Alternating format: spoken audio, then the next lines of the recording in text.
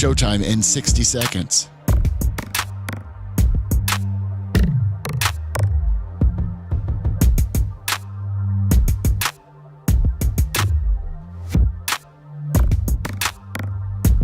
"45 seconds.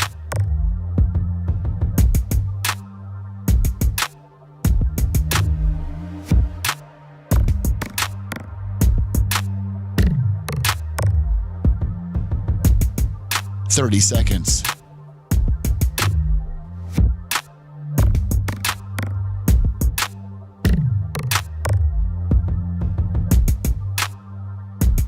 The show will start in 15 seconds, and this is your last audible warning.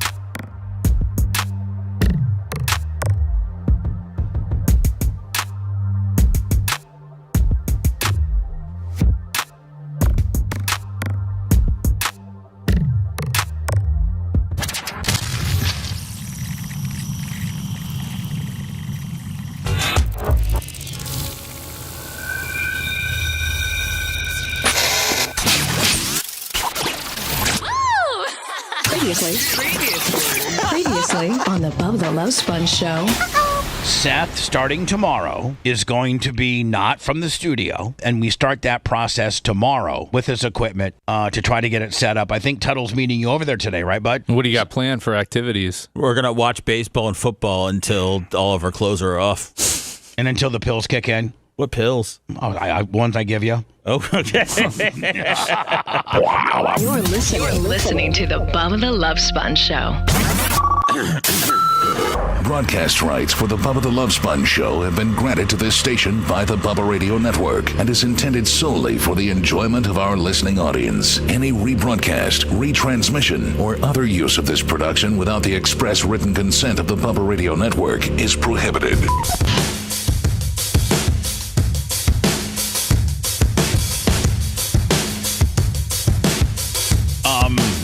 Welcome to the lonely morning. To the Bubba the Love Sponge Show that's unlike any show I've ever done. What do you mean?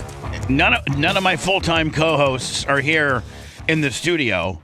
I got one in a hotel in Orlando who, by the way, Seth, you look pretty damn good. I got to tell you. How do you see him? What do you mean, how do I see him? I see Eugene. Because he's not here, he looks good? Yeah, you look good because you're not here. Gene's looking around the room. I'm looking around. He's so stupid. Gene, I love your red hat, Gene. Gene, can I ask just before we get started? Can I get can I get like a 6, Gene, instead of a like? Are you already on the Celsius? Listen, you only got 2 guys in the room. I'm gonna be on 9.5. Well, listen. Just please. Well, if I got to carry the show, come on. Well, you don't got to. You don't got to carry the show. Seth's right there. Where? He's and look at your screen. Okay. What's up, Stallion? It's way over there. See, my main screen's out over there on the left side. All right. Well, maybe Macho Man can get you. Oh yeah, I up. see him. See him? Hey, I bought you a hat today, but you aren't here. But I'll leave it on your desk. Yeah. A Sunbelter. Also, hell yeah. It's white. It's got some kind of gray in it, too. Yeah, it's the gray camo, so they'll never see you coming, Seth. Yeah, there you go. Seth, you also got a box of cards. I think I brought them. But they're going to me since you're no longer physically present here. So, Seth, should I give the cards that somebody sent you today, should I give them to Brian? No. No. Don't steal them. Well, I mean, I thought you guys were in the card hustle together. We are, but not that way at all. But, each boxes we get sent are for each individual. Oh, okay. Now I will let Which you. is I get 0. Seth gets them all. By the way. Lasker continues to look around. That Seth's going to be like around the corner somewhere. I'm under the table, Lasker. Your bulge is really something today. Yeah. Hey, so now listen. Lasker, can I ask Lasker this? Yes. Lasker, Brian really thinks he's somebody sitting up there with Bubba, doesn't he? Yeah, he does. He came in here and took it right to, man. He came in here and made the... But he's a lawyer, man. He knows how to talk his way in and stuff. Well, Lasker already started on Brian today, already. Yeah, I did. Because Lasker got us a client. We got Morgan Exteriors as a client. It's a great deal. We're going to run their 30s throughout the network, and then I'm going to do one or two live reads a week. It's pretty good money. They're great people. It's through Gene's relationship that we got the advertising dollars. So I tell Gene that as soon as he walks in. Now Brian's already here, sitting down. Well, getting everything ready, getting his screens turned on because he's in Seth's position now.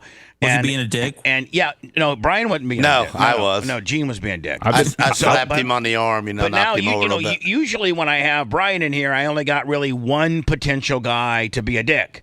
But when I have Lasker in here, I have one potential guy of being a dick. I won't be a dick to Gene. I know better than that. Yeah, you can be a dick to me. Cool. But you guys have both no problems with being a dick to me. So I am completely in, Hopefully Seth can maybe get my back a little bit today. But I don't even know that Lummy could have predicted it would have been this much of abandonment when he took his 2 personal days for his family. Where is Lummy? I don't know. I don't know where he's at. Some city called Trenton. Oh, is that where they went? Or something like that. Yeah, they've got a 5th wheel, I think. Oh, good for him. Lummy's out glamping. He's out camping. Yeah. I get Facebook updates from Ashley, so. Which I do want to apologize to the Bubba Army. There's 500 of you plus that I have not accepted your friend request on Facebook, but I want you to know I'm never going to. Okay? Hey, I will someday, but I got so many on mine. I'm overwhelmed. I'm going like, who's who here? I'm not even overwhelmed. I'm just not accepting any friends at this time. Yeah, me and you friends? Yeah, we're friends. Oh, that's cool. Neo Mount Pleasure, $20. Lasker and Babyface. Gloria Zach was first today with the $25 bill for Gene Lasker. And that's the glow plug? That's the glow plug, yeah. The glow bug. The glow plug. The glow plug. That's what you put in your motor. So, Seth, I will tell you, can you see, do you have us pulled up and can you see how good you look? And I can. And this I is don't very know how good I look, but I can see everything. But you can see the background behind you, and you can see that literally you look like you're right in the studio. Well, where's I know that background from? You're really taken by this technology that we've had for a long time. What do you at a Holiday Inn? Maybe. Yeah, maybe. Extended stay suites. But, Bubba, is there any way to mess with the compression on his sound? No, we've already been through that before you got here. Johnny Engineer. And I told, Johnny Engineer. I told Macho Man for day one I can live with this, but he sounds electric. He sounds actually better than we do. Yeah, he sounds too clear. Yeah, he sounds. Oh, really? Yeah, he sounds better than his compression and equalization is better than mine or ours. He sounds great, and Tunnel usually sounds better. Whoops. What, was that you, Lasker? It was Disturbed, the sound of silence. But that's my ringtone. Gene needs to learn how to sound the silence of his phone. You know what I'm saying? Yeah, exactly. So now, Seth, I know yesterday, if we could walk through this, we knew that we were going to attempt what we're doing today. We knew that.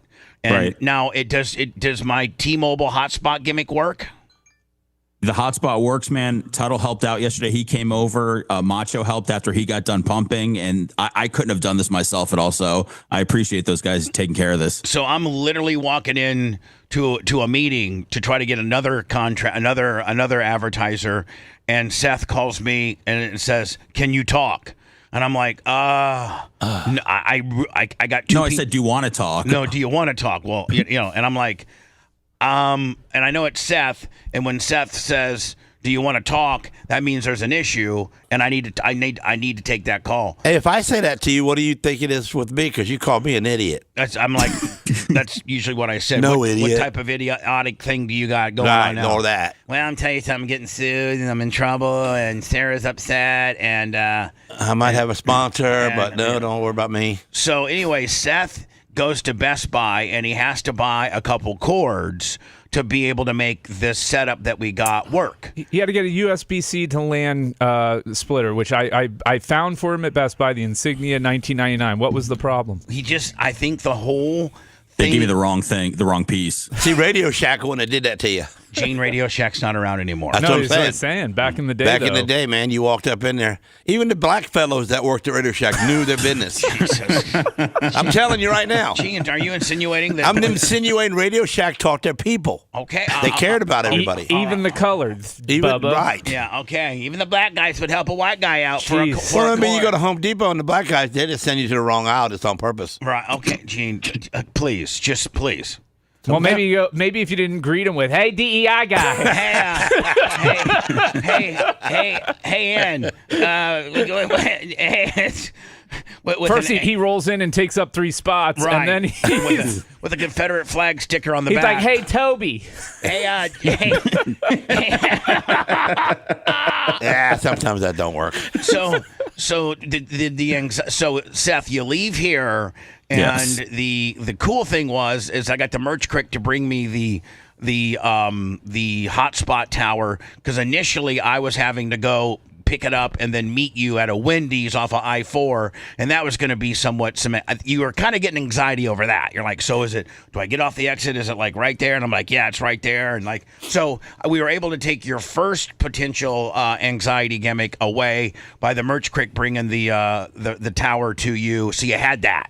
That So was then- awesome of her. Thank you. So you pull out of here, Yes. and do you go to Best Buy? I do, yes. And so that's where I think you called. Did you call me from Best Buy?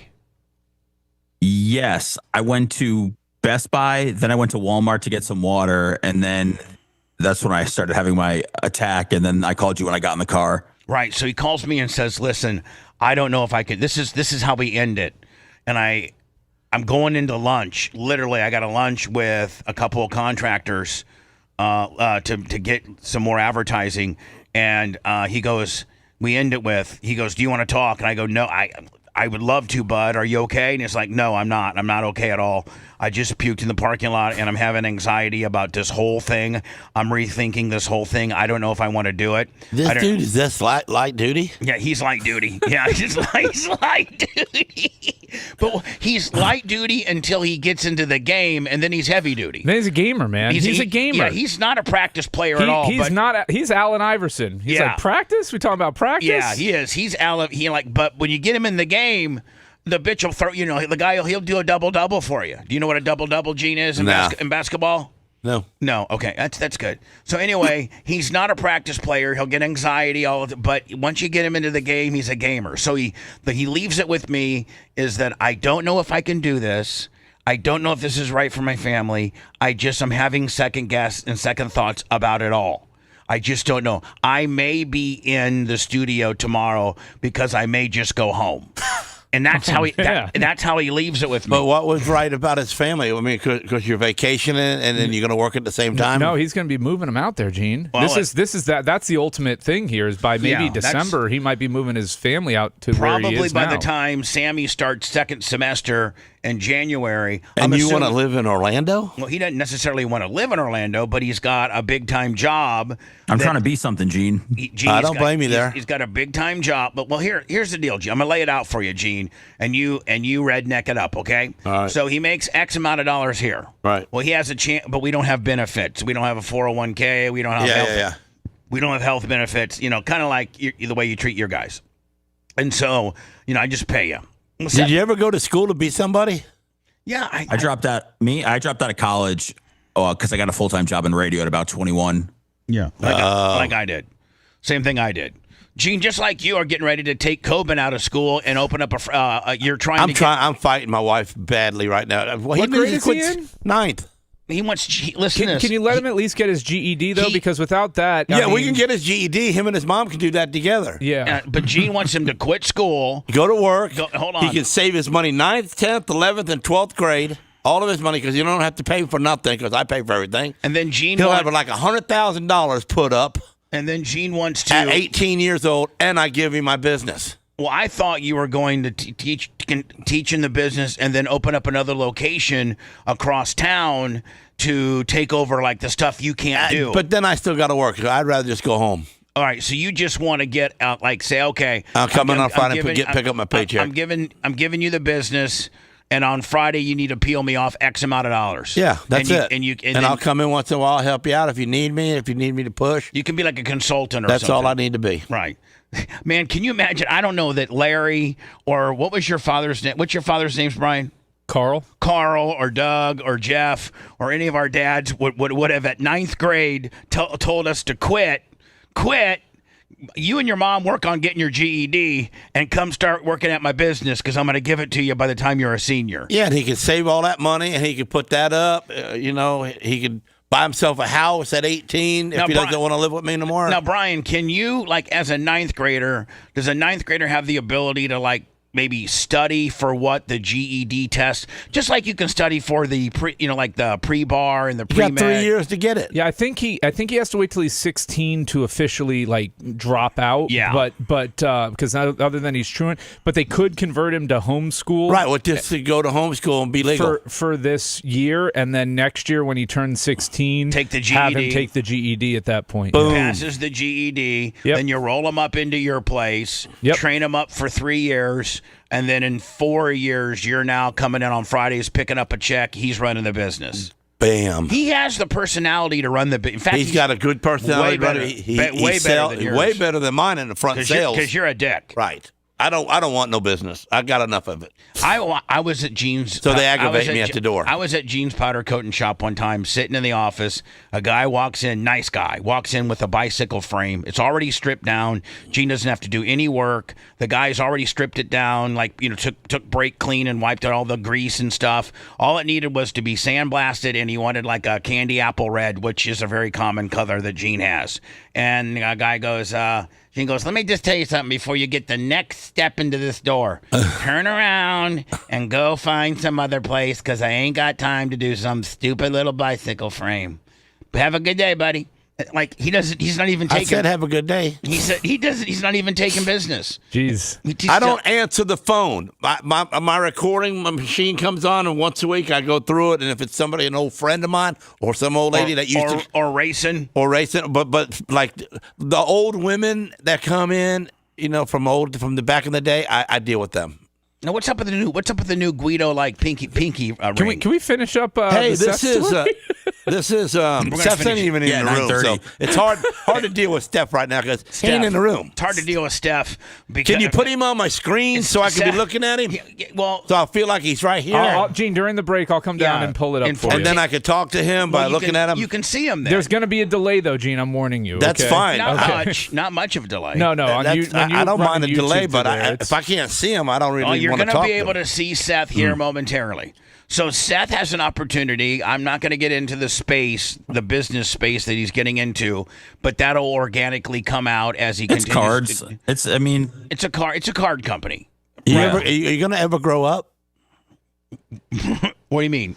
I mean, you playing with cards your whole life?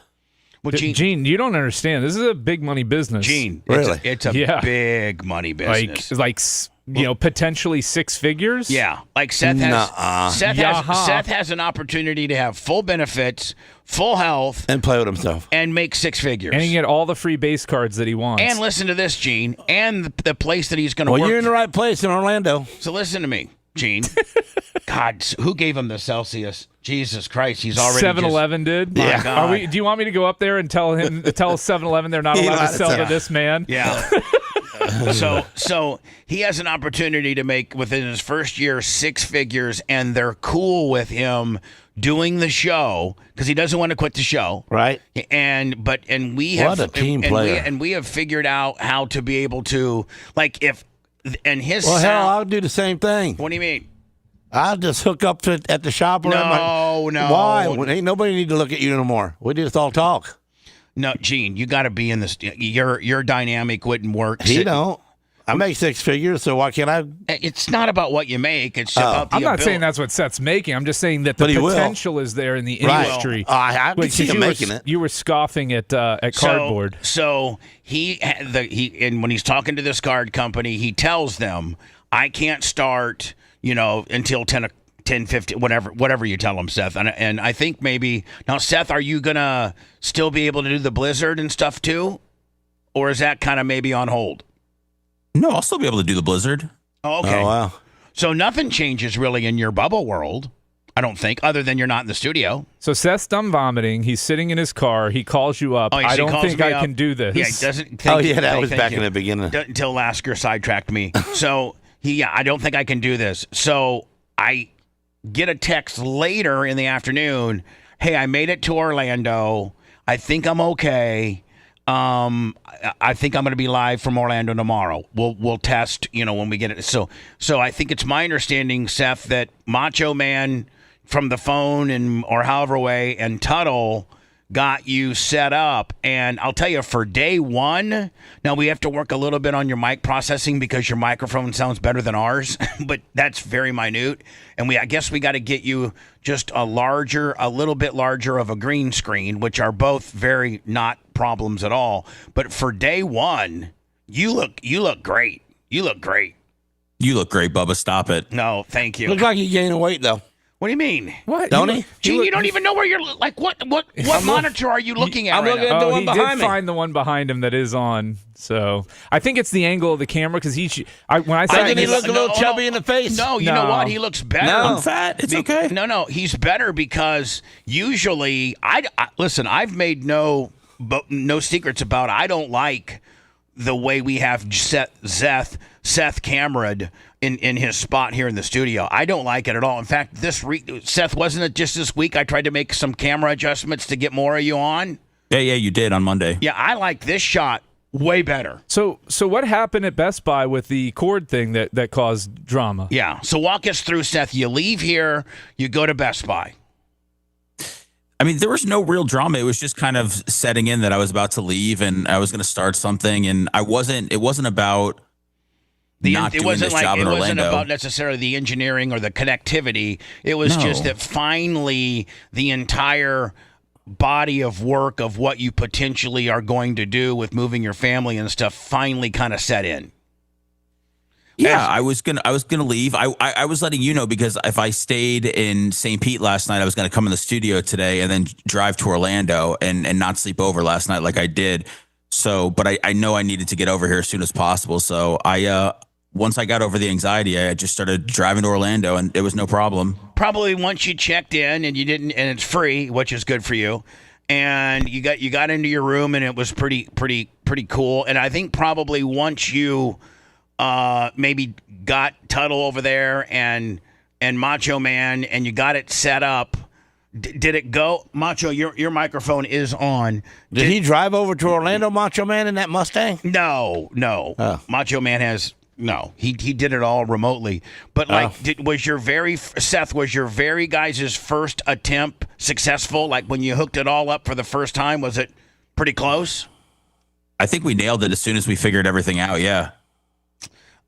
So anyway, Macho Man, thank you so much. How'd it go with Tuttle? Did he end up spending the night?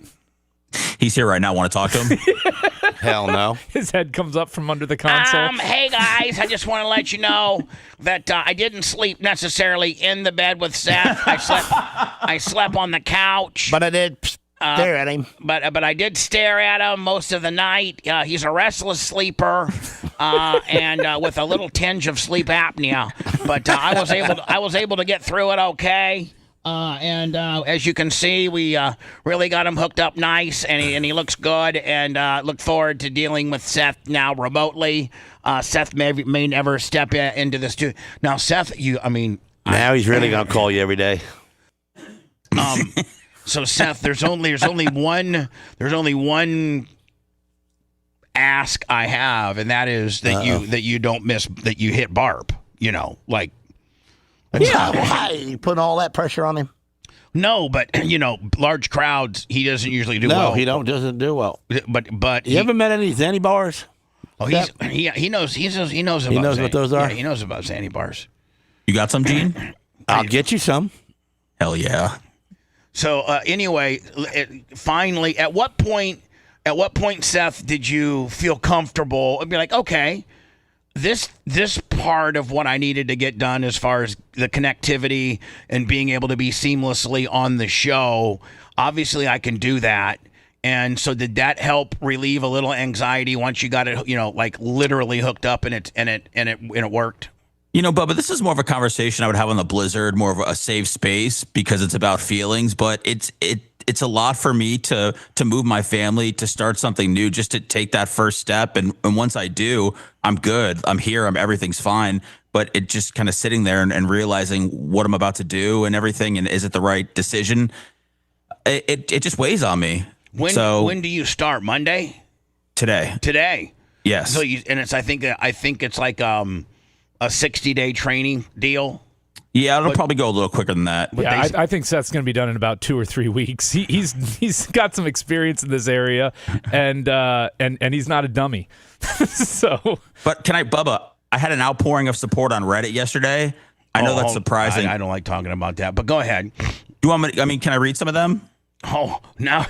Did you have this kind of anxiety your whole life, Seth? Yes. Yeah. You did realize when you didn't pull out that it was going to get worse, right?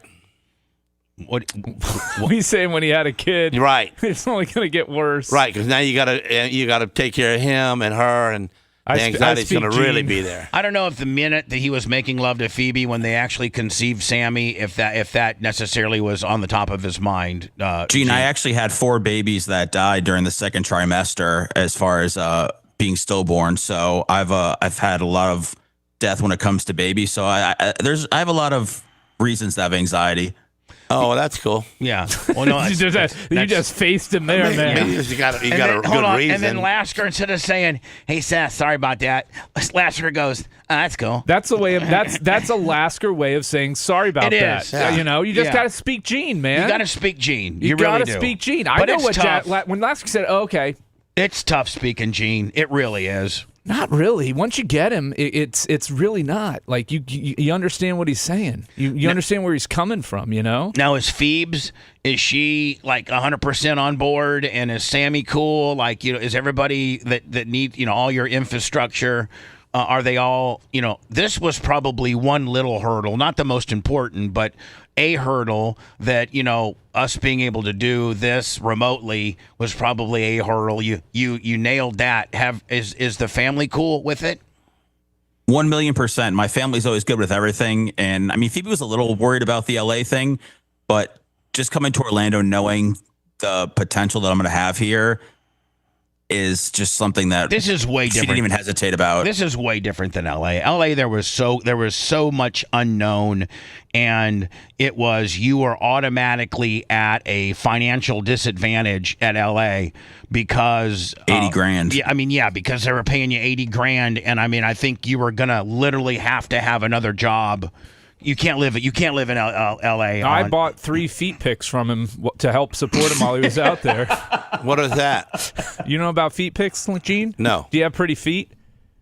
You can like make a lot of money. I don't know. I mean, I got feet. You can make a lot of money with them. Brian, it's the easiest way my to big make money. toes got kind of curled to the side a little bit. There's Brian. dudes into that. Brian, what? There's just some stuff you don't bring up to Gene. Yeah, Gene needs to learn about feet pics. So back over to Seth's original comment, and that is I am so anti-Reddit because they are so mean and they are just so critical. And no matter if I did the best show ever, even all my shows suck. Every show I do sucks. I'm the worst person in the world. The names that they call me are unbelievable. I don't go there. What names do they call you? Yeah, what kind of Brian? Come stop. Just what Brian, is this? This is like a Facebook? Gene, you don't need to know. It's like the worst Facebook ever, where people have complete and total anonymity and they treat other human beings in a very disgusting manner. So would you not agree, Brian? It's not a time to be. I need your support here. It's not a time to be. But Steph goes on that. Well, Steph does go on there. I don't because he likes punishment. The time. Well, no, they love Seth. They love Seth. Oh.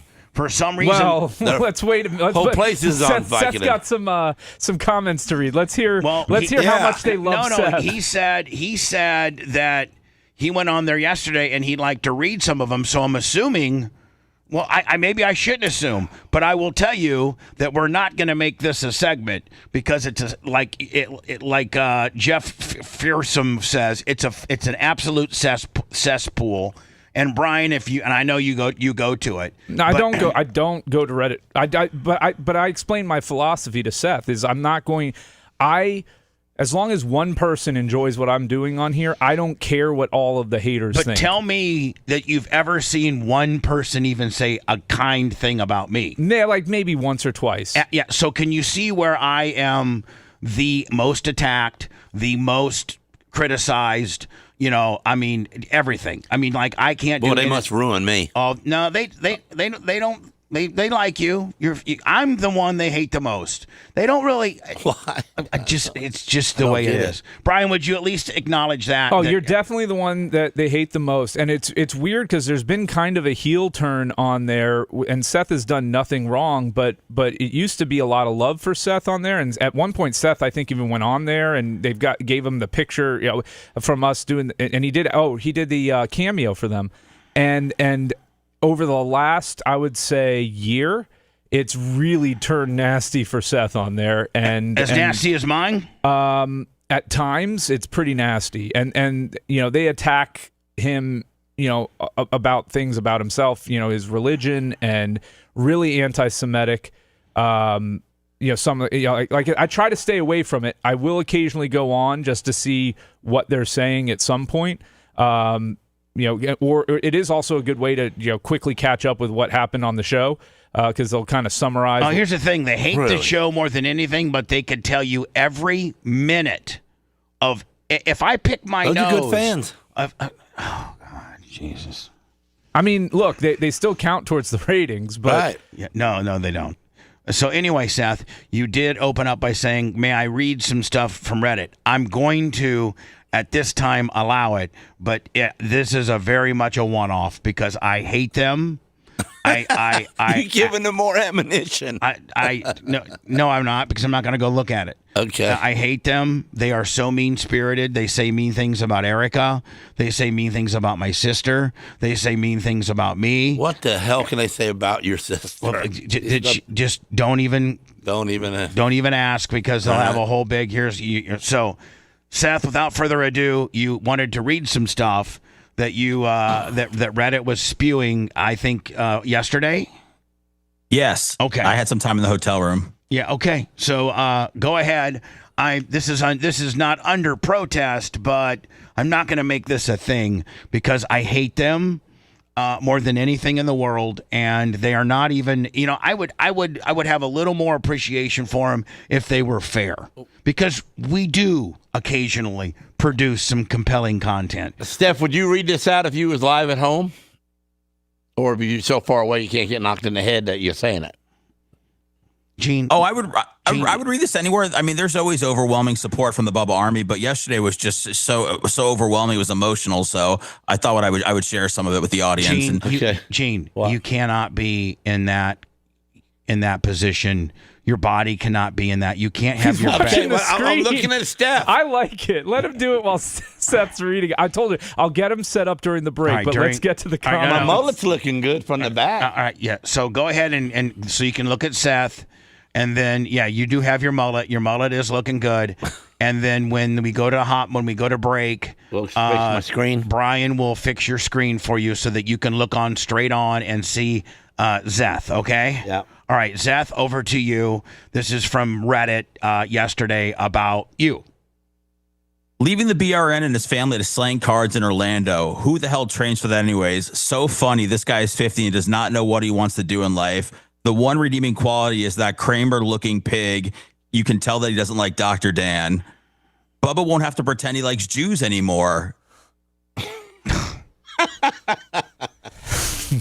Was that signed by G. Lasker? What a and moron. Here's the thing. Like, prior to Seth, somebody find me a news clip or somebody find me an audio clip of me talking anything about me saying bad about anything anti-Semitic. Nothing. No, I mean, you can find other stuff, but you're not going to find that. Is there more, Seth? Yeah, there's a lot more. I didn't want to read it. It's all actually bad, Bubba. There's a reason why. I'd like to hear it. I mean, since we kind of picked a scab, right? You got a free one. Keep going. Might as well keep going, unless it is going to continue to make you feel bad about yourself because it's all bad. I'm assuming. Is there any hey man, that's pretty cool. Seth's going to be able to do a job from Orlando while keeping his position on the show, and it looks like it's an opportunity to make a lot more money. Any of those? Of the 20 jobs he's had in the last 5 years, this will be the one that works, and this will be the one that helps straighten out his life. He will quit within the probationary period. Seth can't survive on his own, just like he couldn't work in L.A. That don't make sense. The joke's on I had him, a though. Mickey Mantle card when I was a kid. Would that be worth money now? Yeah, what year? What year did I have it? What year was the card? Do you have it anymore? No, I don't. That was my best sound device on my bike. That was the best one. He would use clothespins and put them against his spokes so he thought he had a motorcycle as a kid. A 52 Mantle is considered one of the holy grails of card collecting. Well, I probably had it. Yeah. So Someone anyway, goes, am I the only one tired of the amount of Jew and Israel talk? Jew talk right off the bat, hearing about Seth has to work on Yom Kippur. I'm out. Seth is a Jew only when he doesn't want to work on holidays. meanwhile, you worked. Hold on. Meanwhile, Seth, you're a Jew and you worked on a holiday. And it doesn't even make. Like it doesn't even. They just want to hate. And I brought it up. He didn't even mention it to you. Like, hey, I'm in here. It's just hate to hate. So now you know why I like it. It's ridiculous. It's ridiculous. So yes, Seth is Jewish.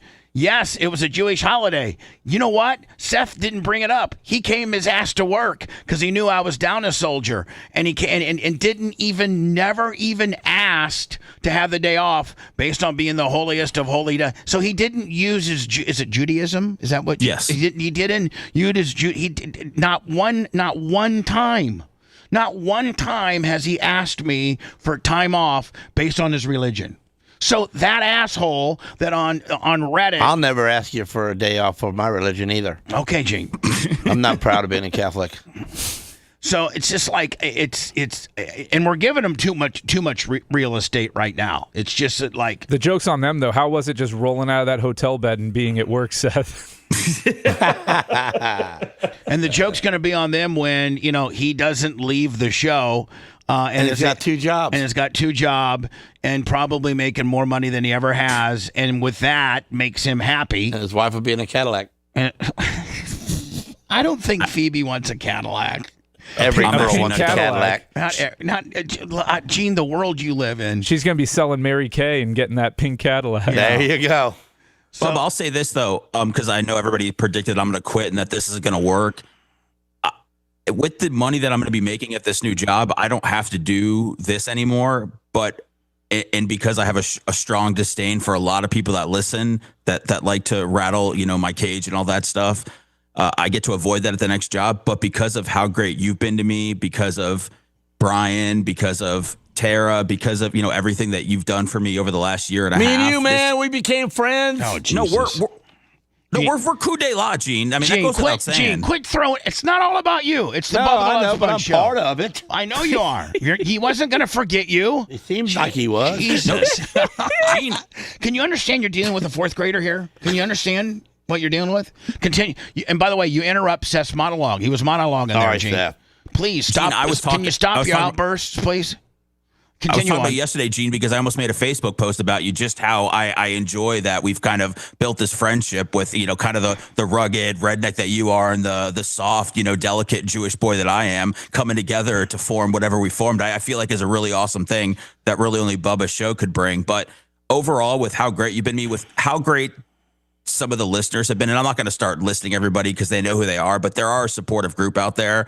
The bad outweighs the good a lot of the time, but I'm strictly doing this just because of my loyalty to you and to everybody around the show that was there when I couldn't make payments for certain things that I needed. So I think I appreciate it, And it's fun. And well, I mean, not it's not necessarily fun.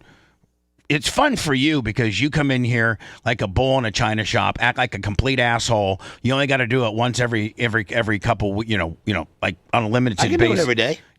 But you don't feel the pressure of it, Gene. That's the thing. And Yeah. because I've had this conversation with Seth and everybody. And me. And when people have said, "Oh, we'd want you more days a week," I'm like, man, then it becomes a job and a responsibility. When it's a day or so a week and you can just come in, roll in, do no prep. I guess it's more funner that way. Say fun stuff, say stupid stuff. Not have to worry about the business and the money aspect of it, making payroll. And But paying the rent. we both have that worry. It's just not here. Right. So this is more of a release for us. worse than anything. Like when I go to your office, I don't feel any pressure. I can. No, you move stuff around. You sit on desks. Yeah. You do whatever you want. You take the place over. But I don't have to worry about. That to you too. I don't have to worry about.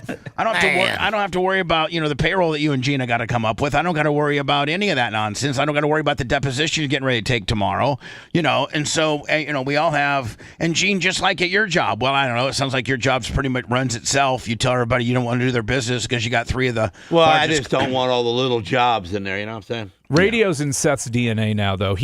I think he needs this as much as we need him.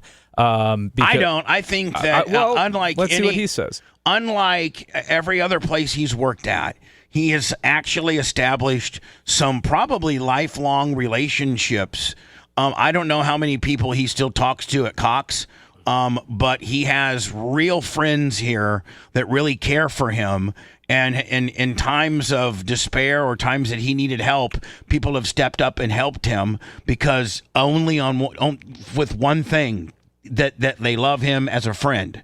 And I think that this is maybe one of the first times he's had that camaraderie in radio, whereas before radio was kind of a cutthroat.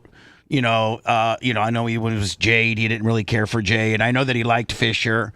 I'm reading Reddick right here, and he says Coulter was at his house the other day. That was one time him and Galvin go out, and get Kava together. Do not let Gene go to Reddit. No, Gene's not allowed on Reddit. No, you can't. I'm not going there. No. And that was a low blow, too, by the way, Gene. I'm sorry. If you liked that segment, then you'll definitely like the new redesigned BubbaArmyHQ.com. We'll be back to the Bubba the Love Sponge show after this.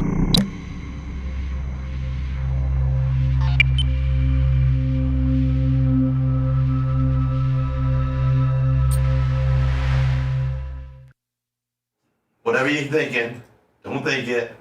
Don't think it again and shut up. That was your voice was in my head saying it at the same time. There you go. Now you got it. Yeah, that makes it a lot better. There you go. I got it right when you used to looking right over at the dude, you know what I'm saying? I get it. It's a different vibe, but it'll be good. It'll work. It's the way of the future. He sounds like the Wizard of Oz, like he's above us looking down. I mean, the sound is exceptional. Yeah. It's probably the first time ever Bubba sent somebody to make a mic sound worse. Yeah. What you got over there, bowl pretzels? You want some? No, I'm good, Fweet. I got some. Dirt Merchant, $5. Thank you, Dirt. How we doing, everybody? Is there any way, Brian, we can get the Reddit page taken down?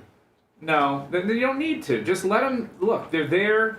Let them do what they do. It doesn't hurt you if you don't go to it. I don't. Then don't.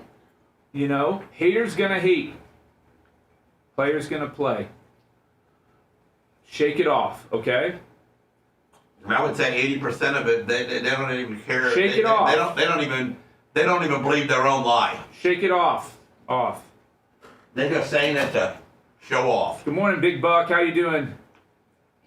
Still got that fresh looking haircut Bubba gave you? Yeah, his wife's mad about it. What? Yeah, supposedly. She likes the caveman look? We probably need He looked good, man. That's why she's mad about it. Because that big stud now has women hitting on him. I'm gonna have to write that up. She doesn't want the crickets chasing after Big Buck out in the field. What's up, Pappy Jasper? How you doing?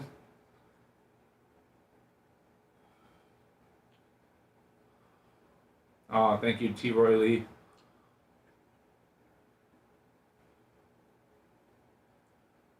Don't worry, Roddy K. One day love will find us, break those chains that bind us.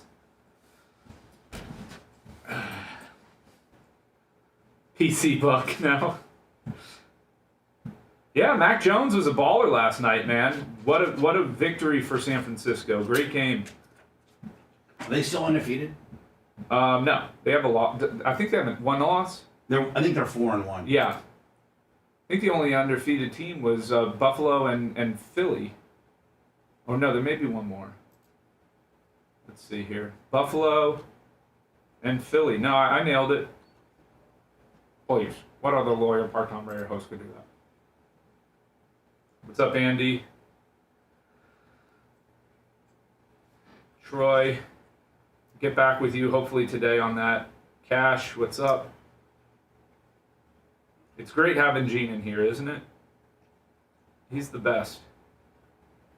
Yeah, I know, Joe. It's okay. I don't mind where I'm at. I'll be all right. I'll be all right. Losing people to injury and stuff, it hurts. Yeah, Xerxes, you think the Pats are going to get it done against Buffalo?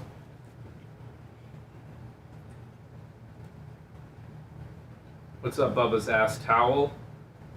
Anybody got big plans for the weekend? What do you got going on this weekend, Bubs? Track. Gene, what about you? You racing? I'm trying to. If it don't rain out, 75% chance of rain. So it's been rained out for 3 months in a row now.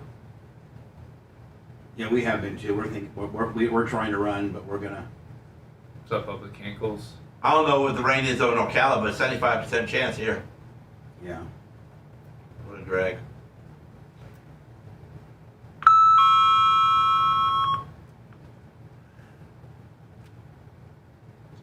USF game tonight. They should blow out Charlotte.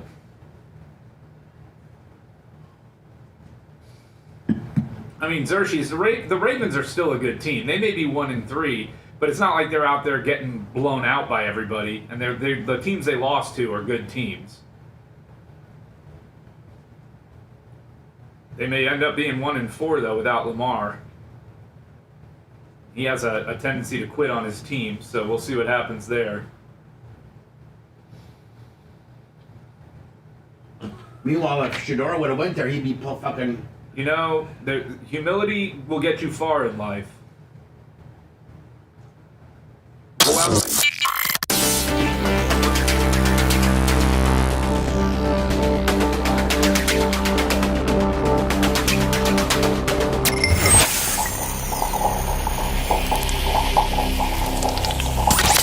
Broadcasting live from the Aquabito studios, aquabito.com/Bubba. It's the Bubba the Love Sponge Show.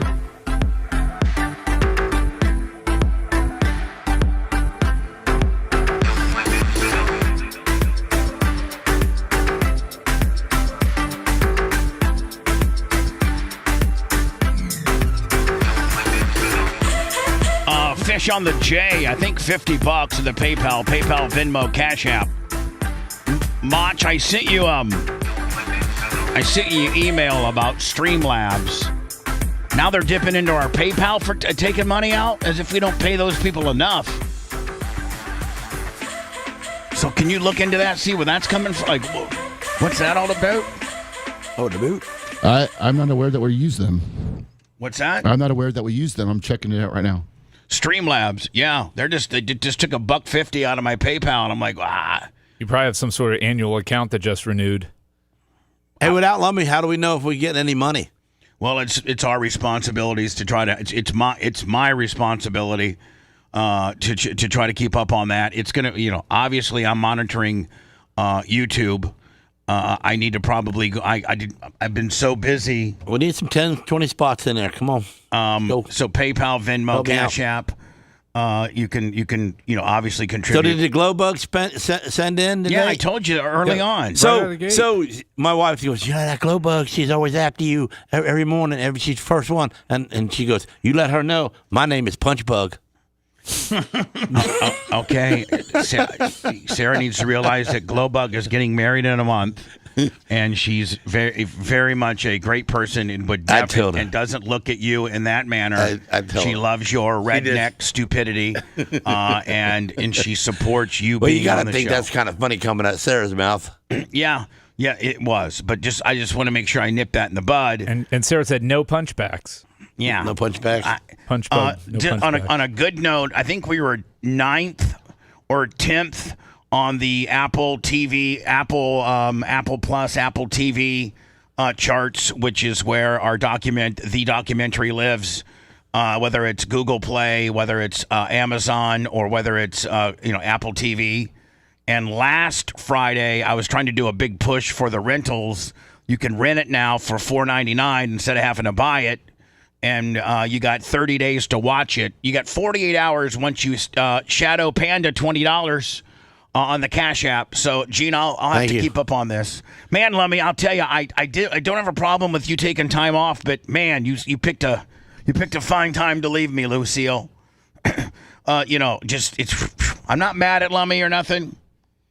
But I think I'm a very good boss because I just let people take time whenever they need it, and I didn't even really foreshadow Lummy. Well, at least you did it while I was here, so I could help you out. That means you're going to have more real estate, and you're going to drive me more crazy. You should be happy that he's doing this, and he's going to come back next week refreshed. And happy. I'm not mad. Well, maybe he can come back and clean up his spot because you know what? His spot is terrible.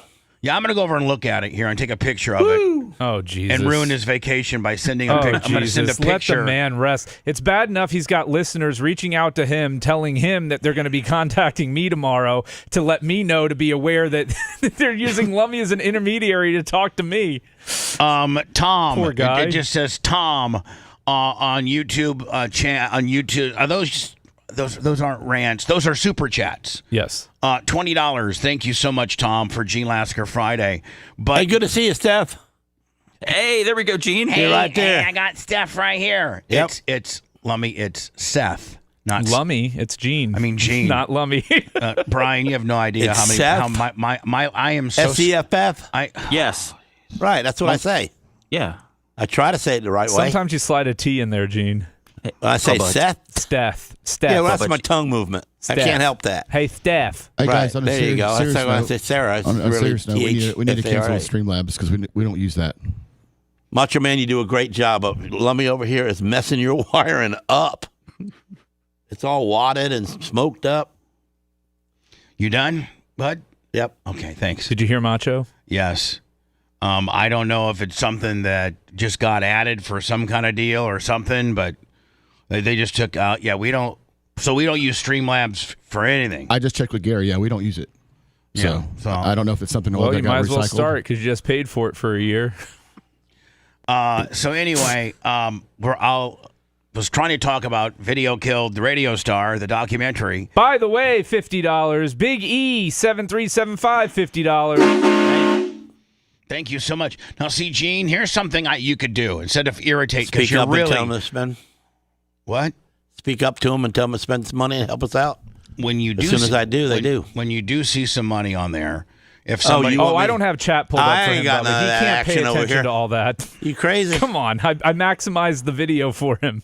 I'll call it out for you, Bubba. Okay, thank you. But you know what? It's a good thing that I got the screen here with Bubba's face because I can see when he gets aggravated with me and I shut up. Well, Gene, the bad news for you is it's about 15 seconds behind when he's actually already mad. Which is story of his life anyway. It's just that he doesn't realize how difficult it is to guide him. You know, he's like, I almost describe him as Gene is like, I need to be the bumpers that you put up during, if you know how bowlers, when the kids are bowling, they put those bumpers up so they can't get a gutter ball. Yeah. I have to be those bumpers. The show is the lane, and of course we don't want any gutter balls. But if I don't put the bumpers up, Gene just runs wild, and just trying to keep him corralled and on topic and not blurting out just stupid stuff because he does not care who's talking at any one time. Was that worse in the beginning? No, you've gotten worse. I've gotten worse. Way worse. Wow. Way worse. By the way, Hierarchy, $250. Wow. And it says, love Seth. Lasker needs to chill. I think Bubba you finally got one on your part. side there, Bubba. I think Bubba added that last part. No, I can show you if you like. But No, anyway, I believe you. $250 from Hierarchy. Macho, what did you pull up here for me? Gary's finding these gems in that drive you gave me. So there's you with Rogan. That would be a great for behind me. And the Lummy pick was out of this world. I couldn't believe that was Lummy. I didn't see it. Oh, it's up there. Look at that, guys. Wow. Look how cool of a picture that is. Me and Joe Rogan for the video wall. Were you guys rolling on the mat? What? There was two people talking at the same time. Oh, sorry. Bubba's a good guy. Yeah, Bubba's a good guy. That was in 2008 when he was promoting the Capitol Theater for 250 people. And when the show is over, you can see he's got his jacket on, and I was walking him out to his car. I can remember this like it was yesterday, and he goes, "Hey, man, I had a really good time. There's times that I cannot stop listening to your show. You guys are so shot out of a cannon. There's been many a times where I've been 15 minutes late to a meeting in L.A. because I could not stop listening to you guys." And I was like, "Thank you so much." And he goes, "Listen, this is in 07. This is 2007." And he says, "After the show, you guys need to, or a couple of you guys, at least a couple of you and a couple of your guys, you don't need the full ensemble, but you guys need to record what they're doing, a podcast, maybe about stuff that you didn't get to, or about stuff that's happening in your life, or whatever." Podcast. That sounds stupid. In fact, I'll actually throw it over to Brian because it's not that far off of what I said. Please. Brian, take it away. I'm Joe Rogan, okay? Let's just play roles. And you're Bubba. Okay. Hey, Bubba, man, thanks for having me on. Thank you so much. Oh, yeah, you're welcome, man. Anytime you need anything, we're best friends now. Well, I don't know about that. No, we're best friends. But I'm going to tell everybody we're best friends. Okay, well, listen, there's times, man, I listen to your guys' show, and I just can't stop listening, and I find I've been late to meetings because I had to stay in the car and listen to you and your guys. You guys are really, really good. I've been doing this thing, and it's called podcasting, and it's where I sit down and interview people and just, and it's kind of a new thing, and you might want to, like, after your show, you and the guys just sit around and BS a little bit, 45 minutes to an hour, and you guys could be like first in on this podcasting thing. I think it's going to be pretty big. Oh, please. No, I've been doing radio now for 37 years, and in that time, I've become the greatest ever. Podcast schmodcast. You think I want to work an extra 45 minutes for 3 people watching on the internet? Now, I got to go to Blockbuster and buy some more DVDs. What the hell is Blockbuster? It was 2008. He was talking to Joe Rogan. Yeah. Oh, okay. All right. So I got thank you, Macho Man. Take that down, probably like that. And then I don't know where this picture's from. But, oh my goodness! Look at my.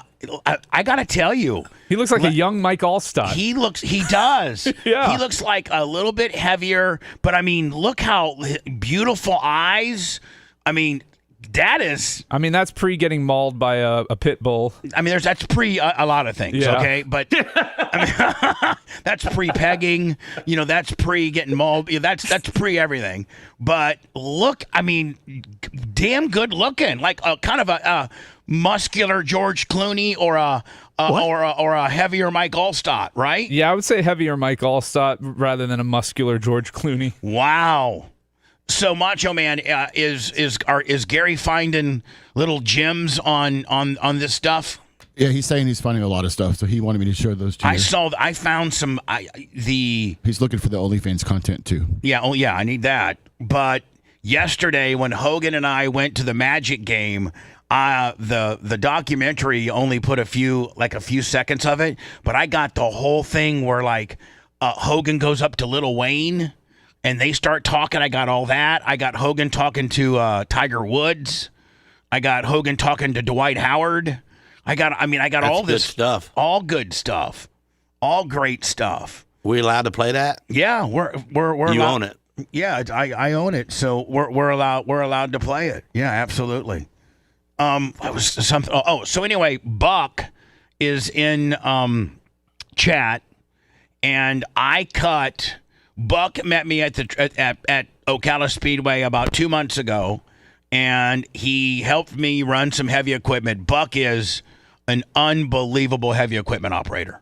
I mean, now, Gene, that's something that you can appreciate. Not everybody can run heavy equipment. No, it's an art in itself. To be able to. You got to be born into that. Yeah. Well, I mean, I've gotten pretty good at the grader. I've gotten real good on a skid steer. I thought you flipped the water truck. You did? I did flip the water truck. Oh. Thank you, that's Seth. Worse you than me tearing the fence I'm down. going to start calling him Seth Reddit. That's cool. I needed to know that. It's not Seth Money. It's Seth Reddit. Yeah, Bubba almost died. Listen, so Gene, did he get pinned in it? Well, listen, Gene. So the track is like a turtle on his back. So I'm in the red. What used to be a fire truck, but it's I know which one it is. So fire departments have a truck that does nothing but carry about 3,000 gallons of water. Yeah. It's called the pumper truck. Yeah. So if they go to a fire and there's not a fire hydrant or anything like that, they'll take from the pumper truck. Right. Now, all fire trucks have a little bit of a tank, but the pumper truck it's not made to, have hoses, and it's just made to be the water source. Right. So as they get older, they time out, and they make for real good water trucks for racetracks. And what you do is you put, you pipe, you kind of do like a PVC. You got any separations inside the tank? No, that's the problem. I don't have any baffles. Yeah, so that'll move you around. I do have a water truck that does have baffles. It have to because it's more stable. Yeah. So I'm in the red water truck, and I probably have, 5, 6, 7, 8,000 laps watering the track with. We either water with the Mac or the red GMC. Well, this is the red GMC. And how many beers you have in you? Gene, beers. I don't drink. He doesn't drink. He was pilled up, but he didn't have beers. Yeah. Well, that's what I meant, but no pills and no beers. Thank you. You got caught on the banking? No, I'm trying to tell you what happened. So I'm trying to, when you first, like today, when I go to here's the process of getting a track ready. Once it hasn't been touched for a couple weeks. Well, first of all the rain and everything, that tends to keep just the top surface, like the top 2 inches of the track wet. Underneath that is a really hard base. Well, but you gotta try to get water down into the track to infiltrate the base, because you got to get that base up in order to turn the material over. Right. So you got to rake it first? Well, no, you got to water it first. Okay. So you got to water it first. Let it seep in. Let it sit in then you till it. And it gets down in, and then you water it again once it's tilled. And then after that you start grading. After it's set up a little bit, you start grading. Well, this was the very first watering, and so I got like the top 2 inches that are kind of slimy. Yeah, slick now. But under those 2 inches, is the racetrack that we just raced. That's got some ruts in it and things like that, but it's covered with about 2 inches of this, wet material. So I come out of 4. And now there's many a time, like, you don't drive the water truck any faster than 20 miles an hour. Like, you just can't. That water's sloshing around back there, especially on a heavy load. And I'm running about 15.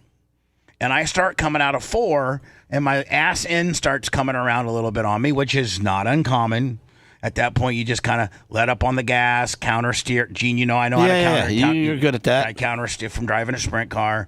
Counter steer, let the front end catch up with the back end, and it's okay. Well, it happened to be that my left front tire, as I'm counter steering, got into a rut from the down on the hard base, and it instantaneously flipped me. And if it had flipped me, dude, if it had flipped me on the driver's side, that would have hurt you. It would have cut my arm off, because I had my arm hanging out. Well, you'd have pulled it in, but I don't know if I would have pulled it. I mean, Gene, it literally happened so fast. So instead, it flips me, and it's on the passenger side, and I'm now slammed to the other side, and my feet are on the track through the passenger window.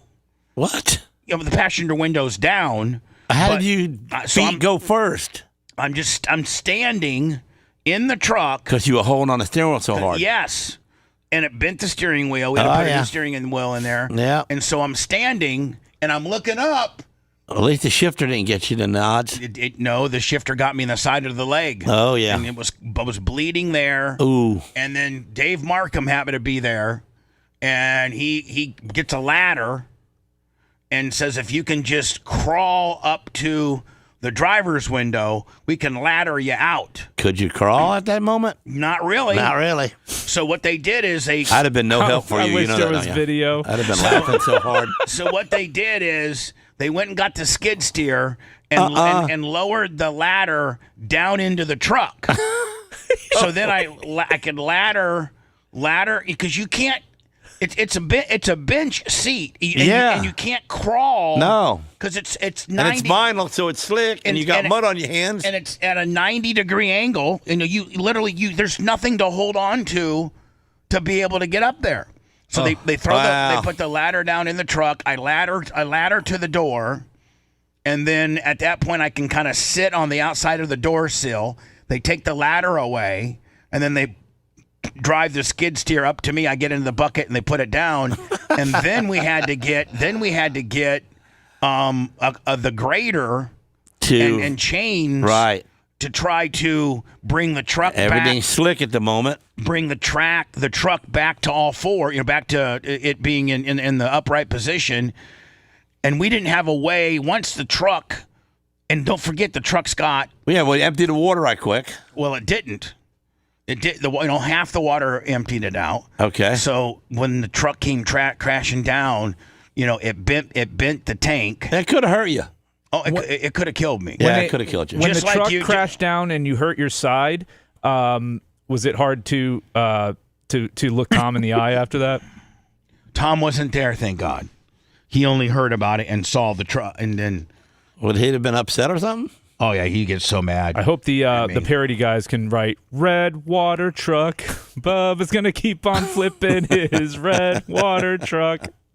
We don't have to worry about people. We don't. The parody guys quit a long time ago. Yeah, I think they're on Reddit right now. So anyway, I think that's who started Reddit was the three parody people. So I get out of the truck. Oddly enough, Gene, we pushed the truck into the middle of the track and just let it sit. So it only tore up the mirror. No, it tore up the mirror, but it also it whopper jawed the tank so that the tank was bent on the chassis. Yeah. So we were able to eventually we were able to fix that. But here's this old GMC, this old 82 GMC. I think it's got a 454 gas motor in it. Yeah. Double.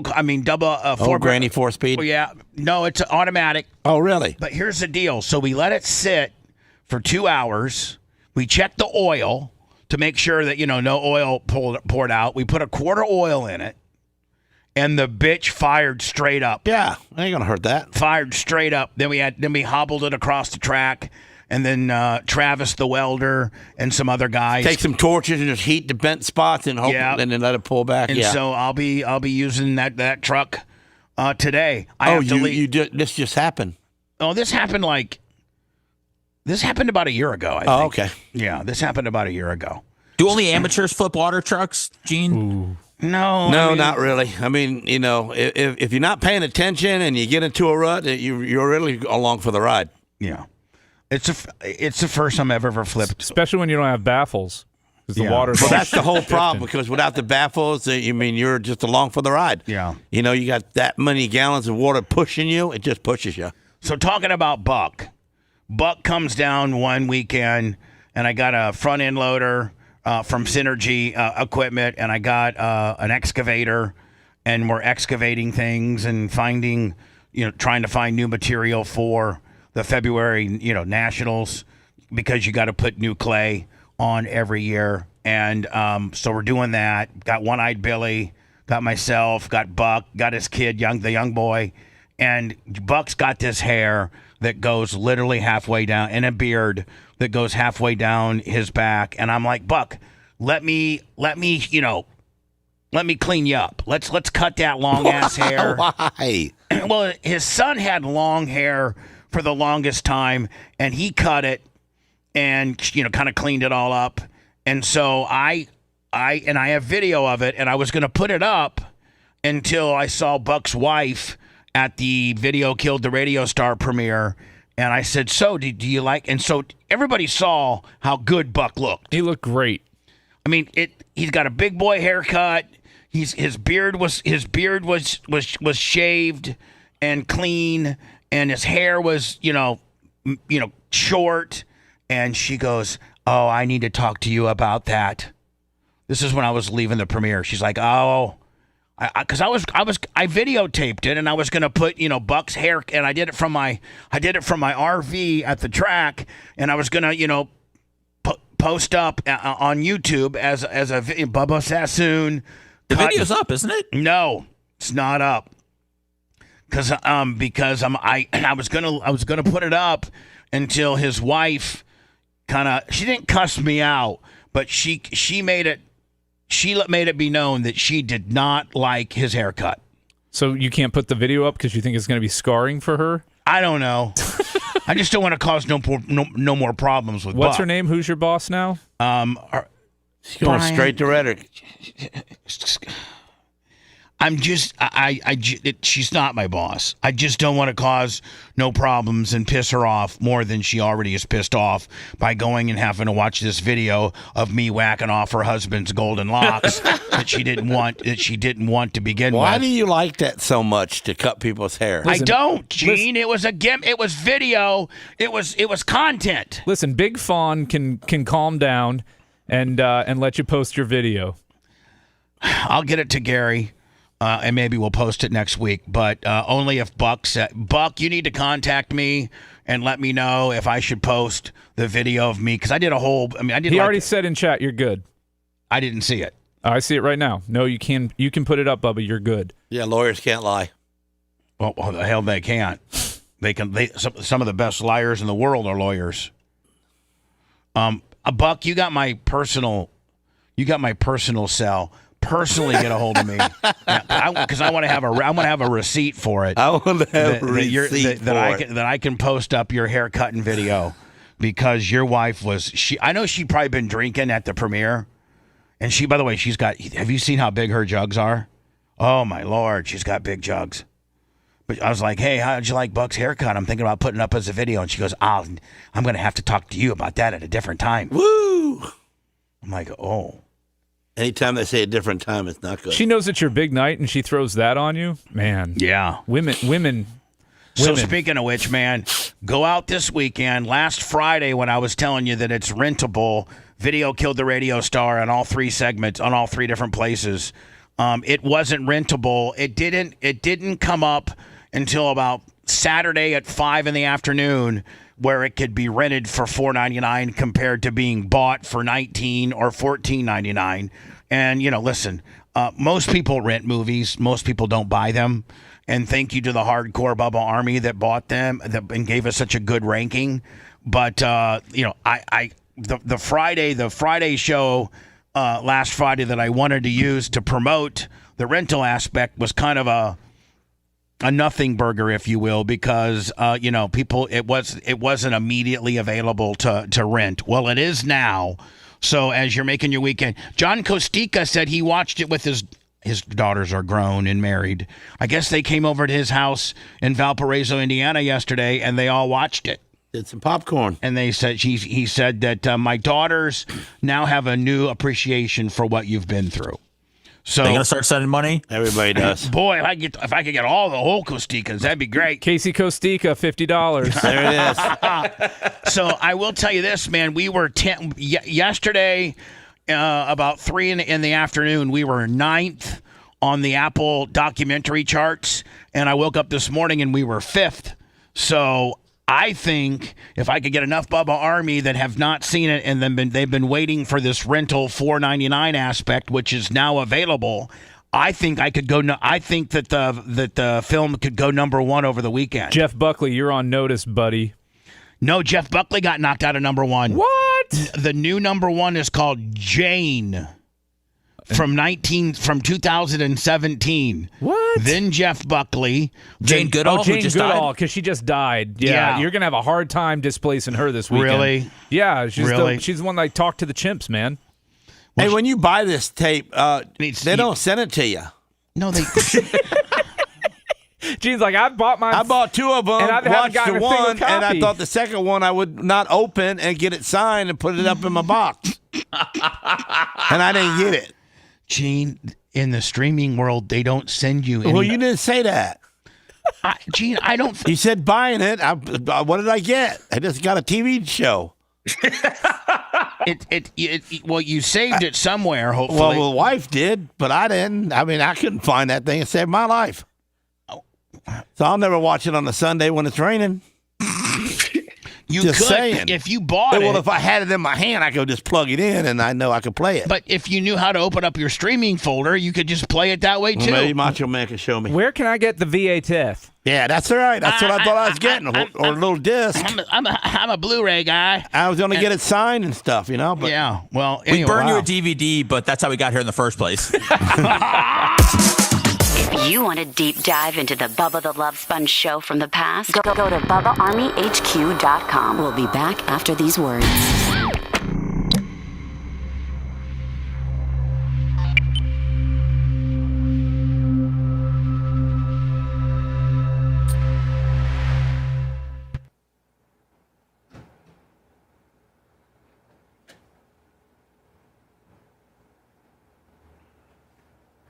man, I'm glad you didn't get hurt in that truck, bro. Oh, I know it. I mean, if it could have took your hand off, you know. The And then you'd have The been two pinned in things there that- for a length of time the getting two the things- ambulance here to the fire division the two because no things- one would have been able to get you out. the two things that could have hurt me the most, the four things that could have hurt me the most would have been number one, the hit that I took with Robbie Smith. That could have killed me. Yeah. Number two would it be? I feel like I need cropped a little bit, Mach. Okay, I'll work on it. Check your messenger. I just got a Diddy pick from Gary and a Dion pick, I think. Let's see if they show up for you. Scroll down. Oh, there you go. Okay. Oh my I God. guess Jabberjaw was interviewing. Yeah, and then that's a. There you go. So I'll send them to you that way. So you have it. yeah. Yeah, and his mic sounds much better, I think.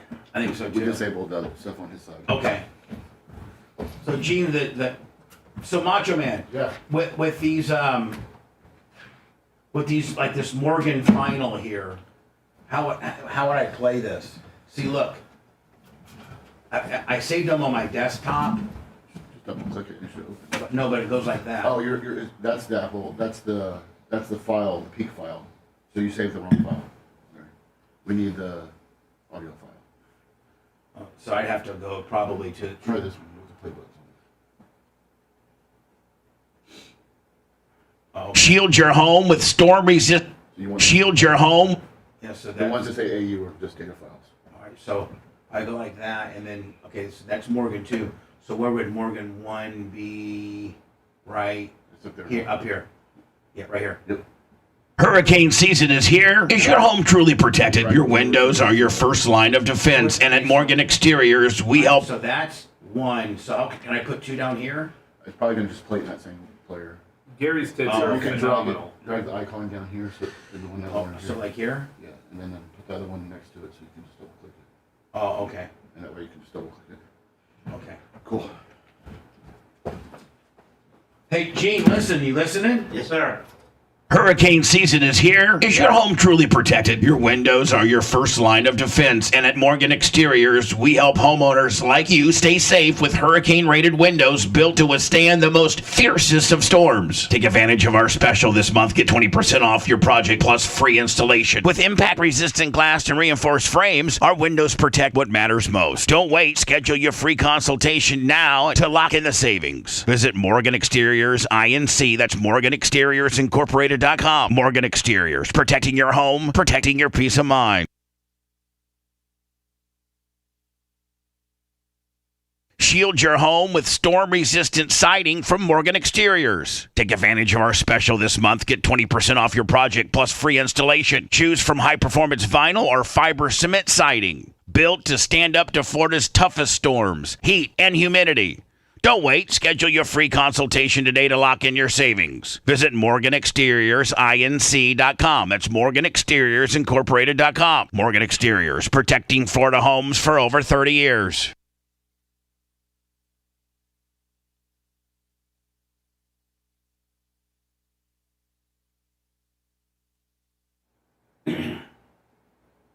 Love me interviewing Dion.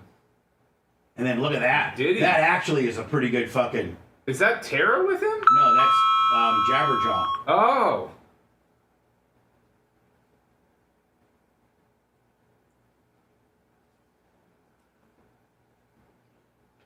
So Dion partied with Diddy, huh?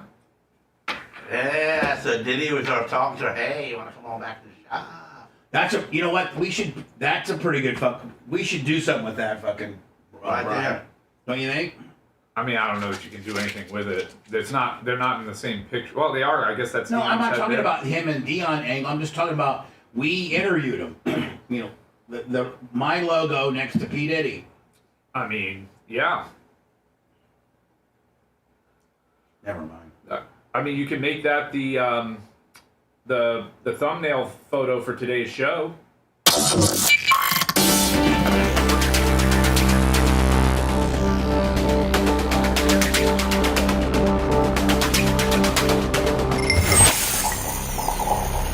Hurricane season is here. Broadcasting live from the Aquabito Studios. Aquabito.com/Bubba. It's the Bubba the Love Sponge Show. So, Gene, thank you for the introduction. Well, I've known Kurt Morgan for a while, but you were kind of the glue that put us back together. Of course, Kurt Morgan that owns Morgan Exteriors, 4, 5, 6 different locations, and I think his son, Opie, pretty much runs the advertising wing of his business and all, and we cut a deal to do some Morgan exterior commercials that runs through Bubba Army. I'm sorry, Bubba Army HQ and various other places. I might occasionally. I'm glad you guys got hooked up together. Might occasionally slip one on here on the network. I did 2 spots for him. Hurricane season is here. Is your home truly protected? Your windows are your first line of defense. And at Morgan Exteriors, we help homeowners like you stay safe with hurricane-rated windows built to withstand the most fiercest of storms. Take advantage of our special this month. Get 20% off your project plus free installation. With impact-resistant glass and reinforced frames, our windows protect what matters most. Don't wait. Schedule your free consultation now to lock in the savings. Visit Morgan Exteriors INC. That's MorganExteriorsIncorporated.com. Morgan Exteriors, protecting your home, protecting your peace of mind. How about that? That's great. And if I would have kept the music going, I could have actually bumped in with that, like it was part of the bump in. Catch him. I know that how way. to save the fans even some more money. Shield your home with storm-resistant siding from Morgan Exteriors. Oh, you mean by sending them to Morgan Exteriors? Yeah, no. When Morgan Exteriors comes to you and they check all you out and they give you a price, just say, okay, I'll think about it. And then they're going to give you a better price before they leave. No, you need to tell them Bubba Army, too. Well, that too. Take advantage of our special this month. Get 20% off your project plus free installation. Choose from high-performance vinyl or fiber cement siding. Built to stand up to Florida's toughest storms, heat, and humidity. Don't wait. Schedule your free consultation today to lock in your savings. Visit MorganExteriorsINC.com. That's MorganExteriorsIncorporated.com. Morgan Exteriors, protecting Florida homes for over 30 years. Boom. And let me tell you something. Morgan Exterior, they're so smart at these window gimmicks now that they go to the manufacturers of the windows and tell them how they want them built.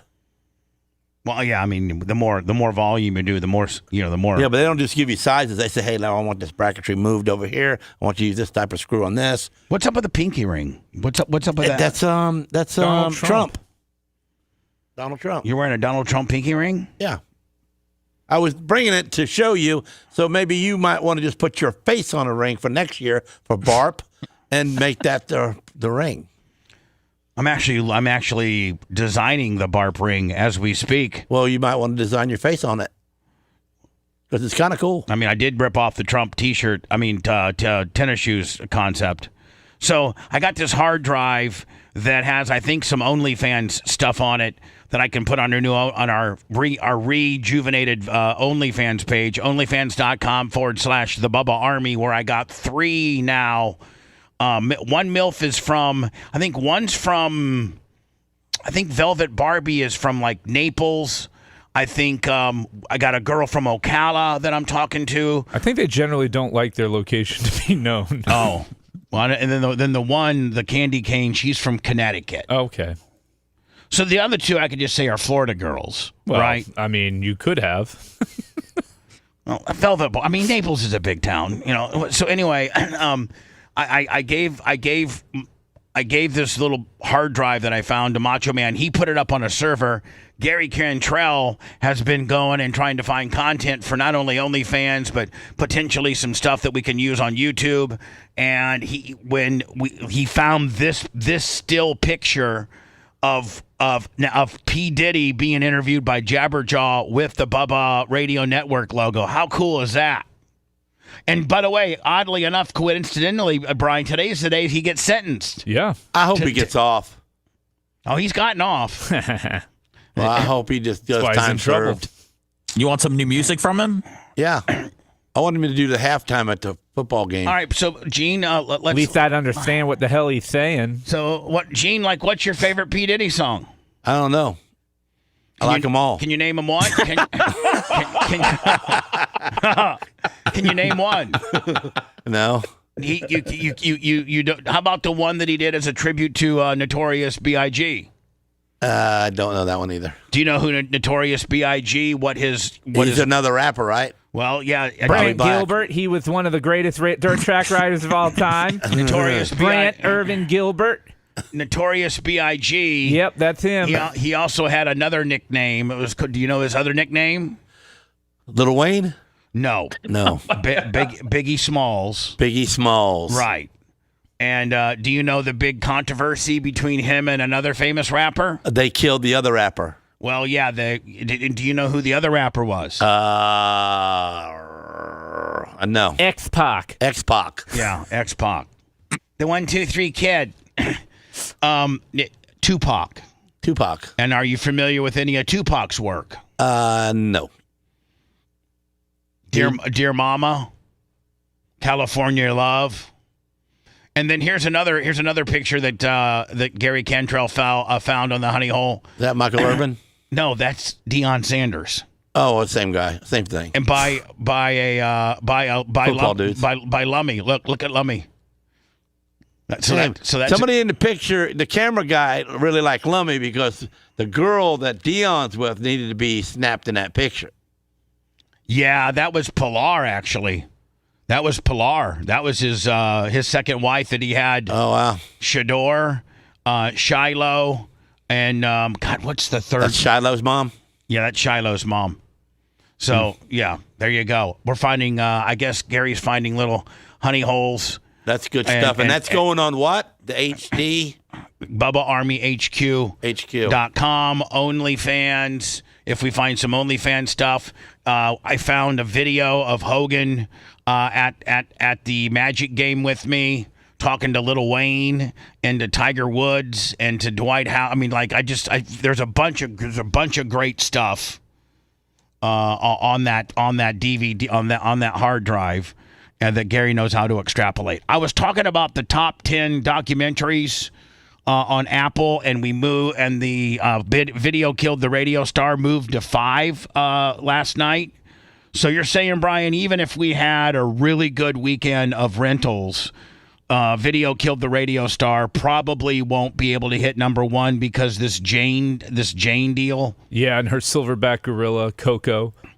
Oh, Jane, a documentary from 2017. Getting to everybody's heart. You can buy it for $4. Man, they're really jobbing her out. You can buy it for $4.99 or rent it for $3.99. I mean, it's 8 years old. Yeah. Well, it's number 1. It beat the Jeff guy.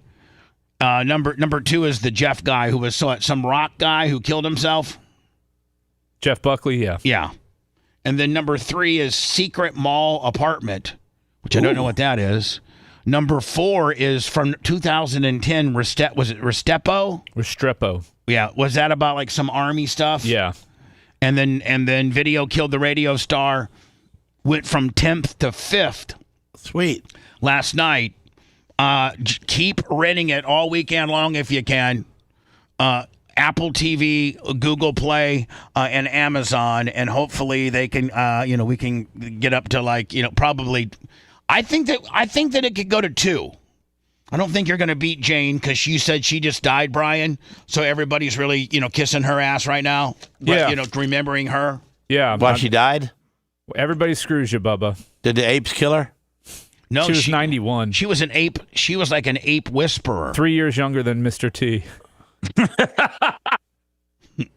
Former UK athlete charged in her baby's death was in court just hours ago. Did you see that this girl here was a former University of Kentucky athlete, gorgeous, beautiful, and she got pregnant, and I didn't want anybody to know about it, and I think she put her baby in a dumpster, and I think she's now getting sentenced for it. How would nobody know it? She had to be chubby. I don't know, Gene. Maybe they'll break it down a little bit. Former UK athlete charged in her baby's death was in court just hours ago. Officers arrested 21-year-old Laken Snelling last month after they found her baby in a closet. She appeared closet in court for a preliminary hearing this morning. WKYT's Samantha Valentino was there in court. She joins us now live.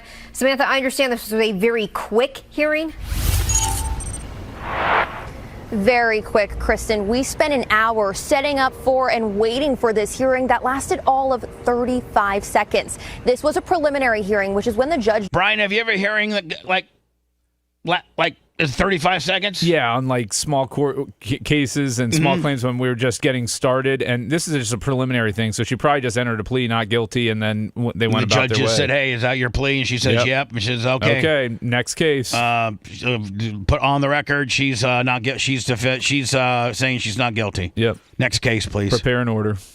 Now, are they holding her? Is she arrested? I'm sure she's being held at this point. Determines whether there's enough evidence to send the case to the grand jury. Now, more often than not, these include... Brian, let me ask you a question. What differentiates a state attorney or a U.S. attorney or a body that can charge you, the state attorney, whatever.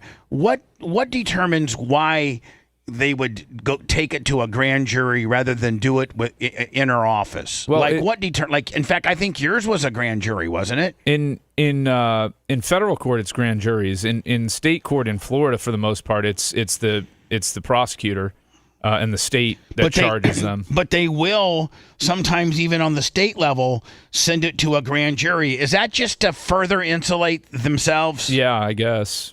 What do you mean you gassed? They're presenting evidence to the jury, and the jury's finding probable cause to. So do they do those for cases that they're kind of on the fence about, or they do those for like really high-profile cases? Like, what's the reasoning? I don't know. It doesn't get used on the state level a lot. Maybe in Kentucky, it's different. So they get a worse ending. So they get more jail time. Now, I heard that if you appear in front of a grand jury, like that is the scariest thing ever because you can't even have your attorney there. Brian, is that true? In front of a grand jury? Yeah. The attorney can't ask questions. They can be in the room, but they can't ask questions. Now, can they advise you? Beforehand? No, but I'm saying is like if you're in front of a grand jury, procedurally, how does it work? Is the jury kind of in the little jury box and you're sitting there like all by yourself at this table with your attorney? Yeah, there's like 15 to 21 jurors in there, right? And they only need 12 to agree to an indictment. All right, and then is there a judge overseeing it? Yep. Okay, and it's just you versus the jury. It's just you being questioned by the prosecutor, and there's no cross-examination, and the jury's there to hear it. Okay, so that don't sound legal. That's how scary it is. That's how scary it is. Well, that's why they say that the old saying, the old joke is you could indict a ham sandwich with a grand jury. With a grand jury, because it's one side. It's one side, and you need to get a little more than half of them. So, as they're asking you questions, Brian, can you turn to your attorney for counsel, or does he have to shut up? No, you can't get counsel. You can't say no. You're up there testifying, Mr. Brian. Were you at this restaurant at 6 o'clock on Friday? You can't turn to your attorney and goes, "Am I? How do you want me to answer that? Can you look at him and say, "I ain't answering that"? I don't think you can. I don't think you can invoke your Fifth Amendment. It's got nothing to do with what happened. Yeah, so it's the difference here is being charged with an indictment versus an information. So an information is when the state itself goes before the judge and the judge determines probable cause.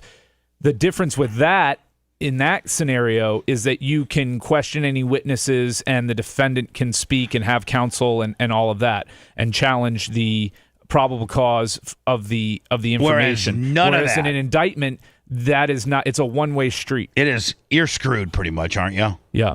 So Police indictment is only required in Florida for death penalty cases. Testimony, which include new details about the case. However, that is not what happened today. Laken Snelling walked into the courtroom side by side with her attorney, waiving her right to a preliminary hearing and sending the case to the grand jury. Which one is she? Yeah, the fat one?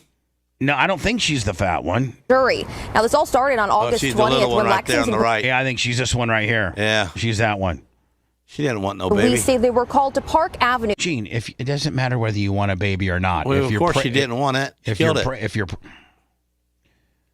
But if you're going to kill your baby, Maybe Gene, she was against abortion. Gene, if you're going to kill your baby, She didn't want to. there's legal ways you can do that.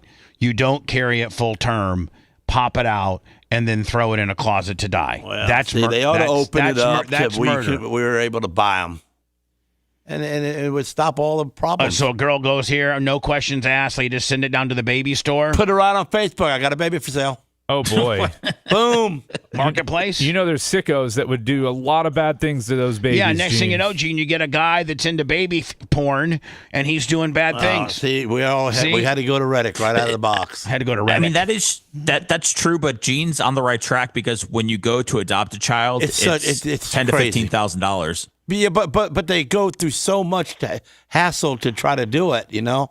Yeah, they want make it easier to buy. They don't want to make it easier, Gene. Yeah, they want to actually. They want people that actually want it and are committed to it. And if you're not going to put up $10,000 for a baby, which is pretty much the cost of having a baby to begin with, then probably can't.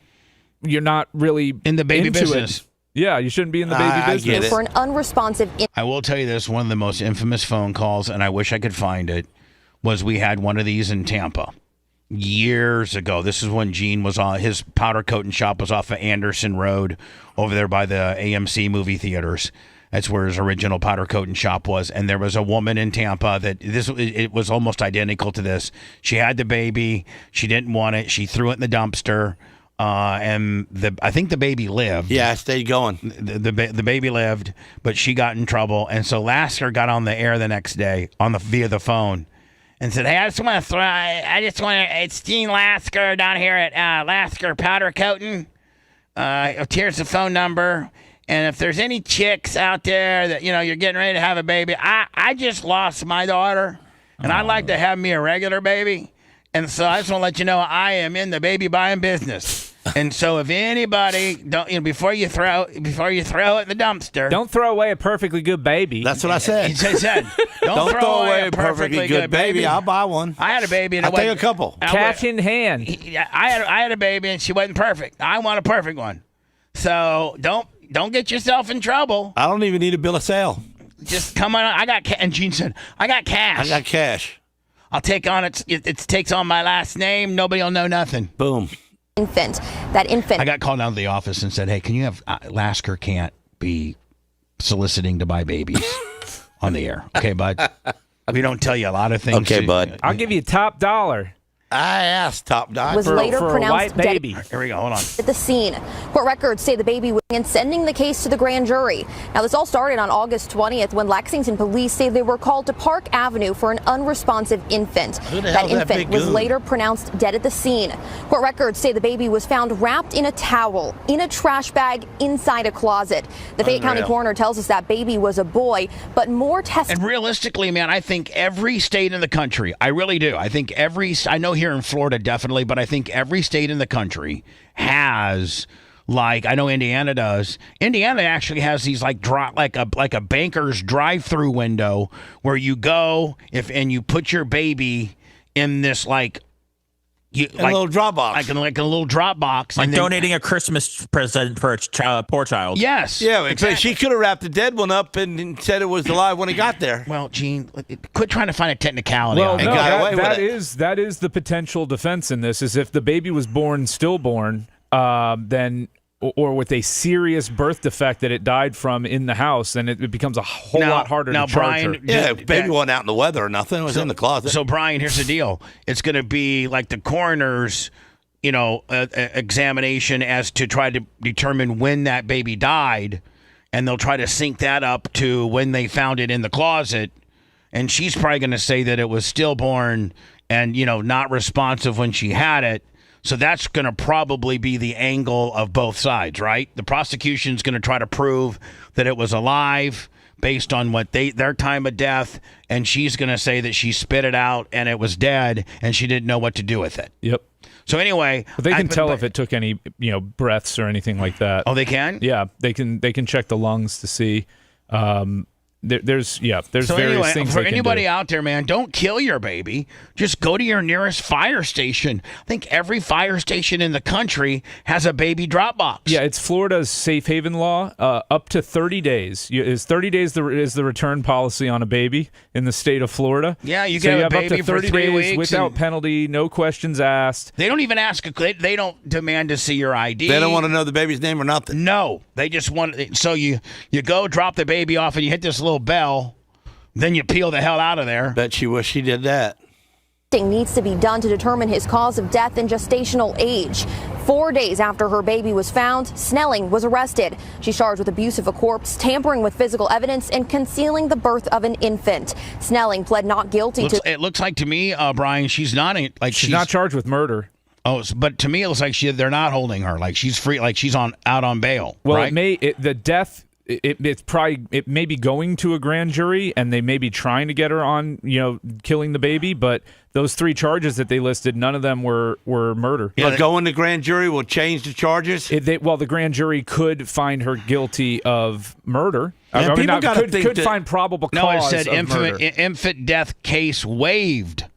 To grand jury. Oh, to grand jury, not by. Maybe she has the right to say she wants it to go to a grand jury rather than a judge making it. I don't know how Kentucky works. Well, she didn't think this out, did she? Those charges earlier this month.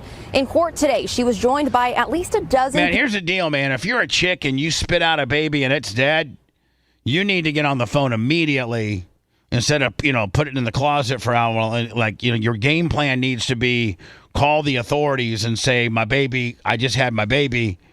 And it's dead. And it's not breathing. Come help me. People who appear to be family and friends. Now, as we mentioned, this morning's hearing was quick and uneventful. Take a listen. Morning, ma'am. You were Lakin Snelling? Yeah. Okay. Yes. She was an athlete. What was she? Track and field? Looks like softball. Yeah, we're prepared to waive this to the grand jury. The county attorney's office is advised us they're going to give us all the discovery they've got. Okay. Ms. Snelling, you just heard. Do you ever get nervous, Brian, when you're in front of the judge? No, not really. I mean, No. do you ever get like a Do you little? ever get nervous when you get on the trouble? air, Bubba? You ever get nervous when you go on air? Yeah, sometimes. Oh, really? What makes you nervous? Oh, dealing with you idiots. Oh, okay. Your attorney state that it's your desire to waive this matter to the Fayette County Grand Jury. You understood you had a right to have a preliminary hearing this morning? Yes. But it is your desire to waive this matter at this time? Yes. Okay. I know that you have posted in She was a electronic cheerleader. monitoring. Was she really a cheerleader? Yep. Residing with parents, all of that I still. wonder if she got. They call that a sport? I wonder who she got knocked up by. I wonder who the baby daddy is. Maybe a football player? Quarterback. In place, correct? Okay. All right. Thank you. Thank you, Rod. This case does now head to the grand jury to determine whether to indict Snelling. In the meantime, she's out of jail on bond, ordered to home incarceration and to live with her parents. Court records show they live in Tennessee.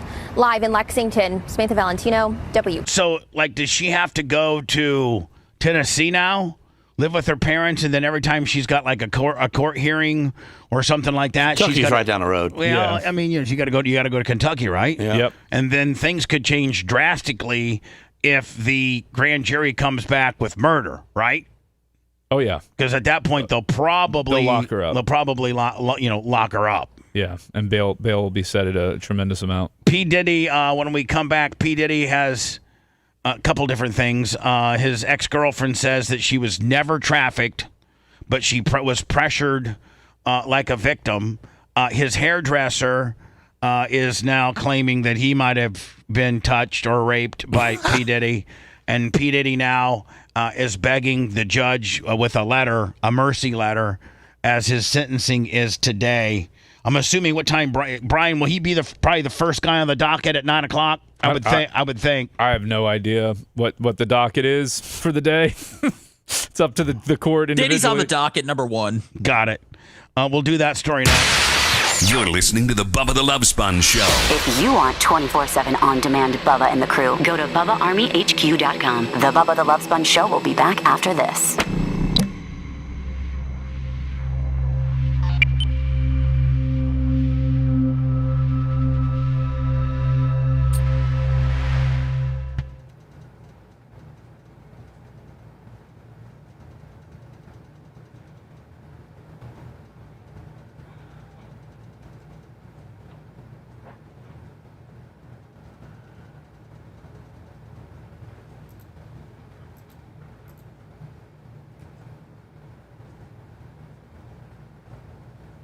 Lummy's on a little family getaway, I believe.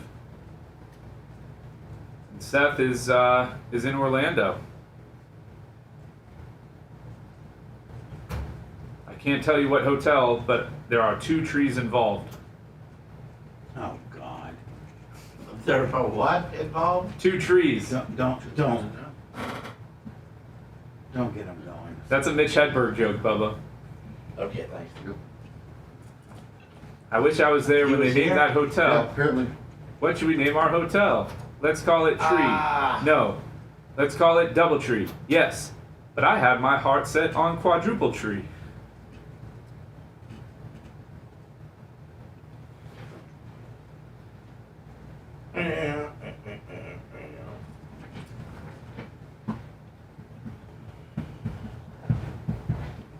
Can Seth hear us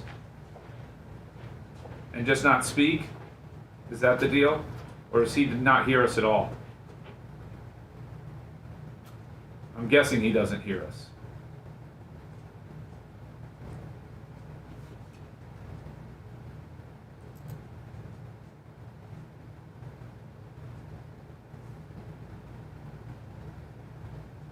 Howard Johnson's used to be decent travel hotels back in the day.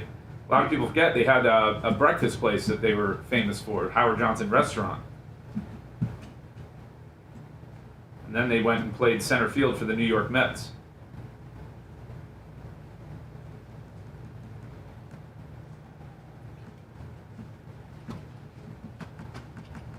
That's funny, Big Bucky. I wonder if the hotel will let him pee outside during the breaks.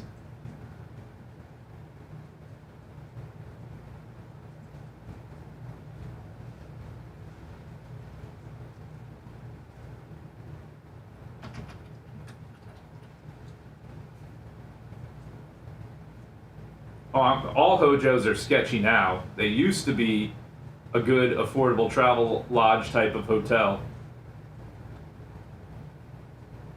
Mitch Hedberg's the best, Mike. I went and bought a donut. And the guy asked me if I needed a receipt. We do not need to bring ink and paper into this transaction. I cannot foresee a situation where I would have to prove that I purchased a donut. What are you talking about? Mitch Hedberg, man. What's that? Mitch Hedberg. He's a great stand-up comic. Died from a speedball in Minneapolis, Minnesota. Supposed to be at Tampa in March, I think he died, and I had tickets, and I didn't get to see him. Very, very disappointed.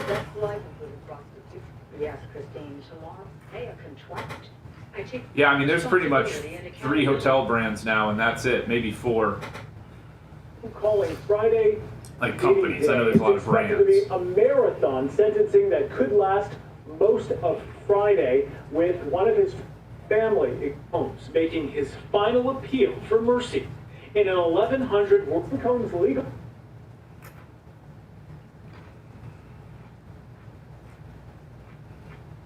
All right, Dave. I'm not looking to upset him today. Trying to keep things nice and light. It's a Friday. He knows I got a lot of pressure on me with babysitting a grown man.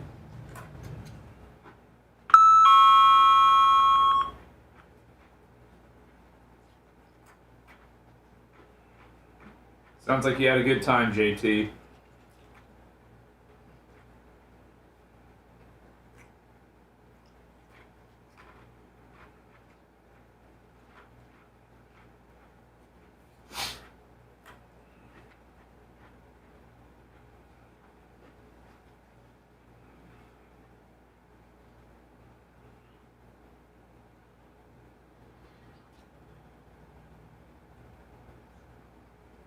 No oil of Olay. I use Kiehl's moisturizer in the morning, and that's it. I wash my face with hand soap at night. I don't care. A lot of hydration. That's actually the key. Drink lots of.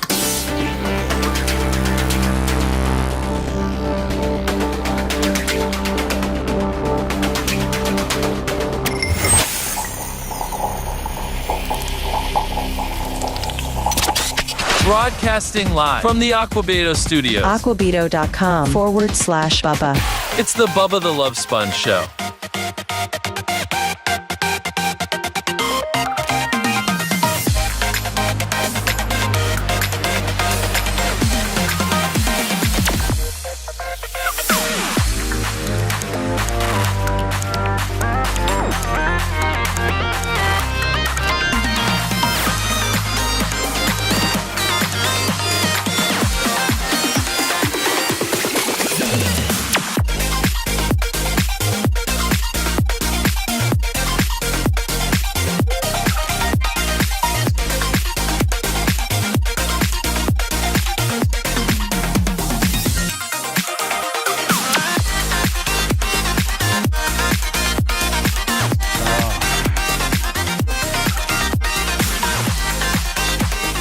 Gene Lasker on a Friday, Brian Matroni on a Friday, Seth Kushner on a Friday, remote from a fancy hotel somewhere in Orlando, and it just proves that we can pipe in Seth quite efficiently. He sounds great, looks great, and this might be the way it is.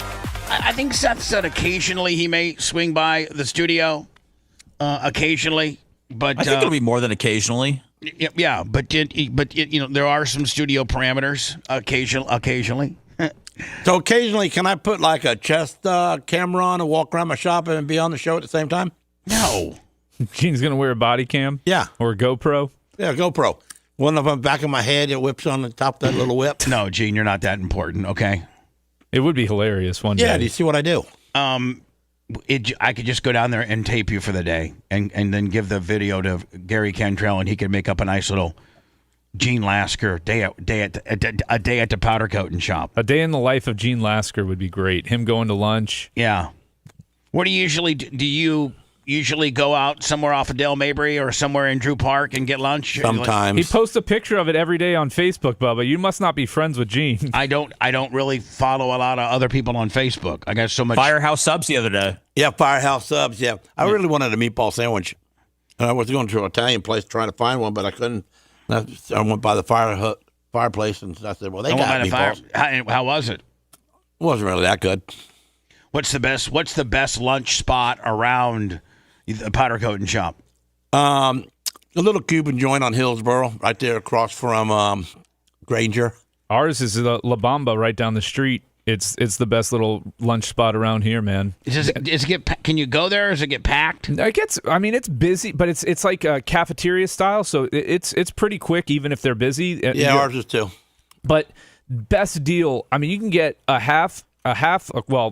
probably an entire white meat chicken thing with a gigantic side of rice and beans and a piece of bread for $9.75. That's where I want to go.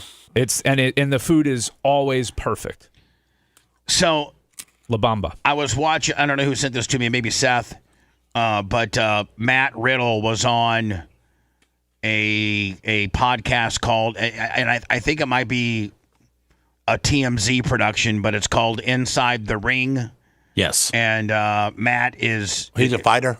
No, Matt's he's a friend of the show. So remember that when you're talking crap about him. And he'd kick your ass, Gene. He would absolutely ruin you. And I mean, you'd have to shoot him, Gene. You'd have to shoot him. He will kill you if you didn't shoot him. He was a former UFC guy. He was a former WWE guy, but he's just like so. Seth, can you help me explain why Riddle just can't seem to catch on? Is it because of his defiant? Yes. Is it his attitude? Yes. Okay.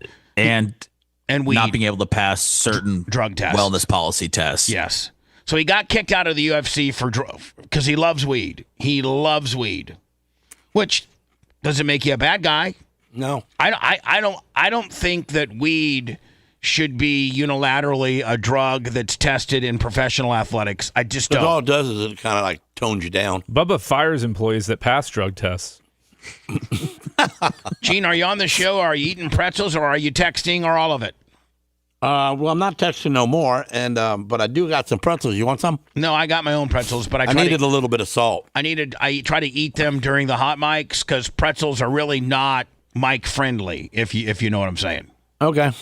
Yeah. So anyway, you worry about your mic, and I'll worry about what's friendly to mine, there, big boy. So I think. Did you send this to me, Seth? Because I think it's fake. I think it's a work. Yes. I think it's absolutely a work. I think it's fake. I think they're trying to drum up some type of I don't know, some hits or some clicks or some or they're whatever they're promoting. I don't know if Matt Riddle's doing an independent show that they talk about.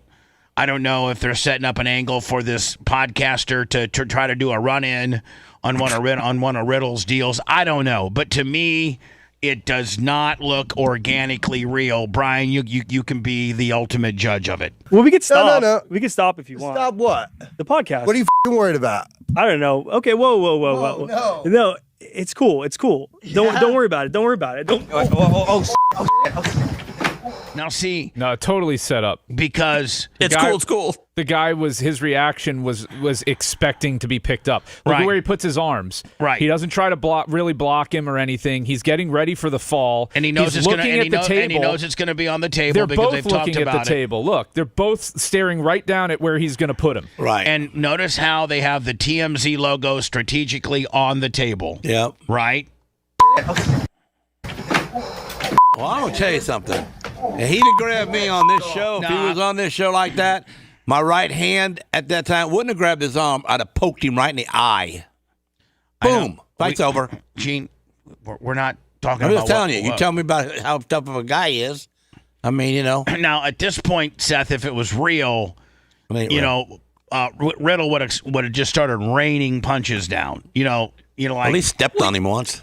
Yeah, Riddle's not stupid, and the way this guy reacted. Go ahead. You could just tell, like, oh no, man, it's cool. I mean, it was the worst fall onto a table I've ever seen. And the table's made to crunch. Yeah, he left. Boy, get the down. Stupid ass asshole. You're lucky for my time. Well, we could stop. No. We could. I don't know. No, total fake. Total it's work. fake. Bad work. Bad, cheap work. Like if you were to throw my Mick Foley smashes me at TNA backstage. We all know that's the greatest bump anybody's ever taken, Bubba. Stop trying to shovel face me. What? And I'm just being know nice to you on a Friday. It's really good. It's really a good one. It's a good one. It's a really good one. It's a good one. To the point where Marks go up and thank Foley for spudding me, and like at these various wrestling cons, and Mick goes, "Bubba deserved it." The one you took from Awesome Kong was even better. That was a shoot. Well, that's why it was better. Mm-hmm. It was real. I'm all for this. I'm all for coming up with less than. I think an abortion is very barbaric. The standardized abortion, where they, take you to a clinic and it's like a vacuum cleaner. And I don't want to get too far down the road on it because it's just. Well, you're kind of an expert. How many have you done? 4. Wow. How many have you done? 3. But now that Bubba's done doing it, he doesn't think other people should do it. No, I do think they should do I it. wish I never did it because I'd have me some good family. Yeah, I wouldn't. I'm glad I did. I don't need 5 kids. It's tough enough to manage one. Whole basketball team that hates me. Yeah. So, but back then, back when I did it, it was the barbaric way to do it. Like it was, coat hanger. No, not Jesus Christ. No, Gene, not a coat hanger. No, you had to drive him to Illinois. Oh, he had to drive very far. You had to drive him to a clinic, and they did it. I think at that time there was no RU 486. There was no, there's really quite efficient ways to do it now. Was there still people out there on the street picking it? Yeah, me too. And so I've told the story many a times. It was in East St. Louis, walking up, and they're like got these babies on like nooses, and they're like, they got babies with fishing rods that are putting them in front of your face as you're walking into the clinic, calling you a killer. And you're having to dodge the babies, and to get in there, and then they spend the entire time trying to talk her out of it. And I'm like, I spent the whole trip here talking her into this. Shut your mouth, doctor.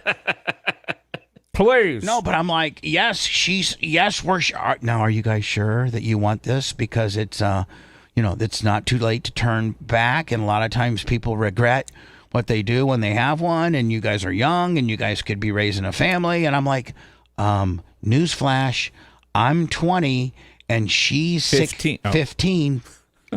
She's 16 and I'm 20. That's a newsflash you want to keep to yourself. Yeah, that's. I think there's a statute of limitations on that.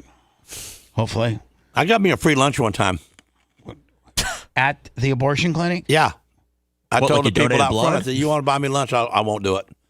What? I told the dudes out front that had this picket signs. You want to buy me lunch? I won't do it. And they bought you lunch, and they gave me money for lunch, and I left the girl there, and I pulled around the block. I told her, "Go in. I'll be right there." But I got lunch. Somebody in chat wants to know if you had baby back ribs for lunch. Well, that's a pretty good idea.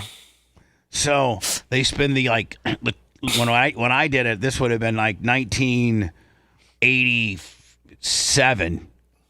And so the whole entire time, man, they're trying to talk you out of it. And then when it's time to do it, they make the guy leave and they do it.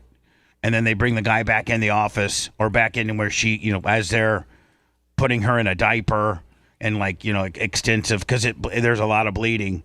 They tell her, don't be surprised by the amount of blood.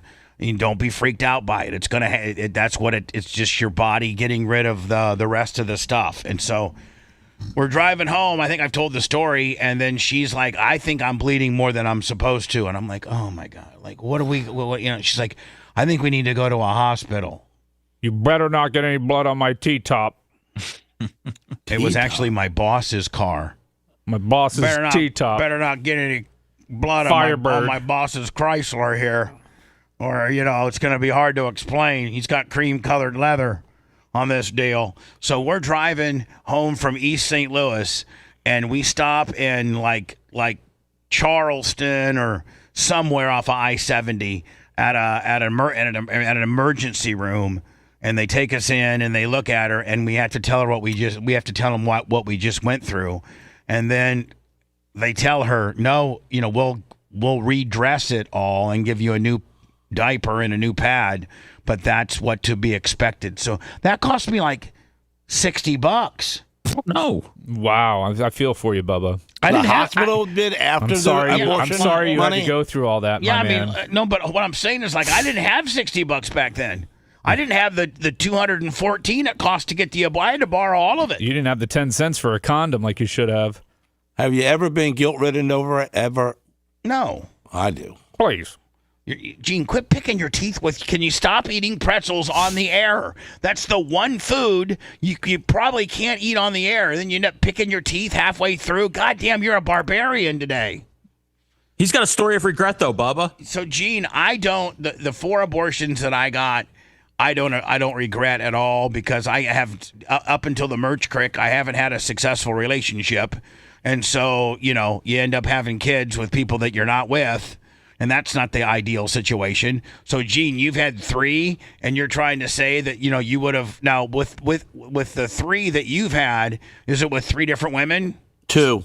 Because mine's with 4 different women. Mine's with 3 different women. Wait, you had 2 with 1? Yes, I did too. Whoa. Yeah, but really, it was her that wanted it, and not me. I mean, well, really, I just went along with it because I was young. She's like, I wanted to. You know why? Because she realized that you were a goddamn hard. You're a tough person to like, and to love, and to hang out with. Like you're saying that's why she had an abortion twice. I think she had an abortion twice because she was like, man, I don't want this as the baby daddy. This guy is shot out of a cannon. I think her parents made her do it. How old were you? Like 20, 21. Same her, and she was the same. Yeah, pretty much. And the parents, Pretty much. and the parents, they knew that you were rough around the edges. Yeah, I didn't have my own business yet. I didn't. They knew you know. They knew you came from the other side of the tracks. Yeah, I was on the other side of the tracks. I And was a they're like- rebel, just a rebel without a cause. You know, Long hot rods, long hair. fat tires on the back of my Pontiac. Did you have slicks? Yeah, pretty much. You know, street slicks. What would be your pickup line for women back then, Gene? Hey, baby, you want to go for a ride in my 72 Nova I don't with a remember. 350 4-bolt main, 2 4-barrels on the top? It'd been a lot easier Next if we week had I'm- phones next like week nowadays, I'm gonna supercharge it next week and put street slicks on it. You want to go to East Bay and watch me win the sprint car race? So you the two of which you've had 3 and you regret, you wish you would of the 3 abortions you've had, which one do you regret? I think all 3. You know, I just would. Now I would You'd have appreciate 3 having family. Yeah, but you'd have 3 different Even kids. if they didn't like me, I'd still be cool with You'd it. have 3 different kids with 2 different baby mamas, and do you know how much child support you would have I'd had? have been a little bit broker during my life. I get Well, it. the kid, but the kid would be like 30 now. Yeah, see, I mean, I could be hanging out with real dudes. So I got mine in 80. I got mine in 86. Yeah, so that kid's 40 next year. Man, I can't think. I can barely control myself at 59. I can't even begin to think about having a 40-year-old who would have a family and a husband and a kid. You'd be Grandpappy Sponjo. Yeah, but you're right. No, I don't need any of that. That's coming soon enough. You miss that, Gene? Like you want more family? I never really had any family, you know, and it's on both sides of the fence. I watch people that do have family and they're stupid, and then the people that do have family and it's a real lot of fun. You know, I don't know if listen. Here's the deal. This is how you analyze it, Gene. What are those 2 women doing nowadays? Did they end up successful? Did they end up being in jail? Did they end up being bad girls? Well, one died from cancer, and so I'd have a single kid at that time, so I wouldn't have no argument with her. Yeah, so that one would probably have been okay. And then the other one is, she married and had a few, like she's got 4 or 5 babies of her own, and she's doing good. I ain't talked to her or seen her in 30 years, 40 years. Right. FDA approves another generic abortion pill, prompting outrage from conservatives. I think that the abortion pill is the way to go. Plan B? Is that what I think the pill that's currently on the market now is Plan B, correct? Yeah, I believe so. I don't know if there's another abortion pill. No, I think that maybe Plan B is fixing to get some competition. So if Big Pharma gets involved, it's going to be okay. What? So if Big Pharma gets involved, it's going to be okay. Big Pharma? Yeah. Not Big Farmer. It's not Big Farmer. It's Big Pharma. Well, you know what I'm saying. Do you know what pharma stands for? Pharmacies. Yes, pharmaceutical. There you go. If Big Pharma gets involved, we're going to have combines sucking out kids and everything. Let me tell you that right now. So anyway, it says Washington federal officials have approved yet another generic version of the abortion pill. Was it, Brian, how do you say that? I would say it mifepristone. Mifepristone? Mifepristone. A regulatory formality that quickly triggered pushback from anti-abortion groups and politicians aligned with the Trump administration. Drug maker Evita Solutions announced on its website that the FDA signed off on its low-cost form of the pill, which is approved to end pregnancies through 10 weeks. So as long as the person is less than 10 weeks. Oh, man. Yeah, that's not Plan B. That 10 weeks is quite a bit, isn't it? Plan B is like within 72 hours. Yeah. So this is a little different. So this is like Plan C. Yeah. Right? Students for Life Action who oppose abortion in a statement on Thursday called for the approval, a stain on the Trump presidency, and another sign that the deep state of the FDA must go. Giving people options is not a bad thing. They didn't have a choice but to approve this because it's a generic form of a drug that's already approved.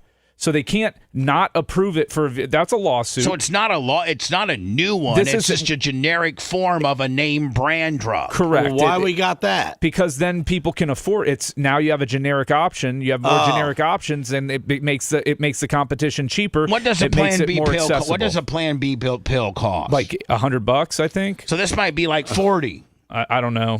You know, so that girl who couldn't. I'm guessing on the Plan B. I threw that out there. But this isn't Plan B. I mean, Plan B doesn't take care of a $18 10-week baby. $18, clear up to 9 weeks, buddy. Yep. This thing's gonna be flying off the If you're shelves. going to the store like Target or something, it's $35. Anyway, yeah. So the white people better quit buying that stuff because we're running out of white. Oh my God. We need some more white people in the world. Why is that, Gene? Because we're going to be unique and we're going to be extinct. We'll be the minorities? Yeah. And now, we don't want that. Gene, the African-American makeup of our country is 13%. Yeah, but they make like 5 babies a day. Gene, hypothetical. Each one of them. Coben falls in love with a black woman. What are you going to do about that? Don't ask him that. No, I'm asking him. Well, let me tell you something. The views and opinions made by Gene Lasker are not necessarily those of our advertisers or this radio station.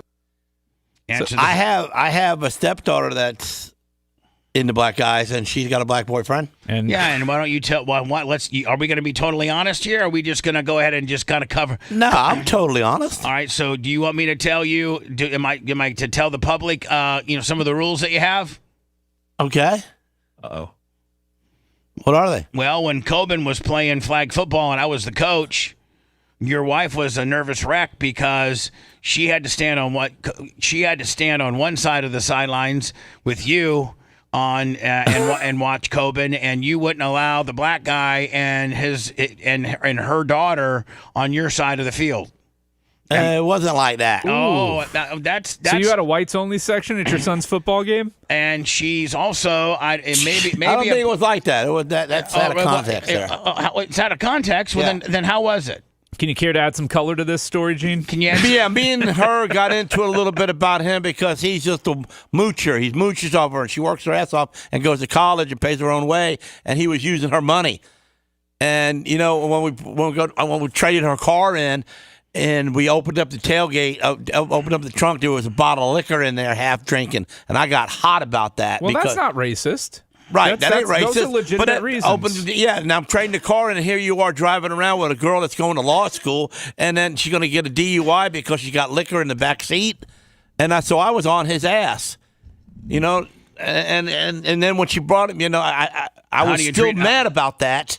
And then she brought him to the game that was family, us. He's just the boyfriend. I didn't care whether he was black or white. But now, aren't they still together? No, she's with a different one now. All right, so a different one. What? A different black guy. A different black guy. And it's cool because this dude's a good dude. He's got a life in order. He's college, business guy. Yeah, he's all right.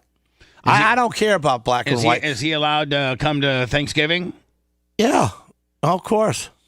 Don't say of course. What do you mean? Well, I need somebody to clean up. I'll pay him $20. I just tell him I tell him all the same thing. You abuse my daughter, and I throw like a 38 at him or a 44 Magnum, and they catch it in the air. I said the next one's coming a little bit quicker. Wait, you shoot at them? Hold on. I throw the bullet to him. Oh, you physically throw it? Yeah, I just throw it. I say, here, catch. Oh, and I throw it across the room. Hold on. You take a 44 Magnum bullet and I throw it to cool. him. And you throw it to them, and they catch it, and they look at it, and they go like, what's that? I'll just let you know, if you abuse my daughter in any which way, the next one's coming a lot quicker. Well, Gene, what you really should do is lay 5 out on the table and say, pick which one you want. I'll put your name on it. That's even more of a power She likes move. black guys, and I'm not gonna not love her because she does. I'm not. Gene is. I'm just not gonna. I'm gonna be a recruit to make sure that this dude's right. Gene is a throwback. He's an Archie Bunker type. He is. He is. He really is. And he realized that the world is not that way anymore. No.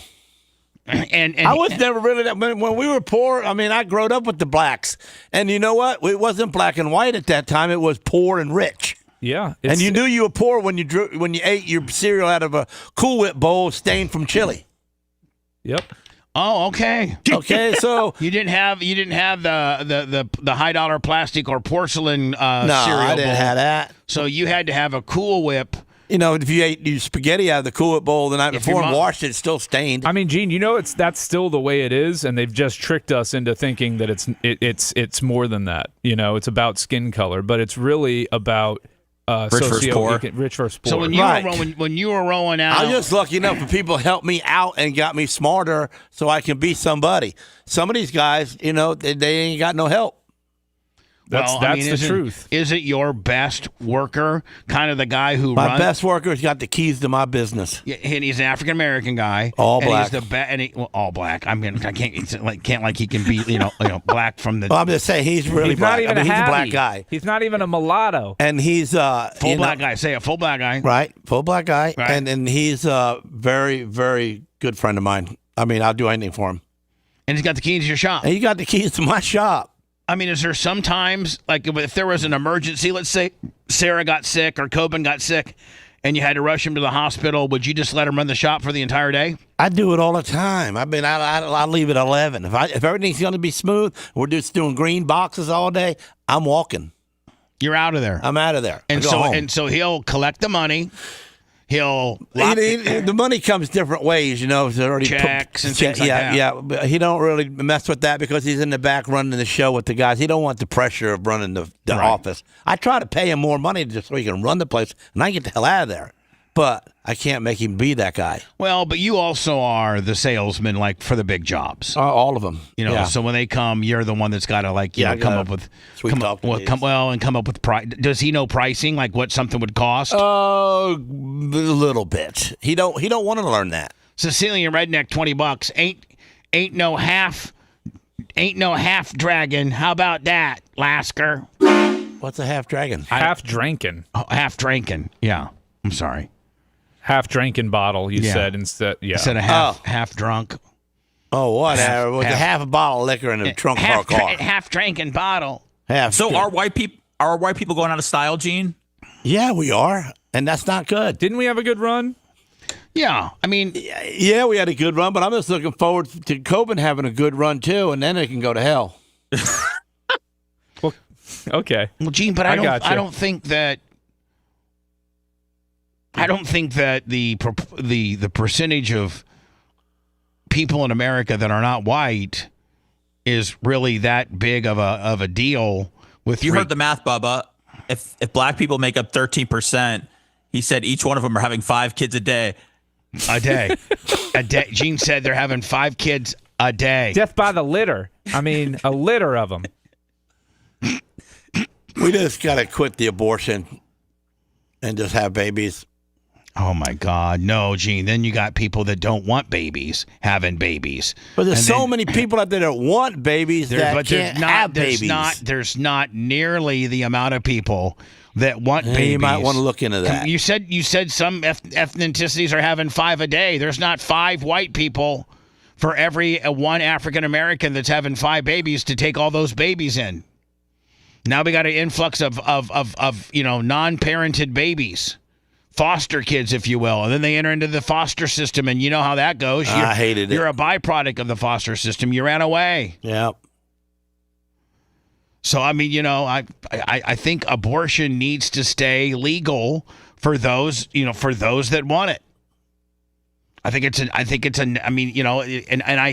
I personally think that it was the Supreme Court. I think the Supreme Court got it right when they sent it down to the states and made it a state level. That way you can control. That way it's not such a federal deal where the federal they're making laws that we have to digest. If you live in a state that has an abortion law that you don't like, it's easier for you to move states and live in a state that aligns with your beliefs. You make it sound like it's easy to move. We're talking about poor people that can't afford to have a baby. You were just complaining about having to come out of pocket $60 to pay for one of your abortions. But you think we should have a federal mandate on abortion? I think that you don't think that it should be to the state. You don't think that the responsible thing would be to have it on the state level, and the state determines what your abortion. And listen, by the way, every state that's put it on a referendum,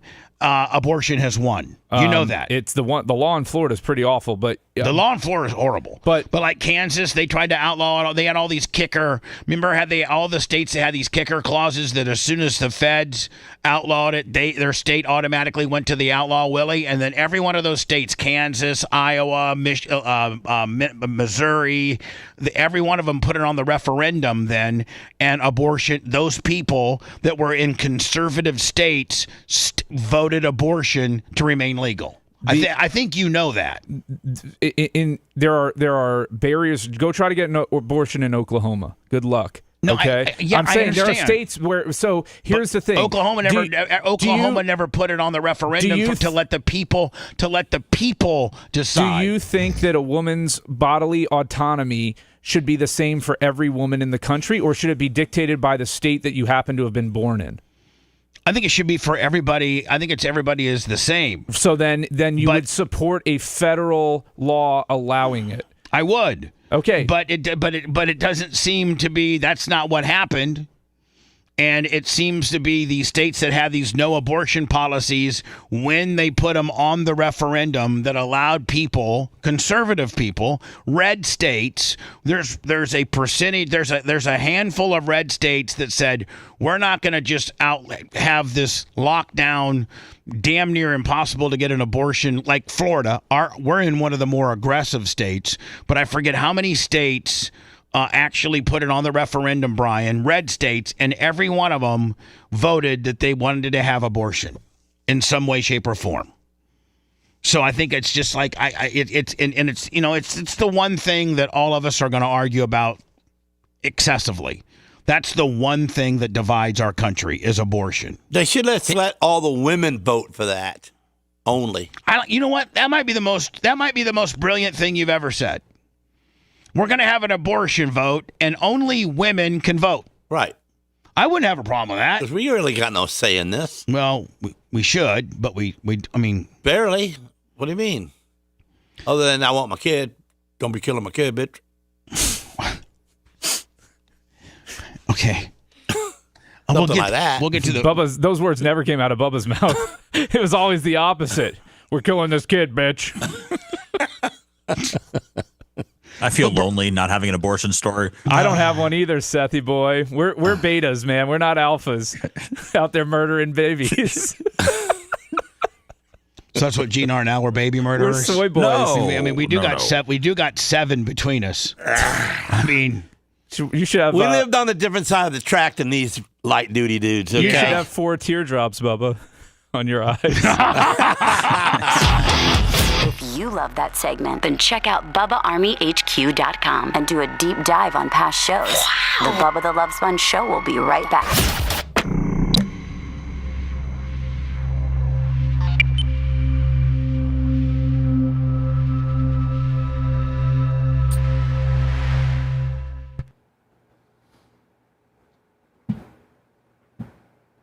Yep, I'm definitely not an alpha because I haven't had an abortion.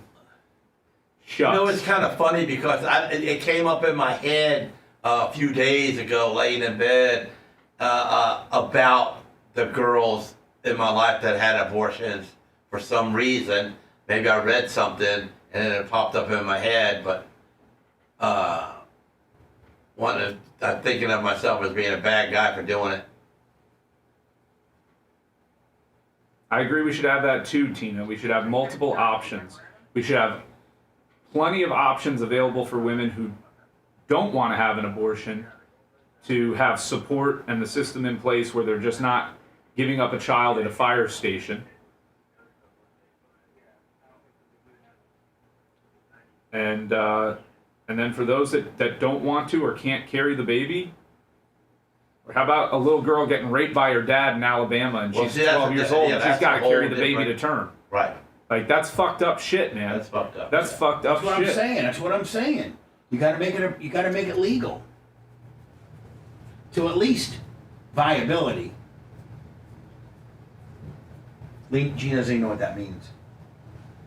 I think Woo! Look at this rain, sponge. I don't think you give Gene enough credit. You got a couple pretzels I can bum, Bubba? My belly's starting to grumble. They're right in the refrigerator. Actually, here. I'm good. No, hold on. I don't weigh more. Okay. Here you go. Thank you. There ain't a lot. There's just a few there. No, it's plenty. I'll get you through. Pretzels do fill you up. You notice that? Yeah, because they're bread. I'll tell you what. A good pretzel roll on a burger or something, or chicken sandwich is so good. A pretzel roll bun. Yep. Right? The pretzel bun. Yeah. Yeah. King's Hawaiian has pretzel buns now. Do they? Yeah. Gene, how was the hot jerky? How was the what? Hot jerky. Hot as hell. But the great thing about it was it went away quick. Is there any left? I got some. Yeah, it's in my truck. Oh, Go get okay. it. Yeah, go get it. I'll try it. Okay. Now, are you a hot guy? Like, I mean, I don't mind it. No. I mean, are you a spicy? Yeah. Yeah. I like Tabasco. I'm the biggest pussy in the world when it comes to hot shit. Oh, really? I mean, well, there's different. People are built differently. Some people, capsaicin doesn't really impact mind it at the once in a same while. level. But what hot shit does do, and I love that, it releases endorphins.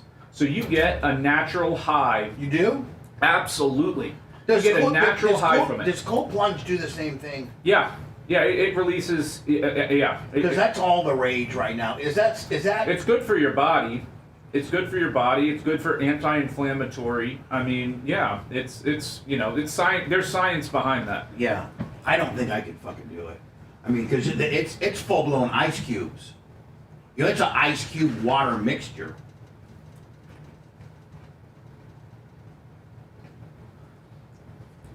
I love this fucking poll right here because we have never been this far divided. We've been this divided before. Really? Civil War? Yeah, I'm talking about in our lifetime. Yeah. Like, look at here. In 20, We've lost all hope over the last 5 years. Yeah.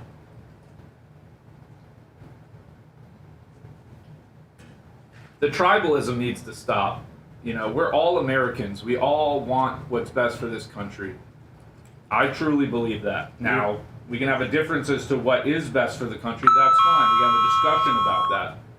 And you know what we can do, which is even better? We can compromise and maybe, just maybe, together come up with a solution that's even better for the country than the one that you have inside your peanut and I have inside if you mine. just fucking listen. Yeah, nobody wants to talk to each other. Nobody wants to listen anymore.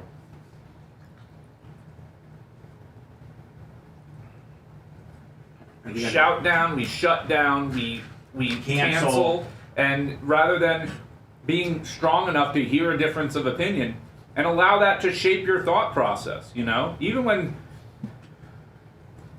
I look at one of Trump's policies, I don't immediately go, oh, he's a fucking moron, that, it's the worst thing ever. I say, okay, well, what is he trying to accomplish here? What is the goal? Now, do I always think he's doing it the best and most effective way? No.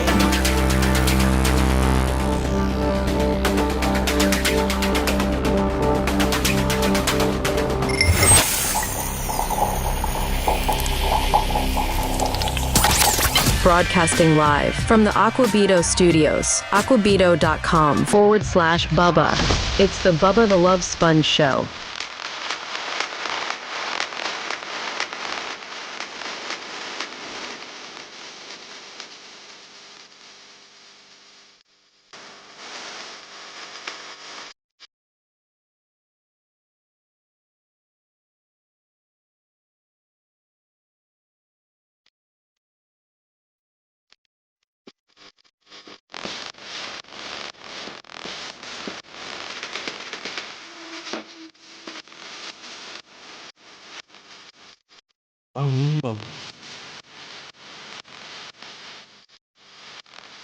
Man, oh Jesus, I just get killed.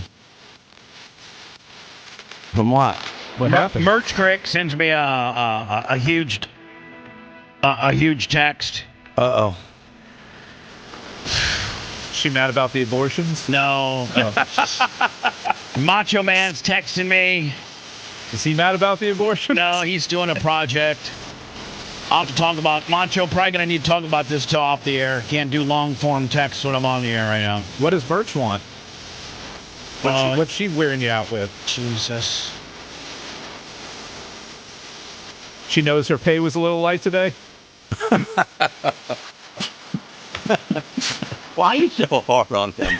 It's fun. He's on fire in that seat, Bubba. It is. There's something about this seat. I don't know if you can see it in me. I don't know if you can look at me, Seth, and just see that I'm over it and defeated. I can feel it. Yeah. Over and defeated. So Gene brought me this wild hair jerky. Oh, this stuff is hot, man. So this is Carolina Reaper, which is one of the hottest peppers in the world. This is worse than a ghost pepper. Eat some of it, wimpy thing. You ain't even opened it. I'm opening it now. It's called saving it for the air, Gene. Woo! You old light duty bitch. Whoa. Tell him, Seth. Oh, Seth's feeling like a real man now that he's in Orlando. That's right. He's doing a snowflake shovel face. Seth, he's untouchable right here. All right, let's see. So now is it wild hair with regards to that's just like it's a wild hair up your ass, or is it wild hair as in rabbit meat? Might be a rabbit. Yeah, I asked Gene that question. He goes, I don't know. Probably some listener trying to poison us. So didn't really give me a Why vote. did you say that out loud? Now the guy ain't gonna send us nothing no more. Well, it was on Hot Mic, Gene. You said it out loud, buddy. Oh, did I? You know they can hear us during the commercials, right? If sometimes. All right, I'm gonna give this a try. Ooh. Woo! It gets going quick, don't it? Mm-hmm. Yeah. I know. I took Bubba, a you don't big wanna old try piece. Does Bubba want to try it? No, hell no. No, He won't try it. No. Oh, I'll try some. No. It'll mess that tongue up on it. Oh, yeah. Yeah. That's what I So said. I mean, Brian, is it? Oh, it's ghost pepper. Yeah, oh, so that. See, you can change your voice. Oh man. And you're a hot guy. I meaning can handle heat. You're I did the Good thing about it goes away quickly though. I did the Pocky one chip challenge. Oh really? I Yeah. didn't even try that. Yeah, I mean, almost killed Lummy.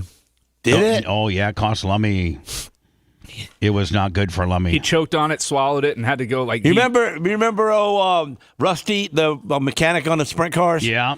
And we used to give him money to drink hot sauce. Like he'd drink a whole bottle of Hooters hot sauce, like no problem. Oh yeah, Hooters And then, hot sauce and then is great. all of a sudden, I bought a hot sauce that came in a coffin.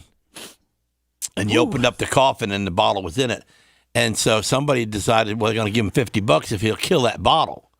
And he did. And it burned a hole in his stomach. He had to go to the hospital, get operated on, and all kinds of crazy. You got an ulcer from it. Yeah. Woo! That was that's hot, man. Now Gene said it quickly dissipates though. It I don't know. So he's got Not yet. It real will. quick. He's got the ghost pepper one, which is not as hot as the Carolina Reaper. Yeah, he didn't do the Reaper yesterday.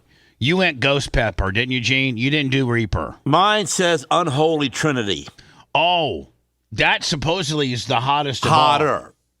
Did you give him any of that? No. Well, why didn't you give him the hottest? Because that one's just as hot. I talked to the dude, and he said this is just, they're both the same. So real quick, Carolina Reaper, 2.2 million Scoville heat units.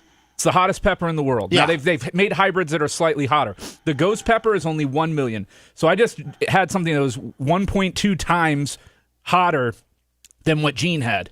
Yeah. And when he said it goes away quick, it's lingering. No, it lingers a little bit, but I'm saying it ain't gonna be there for 20 minutes or nothing. It's too hot because you can tell the jerky's okay, but I can't eat more. Like it's just not. I mean, I could do it, but I don't want to pay for it. Why? You could do it, but why? But why? To just go through another cycle of what you went through, right? Yeah. Yeah, I mean, and then you'd add to the burning on the tongue, man. It's the tongue. It takes the beating. It's Reaper, man. It's bad. It's just. I mean, it's not the hottest thing you've ever had, but it probably is pretty damn hot. No, Right? that Pretty one close. chip, that one chip challenge I did was hotter. That put Lummy in the But you hospital. ate so much more. Lummy supposedly That chip's big. What he did wrong was, Brian, is when he was just down in milk by the gallon. Seth, were you here when Lummy did the chip deal and I think it ended up getting lodged in his esophagus or something like that? Oh, poor Lummy. Yeah, I don't know if you were here or not, and I wasn't. I think he ended up going to the hospital, and they had to put like a metal hinge off a chip. Yes. He tried to cheat, man. He tried to swallow it, and that was a mistake. Oh, so that's on solid. him. That's on him. That's on him. So rather than to chew it up, so that did. you can. It was so awful. it could dissipate inside the stomach, but it laid there big, and it cut his throat because those chips are like cardboard. They're not like a regular potato. It's not like it's crunchy like a Lay's. It's like was the one chip challenge the most brutal thing you've ever done? What? I had a little feedback there. Oh. I got a million things going on. It was pretty awful. Yeah, I can't remember my mouth being more on fire than that. How long did it last in your mouth? About 6 hours? It was a good 10, 20 minutes that That's a lot. I was in pain. I'm still feeling it right now, but this was not as bad as... But it's already going way some. Yeah, it's going Sean away a Diddy little bit. Combs is due in court tomorrow to be sentenced for his felony convictions on prostitution-related charges. Our national correspondent, Jerika Duncan, spoke exclusively with a former employee who testified in the hip-hop mogul's criminal trial. Stylist Deontay Nash filed a lawsuit last week alleging Combs physically and sexually abused him for years, which Combs denies. That guy? You say you were strangled on several occasions. Gene, that's not how you report the news. You could just look at him and tell. No, Gene. He wants it. He's just wired that way. He can't help it. Gene would be a great defense lawyer. Yeah. Just look at jury. Just look at him. Look at him. He's just. Did he look like he didn't want it? Yeah. Look at that. What the hell is he wearing? Ladies and gentlemen, them ain't Wranglers. I'll tell you that right now. Ladies and gentlemen of the jury, just look at him. It says I want it right across his face. Like you can just read it. He loves being choked out. He's wearing a choker right now. Several. Mm-hmm. Was there ever a point? Charles Ramsey, $25 for Gene Lasker. Thanks. He's good until he's not. Where you thought I could die? The whole time. I said, he gonna kill us. He is going to kill us. You talk in the lawsuit about literally having a to-go bag and cash just in case you had to go into hiding? Mm-hmm. It has some underwear, some shorts, a tank top. That's some underwear and some shorts. And my favorite little rabbit. It has some underwear, some shorts, a boa, tank top, a hoodie, and just some Vans. And you say I would this just so casually, like this was normal behavior at that time. Normal behavior, and it would be like very normal. This was normal, very normal behavior, and I kept coming everybody to work. Pacified it. Yeah, that's the thing. If he was so afraid, yeah, why do you keep coming? You keep coming back. If you're afraid, you cut P. Diddy's hair at one time, right, Brian? Mm-hmm. You don't continue to be his. And if you rape the guy, you slip off that little haircut and poke him in the neck with the scissors. Oh, there you go, Gene. That's true, Gene. That is true. Well, he was in control there. Gene's always thinking about how he can kill you.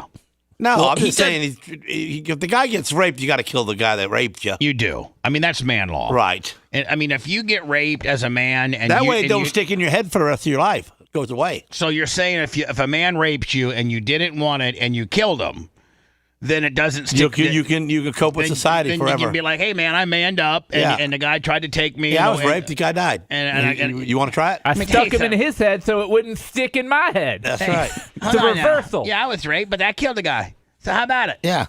But if you take a raping and you don't do anything about it, oh man, then you can't live with yourself. Then you got a rape on your conscience. Yeah, you got to hang yourself.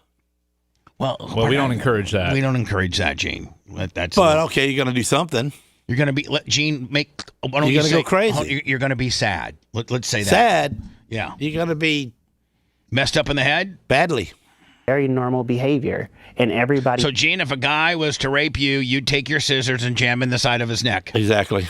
Gene, the stylist, would. Yeah. He pacified it. Well, if I was that guy right there, but I'm not. So who are we going to tell? Like, who exactly were we going to tell? Who are we going to call? Doesn't matter, but we went back. There was no one there to save us. And we'll have my more of gosh. Jerika's interview tomorrow here on CBS Mornings. I don't know if. Hey, so can we take that picture you got with the Bubba Radio Network microphone in Diddy's face and hook him up with some questions? You mean like an AI gimmick? Yeah. I knew you were going to ask Gary Cantrell on that. Yeah, Gary Cantrell, hook us up. Not a news breaking overnight in the Sean Diddy Combs case. Chief Investigative Correspondent Aaron Katursky here with the latest. Good morning, Aaron. I think I had this yesterday, didn't I? With the real fast talking guys. Yeah. Yeah, I had that yesterday. I got a couple more articles to play. One of which, this is I think. I don't know if this was his hairdresser. I don't know who this is, but. Gathering here at the Manhattan courthouse where music mogul P. Diddy is on trial. His ex-girlfriend, singer His ex-girlfriend sounds like she's got a speaker in front of her. Cassie Ventura is the star witness in her former partner's sex trafficking. I will tell you this, man. Was Cassie not? Maybe I'm the only one just goes crazy on how beautiful she was. She's a very attractive lady. Oh my God. Gene, do you find her attractive? Yeah, she's all right. Trial. Diddy, real name Sean. I mean, like, man, why they gotta paint Diddy up like that? Like, I was getting ready to say, Brian. Like, do court artists like try to make you like? He didn't have yellow teeth. You know, he doesn't. He like they do. They maybe they were. No, I mean, he's in jail. He may not be getting tooth whitening. Oh, but I mean, you can just brush your teeth daily and not have mustard mouth. I mean, come on. Diddy, real. I mean, come on. They did him dirty. Are they gold? No, I don't think they're gold either. He's not rocking a grill during the trial. Name Sean Combs. Sean Combs was caught on hotel surveillance attacking Cassie in It's 2016. Dan Marsh's sister. A list of 190 celebrity names were shown to potential jurors. None of these celebrities are suspected of any wrongdoing, though each name is anticipated to be mentioned throughout the trial. Hazlett. A few of the names mentioned are Michael B. Jordan, who went on a date with Cassie Ventura in 2015. Mike Myers, the actor known for playing Austin. Did he screw around with Diddy? I don't know what he has to do with this. Powers was mentioned for a scene in his 2002 movie that makes a joking reference to Diddy.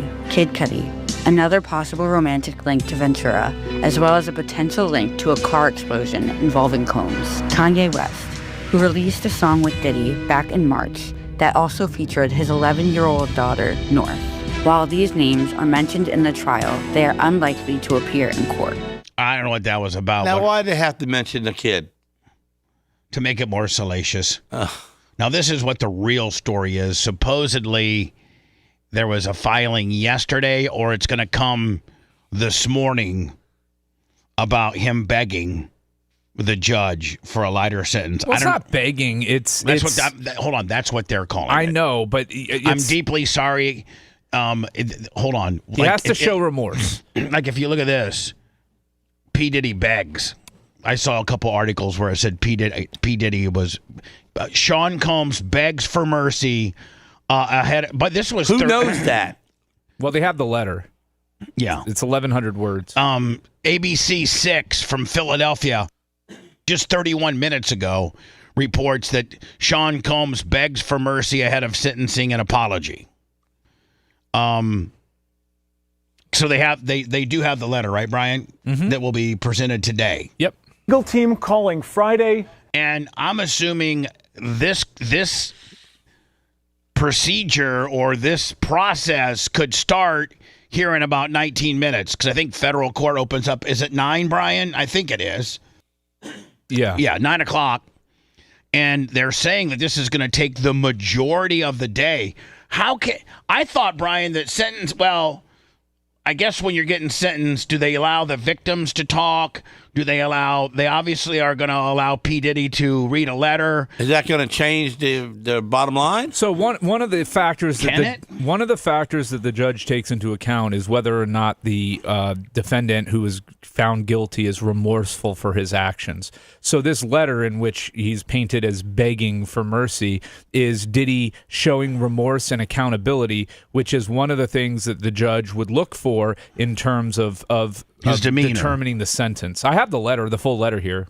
So tell me something. The judge knows about what he's going to give him, but don't know exactly what he's going to give him until after today. Yeah. The judge probably has done his research with regards to similar, and Brian, interrupt me at any time that I get off track or I'm wrong, but it's my opinion that the judge has done his due diligence, looked at similar cases, looked at the totality of it all.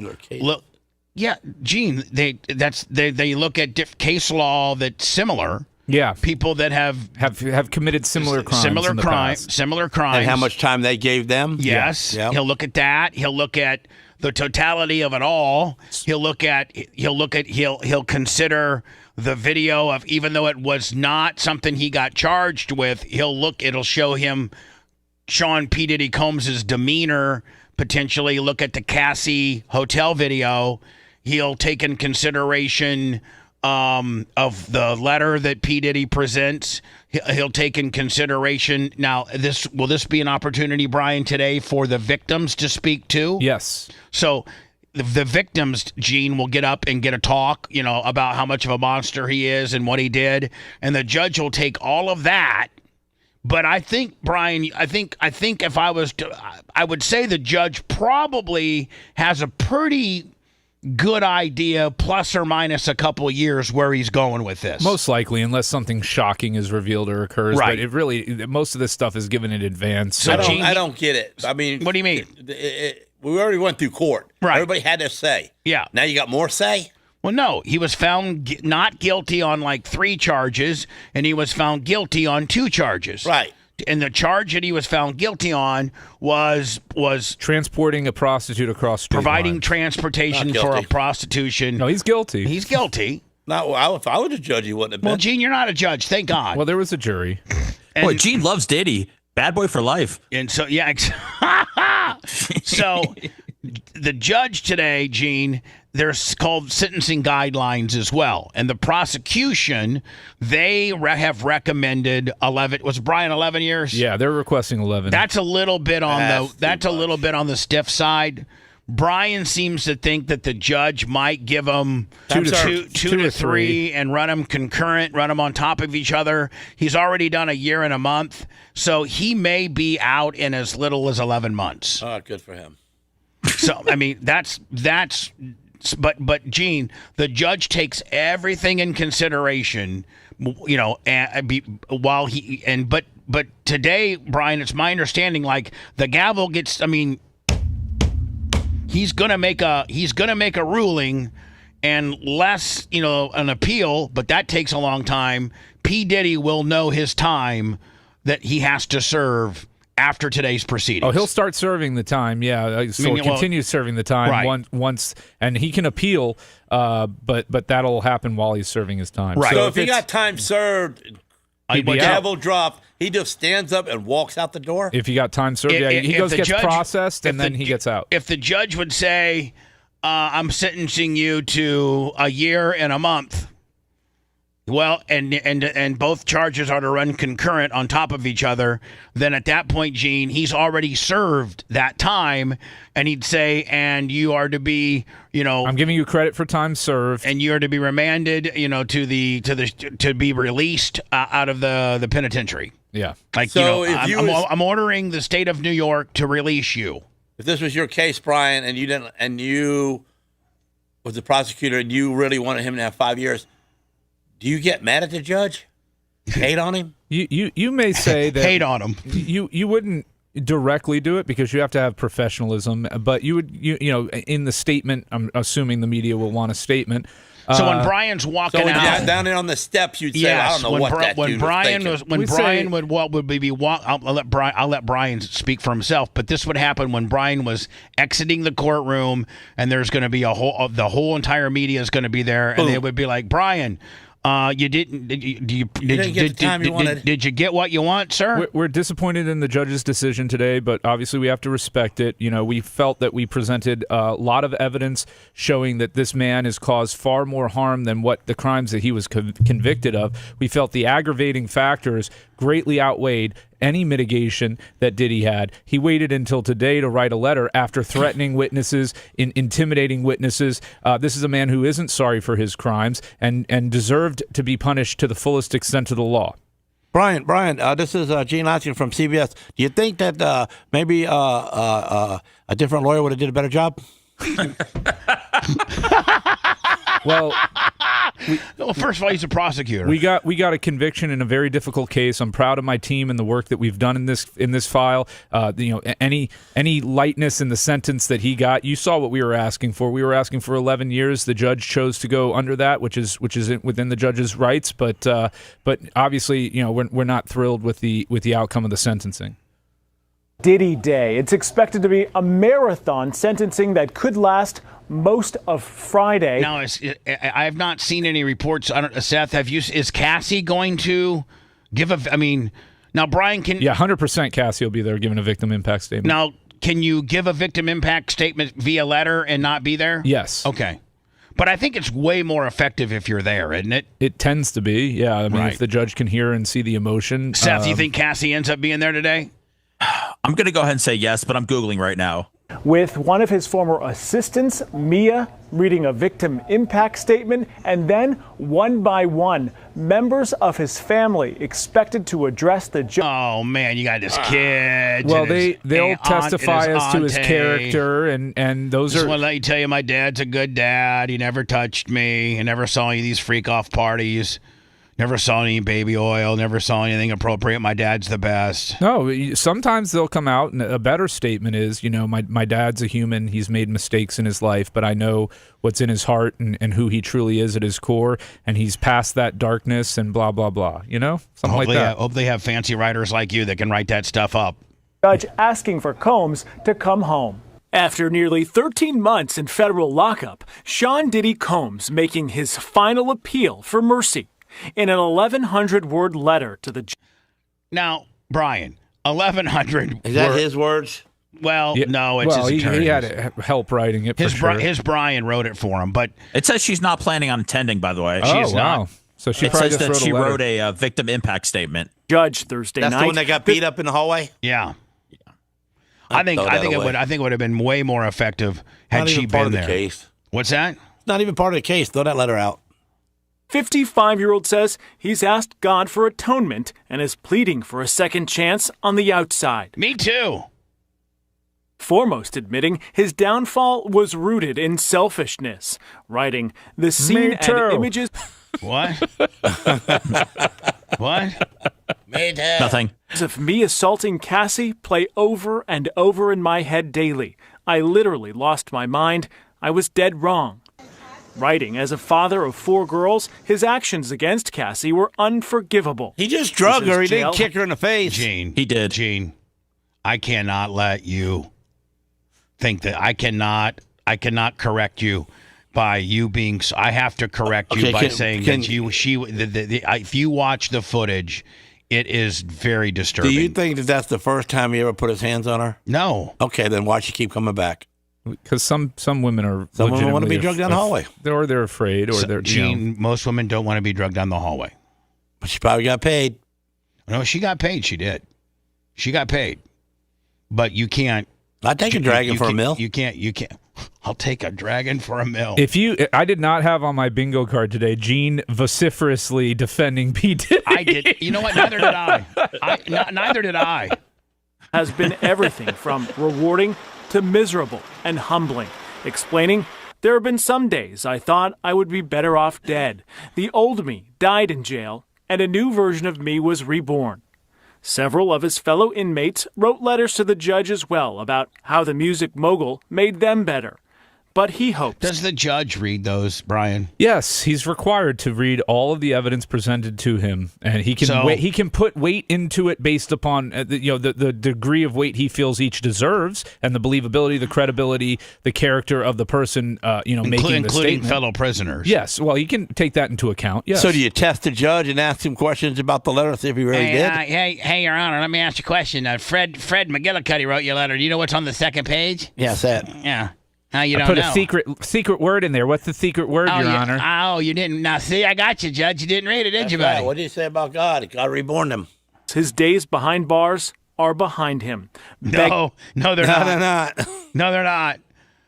Usually Brian's pretty tempered in his predictions, and I agree with Brian. I think he gets 2 to 3 concurrent, 3 max, and he'll end up doing. If you take 3, Brian, that's another what? 2.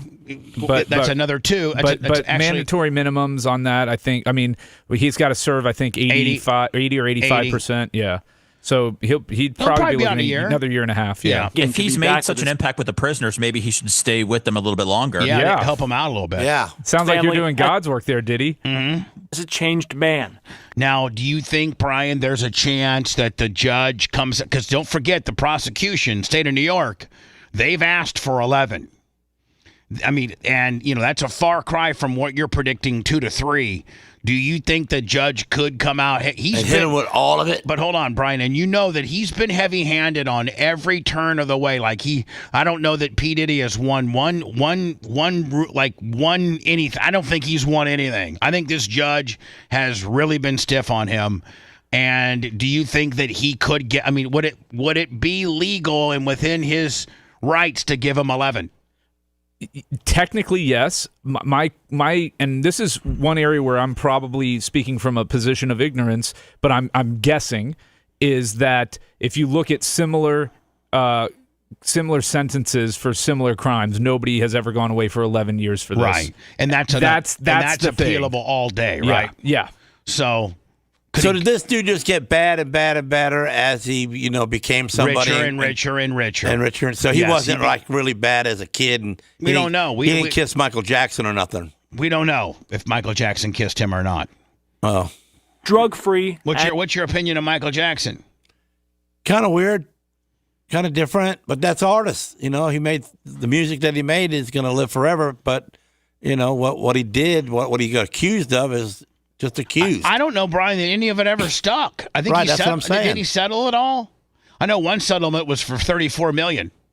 Yeah, I mean he's navigated this very well. He's obviously spent a lot of money on his defense. And no, I'm talking about Michael Jackson. Oh, Jackson? Yeah, no, I'm sorry. Yeah, like Michael Jackson. I don't know that he was ever accused of touching kids. Not in a criminal court. Right, but I know that civilly he was. Oh, he was? Yeah. Civilly? Yeah. And nonviolent. His defense team asking for a 14-month sentence with credit for time served. So 14 months would get him out in like a month because he's been there 13 months. He's been there a year and a month. So if he gets 14 months, I mean, like Brian, that's like he's damn near home by Halloween. So I just found an article. A former federal prosecutor, Mitchell Epner, predicts 24 to 30 months. Like you said. Yeah, and I had no idea. That was just my gut. 2 to 4. But as the government 2 to 3. seeks a minimum of 11 years for his conviction on prostitution-related charges, the typically confident Combs is admittedly scared to death. Quote, scared to spend another second away from my mother and my children. I no longer care about the money or fame, he said. He should definitely serve some jail time. Former alternate juror known as George spent 7 weeks in the courtroom with Diddy and the judge. He's been sticking kind of. So, Brian, when you're an alternate jury, you hear it all. I mean, like you're there for everything, and they don't release you until until they're done, and the jury's now if nobody's got themselves excused. And I don't think they're there for deliberations, are they? Nope. They get the shortest end of the stick. They have to sit there through the whole thing. How long was it? And then, oh God, it was like what, 6 weeks? It was a long trial, and they probably had multiple alternates in the case of a trial that's this long. But they sit there the whole time, and when the case is closed, when it's payoff time, the judge goes, "Thank you, juror number 13, 14, 15, 16. Please stand up. You were alternates. We thank you for your service. You're discharged," and they leave the room. Yep, and they collect a check of $11 a day. Yep. Yeah, exactly. You can't even pay for parking. To his guns and just towards the rule of law. So I think he's just going to continue to do that. Each legal team submitted a combined. What do you say? I kind of interrupted him. He said he kind of just didn't care about the rule of law, and Diddy he thinks and the that he'll judge. continue He's doing been that when he sticking gets kind out. of to his guns and just towards. Talking about the judge, right? Yeah. The rule of law. So I think he's just going to continue to do that. Each legal team submitted a combined hundreds of pages of documents for the judge to consider when sentencing. In July, you'll remember that Combs was acquitted of the most... Brian, could you do some reverse psychology if you were the prosecution or the defense team, and you know the other side has submitted hundreds and hundreds and hundreds of pages, and that might be an irritant for the judge to have to go through all that, and you made yours very brief, but would that be like a kind of maybe a positioning? No, I don't think it works out well for you. Now, you don't want to have redundancy and 85 people saying the same thing and annoy the judge with that, but at the same time, you have to put forth evidence that mitigates the aggravating evidence that the prosecution's putting forward. So those victim impact statements from Cassie, from the hairdresser, have to be addressed. You have to address them, and you have to counter them in some way, shape, or form. Right. Serious charges that could have sent him to prison for life. I mean, he got without walking. Yeah. Other than walking, he got the best case scenario. They got him on the least amount, providing transportation to a prostitute across state lines. I mean, basically, he basically sent car service to pick up a hooker. That's basic. I mean, in layman terms, is what he did. He sent his boys. He probably has a car service, that he has a couple Escalades, 2, 3, 4 Escalades, and 4 full-time drivers. Gene, you were a full-time gypsy driver, weren't you? Oh, yeah. Yeah. So people, Gene was the getaway driver. So this is an example. We bring girls over the state lines. Let's keep that to ourselves, Gene. Well, I don't think they can. I was a kid. Oh, okay. I was a kid, and that was a long time ago. I thought he said we bring. He did. No, he did. No. I thought you used the present tense. We with them. You went and picked up some hookers before up in Georgia. I mean, we're not. Nobody's going to hold that against you. For? Yeah, why would I bring them back?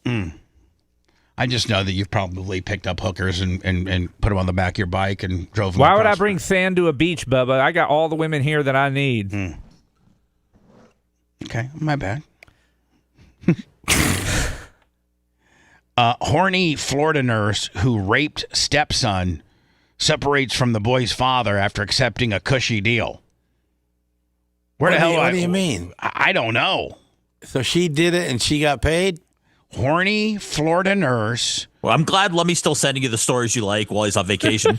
If you want 24/7 on-demand Bubba and the crew, go to BubbaArmyHQ.com. Right now. The Bubba the Love Sponge Show will be back after this.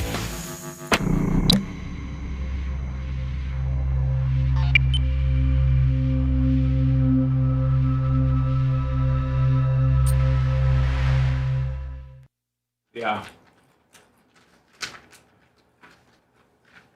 What's your porn of choice to watch, Bubba? Like, what gets you the hottest? Oh, probably some amateur MILF stuff. Yeah? With, like, boy toys? No. No? How old was the stepson? 15? 15. Wow. You want to shoot a porno at the dirt track, Bubba? No. I'm in the middle of Be a cool theme. I might get another water because I drank all mine.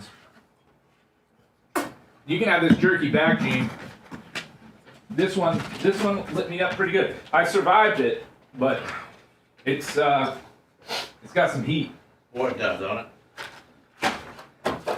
But I took it. I'm a real man. I'm rugged like you, Gene. Not like you, but in this one instance.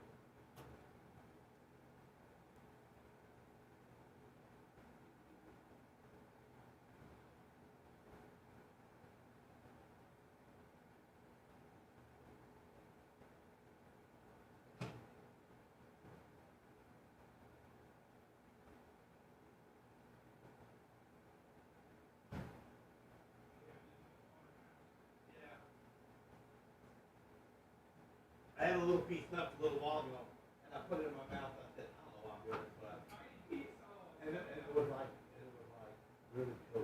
Oh man. So I really.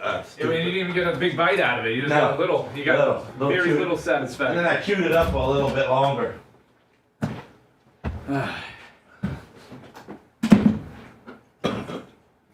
How we doing, Bubba Army? Nobody wants to hear a song today? Hear a song? Oh, because you're a singer? Yeah, I'll do 20. If they donate $20, they get to pick a song and I sing it a cappella during the break. Sweet. Yeah.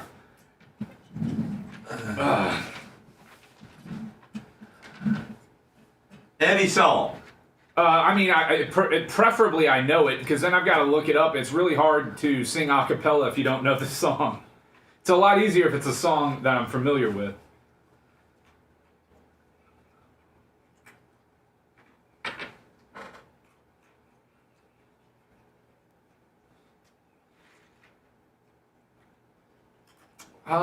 There was one Insane Clown Posse song that I was vaguely familiar with. What was it?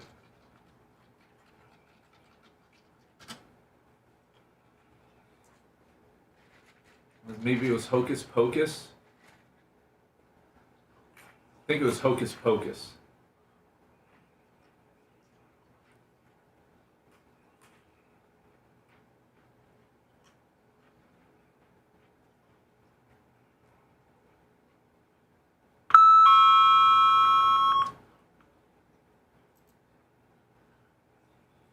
Yeah, ICP's still around. They still have the meeting of the Juggalos and all that shit. Oh, John Kostika gave me $20 and said to go for it. I'll have to pick one out during the next break because we're down to 37 seconds, John. But thank you for that.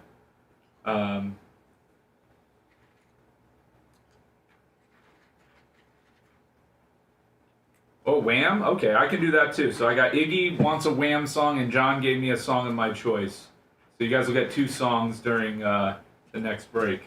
Let me write myself a note so I don't fizz or gizet.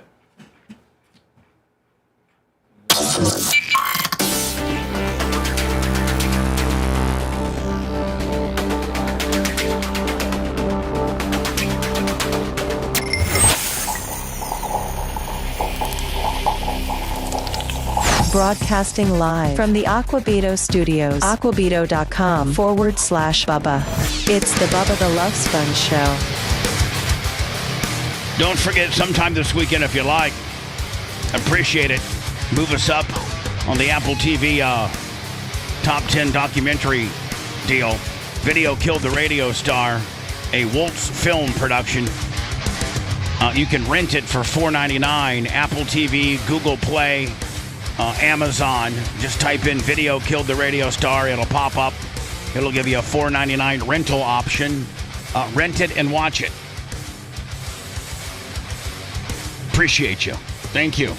I think you'll get a whole different, you've been having me for, well over a decade, cry and bellyache about the injustices that I've faced and just how the good old boy network in this town works.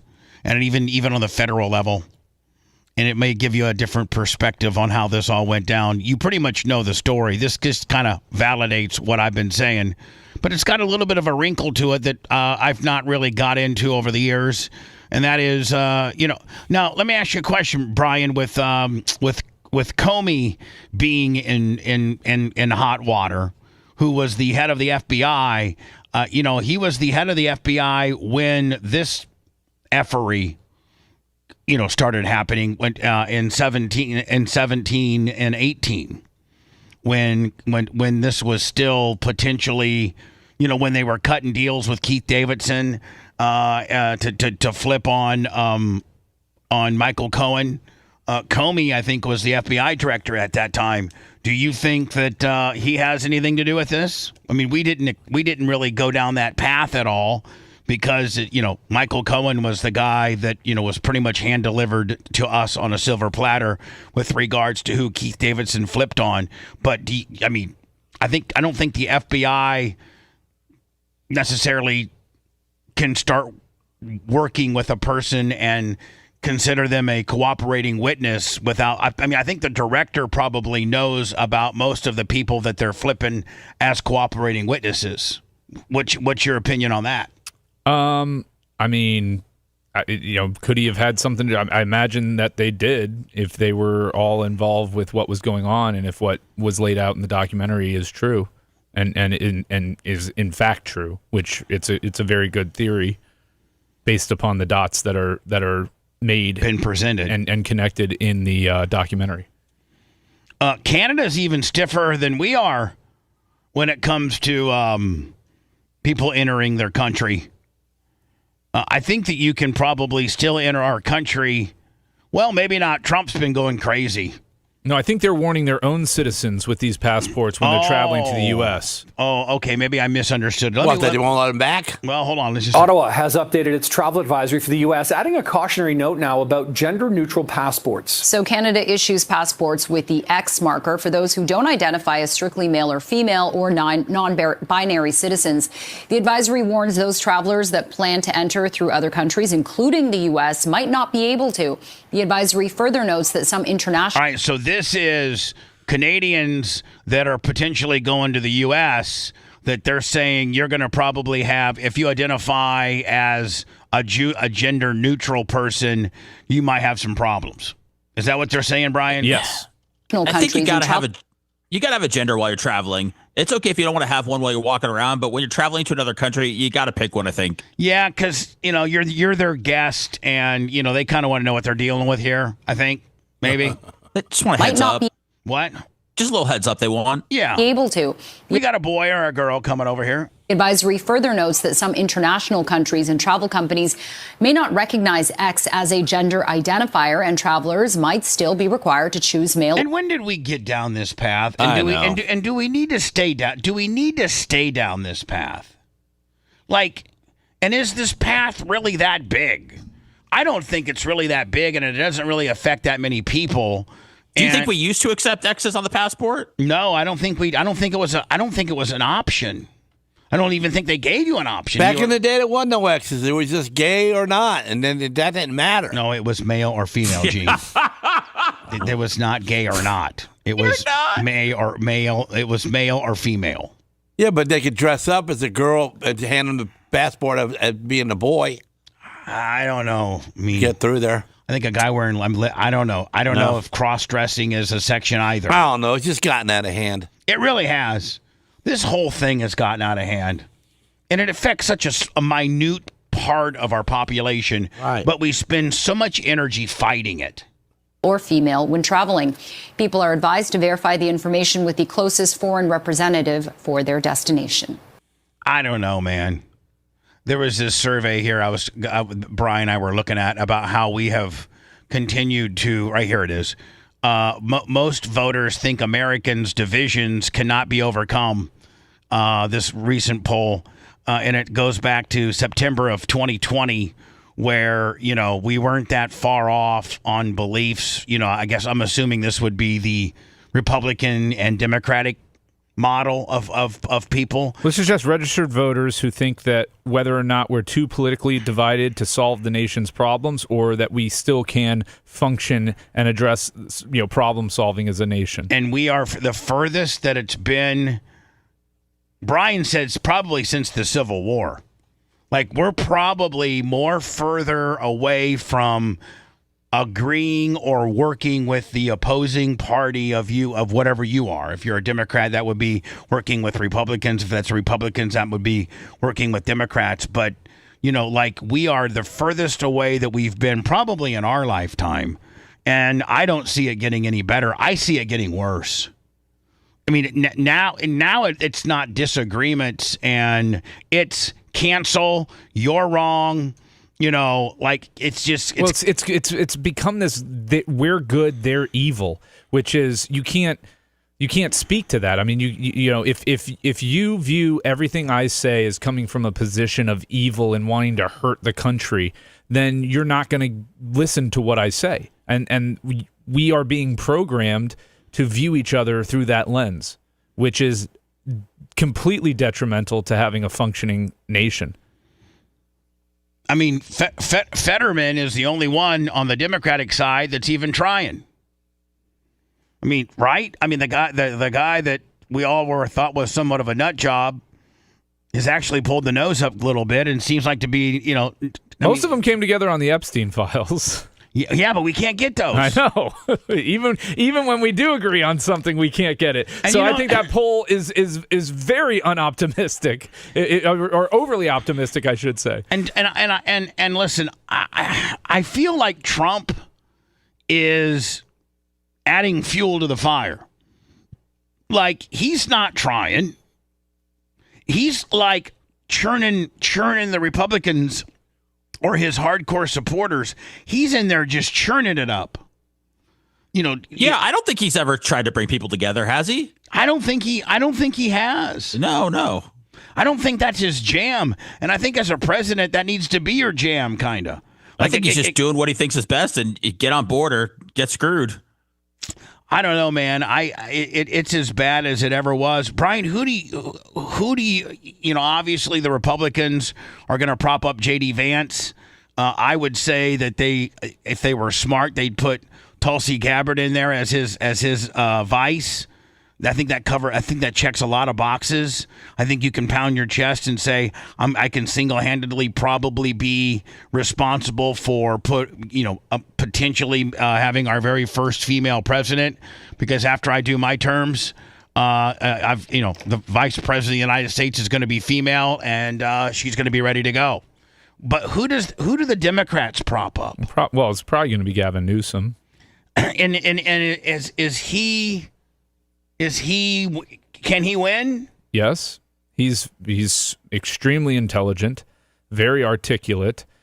He has experience. Now, you can attack the state of California and what they're like. I mean, second to being president, running the state of California is probably the second biggest job in the country. Didn't they have like the fifth largest economy in the world? The fourth largest economy in the world? Right, yeah. just the state. I mean, you're essentially governing. Imagine governing from Georgia all the way up to New York. I know, but has he done a good job in California? I talk to people that have moved out of California. I think they have a mass. There's been a mass exodus. I think that he's a good job of being the opposite of Donald Trump. True. And maybe that's exactly what you need, but maybe that won't work when you're going against J.D. Vance, because I think, in my opinion, please, anybody... J.D. Vance is not likable. He will not win a national election. He won't? No. So who do you think wins the Republican nomination? Well, I don't know who's going to be up, but I just... Tulsi Gabbard? I just know that J.D. Vance is... He's trying to be like this Donald Trump light, and he can't pull it off with his guy liner and all of that. Does he wear guy liner? Yeah. Yeah, he needs to stop with the guy liner. Like, that's not very rugged. But he's trying to play a role. You can tell that Trump is legitimately being who he is. You get the sense from Vance that he's playing a character, and that doesn't play well. He's just not going to have the swagger that Trump does. He's not going to energize the Republican You don't think he has voters. the authenticity? No, he's not authentic. See, I think he's the opposite of authentic. I disagree. I think he's a more polished, more less radical, more even-keeled conservative than Trump. Trump's just out of hand. He's just a wild man. Says what he wants, doesn't care, fires everybody. Just, I think J.D. Vance is a more tempered and a better, he's certainly, I think, better spoken. Well, that's not saying a whole lot. I know. I mean, Trump gets hung up onto these few words. Tremendous, we're excellent, we're great. It's going to be a tremendous bill. He speaks at a 3rd to 4th grade level for a reason.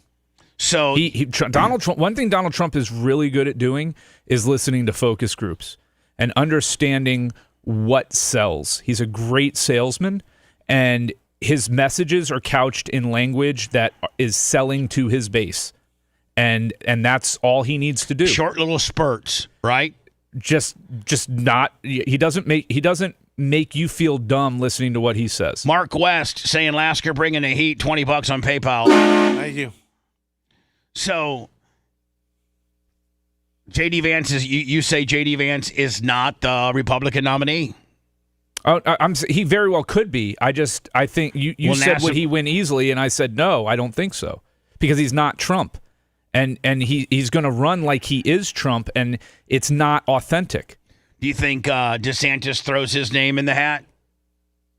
I think he very likely could emerge again. You know, a lot can happen. There's a lot of time between now and then, man. 3 years. There's a lot of time. I mean, until people legitimately start running, we probably have like another and announcing that they're going to run. We probably have another year plus, and it's going to boil down to who does Trump put his blessing behind, and it'll be interesting to see if he gives it to anyone.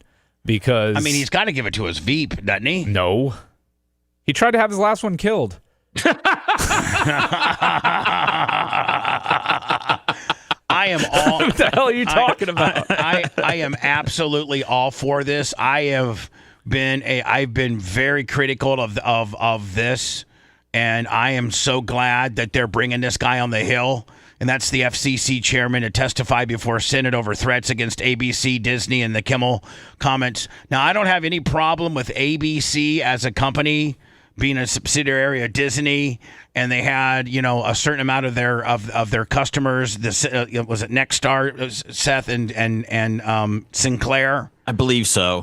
Who owned about, I think, 28 or so ABC affiliates that got a hold of the parent Disney company and said, we don't agree with what Jimmy Kimmel said about the Charlie Kirk / political. I don't have to get into the Kimmel monologue that caused the crap storm. Where I have a problem with, and I did all along, is when the FCC starts sticking its nose in to private broadcasting companies' talent pool and or what their talent's saying. The timeline on this... That is a very, very big slippery slope, and I was very critical of that. The timeline on this is very clear, too. I know that on the right, they've been shouting out, this isn't First Amendment, it's a business decision. No, the timeline is this. Absolutely First Amendment. Direct threat was made to affiliates by the head of the FCC that we will look to pull your licenses if we don't do something about Jimmy Kimmel. Later that day, Nexstar, Next Gen, and Nexstar and Sinclair write ABC saying, "Hey, we need you to do something about Kimmel. Take him off the air, or we're not showing his show." And then ABC acted. That is finally ABC nutted up and be like, "This is a slippery slope." That because they lost $3.7 billion in value because people were frantically canceling Disney, Hulu, and ESPN. Carr, the head of the FCC, threatened regulatory measures against the network and Disney in response to Kimmel's remarks, leading two media companies that own ABC stations across the country to preempt his show. Remember in the documentary where Mark Ober told Clear Channel Communications, fire Bubba over the hog deal, fire Bubba or I'm going after you. That, Brian, is very similar to what, Carr was doing to the, Mark Ober shouldn't and never should have a say-so in, the talent that a local radio station employs. Like, that's not his job. Well, Howard was saying the other day how Mel Karmazin did the same, stood up for him as well. They were told, fire him or there's going to be hell to pay. And guess what? CBS Infinity at the time, where Mel Karmazin was the CEO, he didn't bow down to the FCC. Nope. He said, screw you. John Hogan bowed down to the FCC and fired me and Howard. Yep. ABC followed, but later Jimmy Kimmel was brought back. The FCC's chair comments have drawn sharp criticism from lawmakers on both sides of the political aisle. Republican Ted Cruz of Texas was the first to publicly condemn Carr's position. Listen, this guy's going to be a dick when they're asking him questions. Yeah, I mean, I just be tougher to crack than Sammy Sosa. I think I got a PayPal for Gene Lasker. Let me see here real fast. Gene Lasker's bringing in the money, or it could be baby. Nope, it's hierarchy for $250. Woo! For Seth Kushner. All right. Sounds as good away as he does in the studio. Another 250? 250. He did 250 this morning. That's 500. Nope, that was we can't count. That was the original 250. See, the earlier he put in the He's just Gene trying to pump Lasker you up thing so you on don't it, run off, and I Seth. called him out on it, and so now I know that it didn't say that. Oh, no. Shane Brown, my buddy Shane Brown. Babyface is blue as they come. Needs to be on The View. $20. Brian, you do need to be on The View. What? I wouldn't be there with those cackling hens. No way. I mean, Could you do it, though, if you had to? If you guys think I am super blue, you don't know super blue people, okay? You're running in circles that I'm not, because and that what most are people you? aren't. Truthfully, Don't lie. I am like light blue. I'm light blue. Light blue. Mach, I can't talk about that subject. Hey, the government being closed. How long have they been closed? For a day? We're gonna have to They've pass. been closed up 2 days now. 2 days now. Now, does that mean so is our government around town closed? No, the local and state government still functions. Some elements of the federal government, such as TSA, Homeland Security, things like that, they still function. It's the departments that are deemed less important, Department of Interior, Parks, Museums, they close. It seems like we've had better drivers lately on the road, not so many idiots. I don't think it has anything to do with the government closure. Okay. Idiots are still out there, Gene. It's Friday. I it's a ran light into day. none in a few days, so yeah. Kind of cool. When we return, we'll get into that naughty stepmom nurse raping her 15-year-old. And she pled. yeah. Then she pled to lesser charges. Did the kid say he was raped? I don't know. I mean, how does that go? How do you tell you, use that word? If I was 15 and this was my stepmom, and she was, even looked at me twice, and she was wanting to take me around the farm behind Dad's back. Sorry, Dad. Sorry, yeah, exactly. Want to listen to the show on demand and on the go? Enlist today at BubbaArmyHQ.com. Sign up and start listening. The Bubba the Love Sponge Show will be back after this.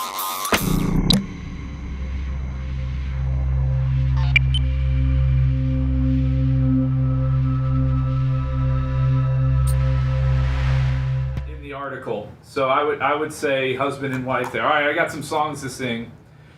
Jitterbug. Jitterbug. Jitterbug. Jitterbug. You know this one, Gene, right? You put the boom boom into my heart. You send my soul sky high when your loving starts. Jitterbug into my brain. It goes a bang, bang, bang till my feet do the same. But something's bugging me. Something ain't right. My best friend told me what you did last night. Left me sleeping in my bed. I was dreaming, but I should have been with you instead. Wake me up before you go. Don't leave me hanging on like a yo-yo. Wake me up before you go. I don't want to miss that high. Wake me up before you go. Dude, people paid money. Cause I'm planning on going solo. Wake me up before you go. Take me dancing tonight. I wanna hit that high, yeah. Oh my God. That was good. I hit the high. My job. I hate my job. All right. You hate your job? You hate what your career's become? Oh, damn. So this goes out to Johnny K. He told me to pick a song for him, and so I got this for you, Johnny K. I would swallow my pride, I would choke on the rhymes, but the lack thereof would leave me empty inside. Swallow my doubt, turn it inside out, find nothing but faith in nothing. Wanna put my tender heart in a blender, watch it spin round to a beautiful oblivion. Rendezvous, then I'm through with you. I burn like a wicker cabinet, chalk white and oh so frail. I see our time has gotten stale. The tick-tock of the clock is painful, all sane and logical. I wanna tear it off the wall. I hear words in clips and phrases, I think sick like ginger ale. My stomach turns and I exhale. That's all I'm gonna give you that. There you go. You remember all them words? That one I did know, but I had it pulled up just in case. Wham! So this part of your personality is how you got that hot wife. Yeah. I mean, You're not just the old dry old cracker lawyer dude. Yeah, I'm pretty awful, Johnny. But I'm also singing a cappella. No backup track. You know.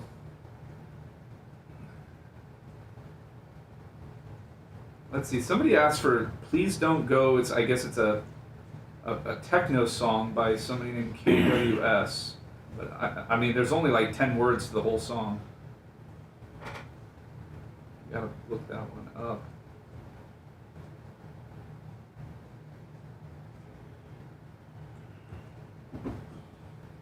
See how that goes.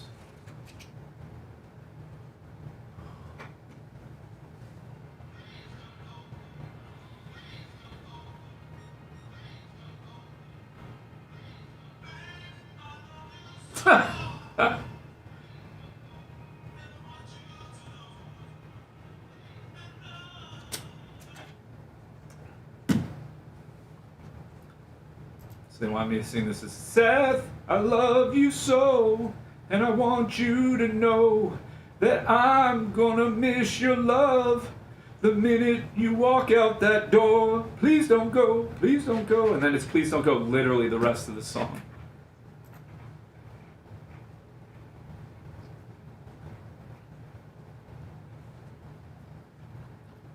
Look, man, somebody paid for Wham. I think it was Iggy, actually. Iggy paid for it and then criticized me.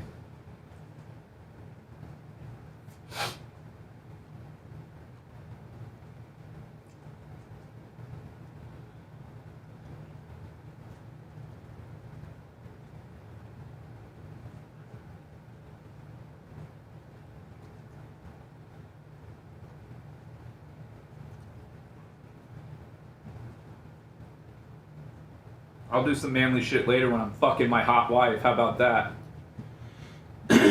That's the manly shit I'm into. Fucking hot chicks.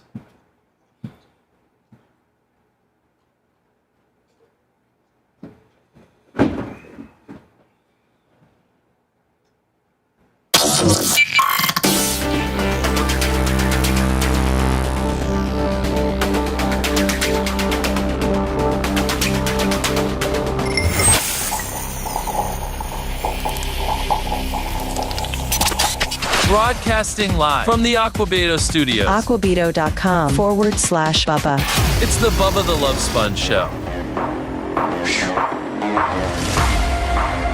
God, I wish it was 10 o'clock. Get the hell out of here. You only got 30 minutes. You can leave Gene and I. We'll finish up the show there, big guy. We got it from here. Yeah, no problem. Oh, and Seth's here, too. I forgot. Yeah.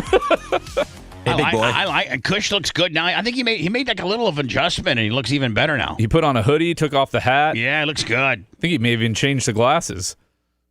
Yeah, are you there, Seth? Yeah, I just didn't know you guys were paying attention to my fashion choices I've been making. Yeah, it's like you've made a couple different ones today. You've kind of like made a couple different outfit changes.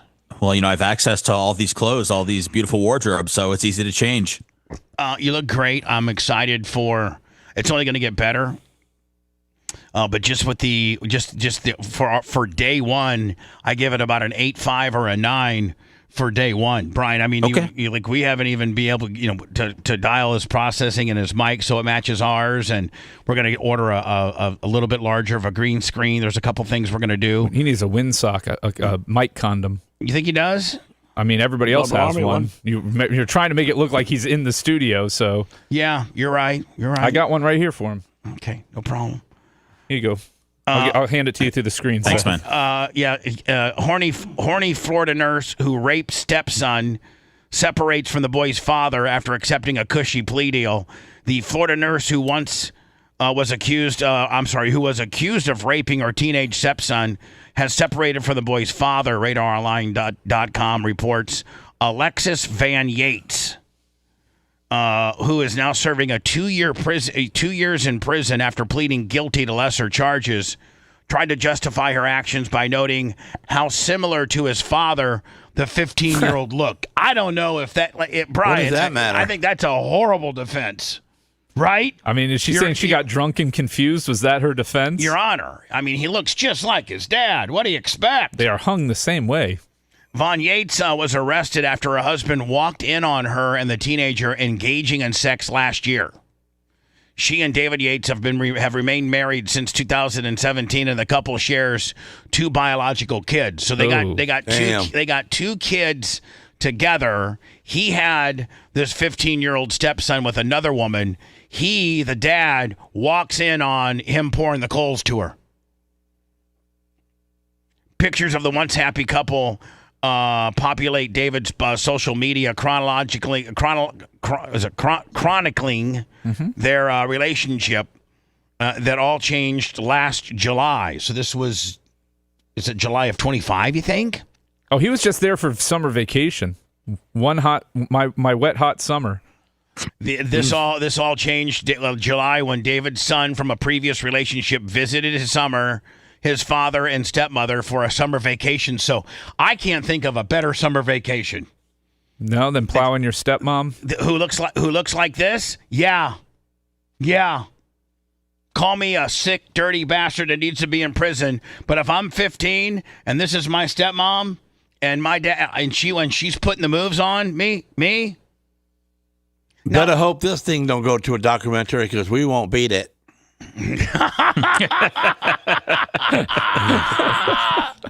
So you're saying, Gene, us holding steady at number 5 on your Apple TV will quickly get replaced with this story, right? I'm renting. I am too. By the way, don't forget I've fired our OnlyFans back up. Gary Cantrell, I think, has found some more stuff to put up there. We got 3 amateur, a Connecticut and 2 Florida MILFs that are doing content, exchanging with us, where I put their content on our site, who I think we got a few more eyeballs, and then put a link to their site. One of which I think Velvet Barbie 71 is a 54-year-old stock day trader who gets naughty at night. Are you reading her bio? Is that true? That's her bio. That's what I'm saying. Well, I mean, from the videos that she sent, Seth, it's true. It's true. She, I mean, if you're going to pay for FaceTime, wouldn't you pay for a little bit younger, like 30s? Some people are into older women, Gene. I just threw it out there. I'm looking for some MILFs for my page, and those are the 3 that have applied so far. So I think Candy 8K8 might be in her 30s. There's 3 of them. And then there's another one I think's in her 40s. So, you just got to get what comes your way. There's a reason why Baskin Robbins has so many flavors of ice cream, Gene. People are into different things, man. I see that. I'm good with it. According to police, Von Yates had been flirting and trying to seduce her stepson for weeks before their sexual encounter, often telling the teen that she was horny. Oh, my God. One night, as a movie played in the background, Yates reportedly said that she was bored and told the boy how horny she was because she hadn't had sex in 2 weeks and she was on her period. The victim recalled an arrest affidavit. Now, what if, Brian, the 15-year-old, refused to cooperate with the police? It would make things a little more difficult, but the father apparently walked in on them, so they would have his testimony, his eyewitness testimony. That's not hearsay. He testified against her and stayed with her? No, he left her. They're separated. Eventually. Years later. Yeah, but I mean, it takes time. Especially when you got 2 kids. Yeah. The victim recalled in the arrest affidavit that the 2 started cuddling. He moved on to kissing her neck before the 2 started making out. So he was the aggressor. Boom. Well, she was telling him that she was horny and needed to be plowed. And then she says to him, "Don't be so blue." She said to him, "Well, he's blue no matter how you slice it." Da-ba-dee-da-ba-da. She said, "I wish you were 18 because you're not old enough." Yates allegedly told the teen as they cuddled. According to the affidavit, she then kicked off her panties, and the pair engaged. This is almost like a Penthouse Story kind of deal. She kicked off her panties, and the pair engaged in oral sex and intercourse with no condom. On her period. Well, I don't know. Maybe this was a different time. I think they said, see, Gene, this, when she was on her period, was 2 weeks before. We don't know. We don't know, Gene. He may have come up looking like Ronald McDonald. We don't know. It happened to me one time. I was so embarrassed. Happened to a friend of mine, man. Oh. You got your Red Wings? I got red something. I walked out, and Sumo goes, God damn, what the hell's on your face? I said, what do you mean? He goes, looks like you got in a fight with a red spray can bottle. Ooh. I was like, you're kidding me. My God. So I ran to the shower as fast as I could. I was trying to sneak her out the back. You don't know what blood tastes like? Not really. I thought it was All lubricant. right already. Bubba, they told you she'd be bleeding after the abortion. Jesus. Man, my stomach is turning, man. That's hot very stuff so here. You need some pretzels? I don't want no more now. When the boy's father came home from work early, he allegedly found them naked on the couch having sex. Shocked, he began throwing things at the two and saying, what the F is going on? Yates reportedly begged for forgiveness and tried to reason that the naked underage victim looked like the father when he was younger.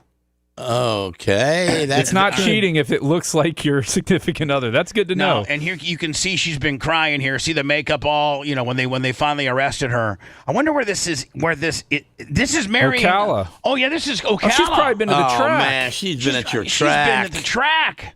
When she gets out, I'm making her the trophy girl.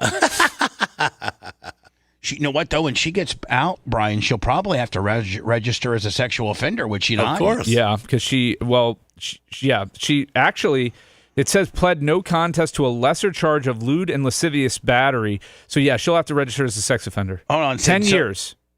So, yeah, Von Yates was originally charged with sexual battery on a person 12 to 18 of age by a person in familial custody, meaning like you're with the family. Custody, yeah. It's a family member, which I think is like a kicker. Is that a kicker? That's a kicker. Yeah, that'll add a point or two to the sentencing guidelines. Pleaded no contest to a lesser charge of lewd and lascivious battery. Last month, she was sentenced to serve 2 years in the Department of Corrections, followed by 2 years of community control and 10 years of sexual offender probation. The teenage victim, who's still undergoing therapy. Way to milk it out. Try to make yourself like a dude. He ruined his father's family and marriage. I mean, it could. You don't think that could impact him? Well, oh man. I mean, I know you don't usually see past. Don't be a pussy. I'm looking at Kate Lockerbie. Are you kidding me? God.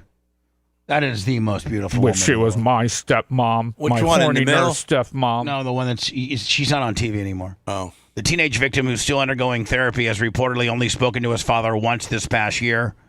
RadarOnline.com has reported the teen's boy's family pushed for the plea to spare him from having to return to Florida to testify. They feared he would derail in the progress that he's made on his ongoing mental health treatment. Come on, you're 15 and you got raped.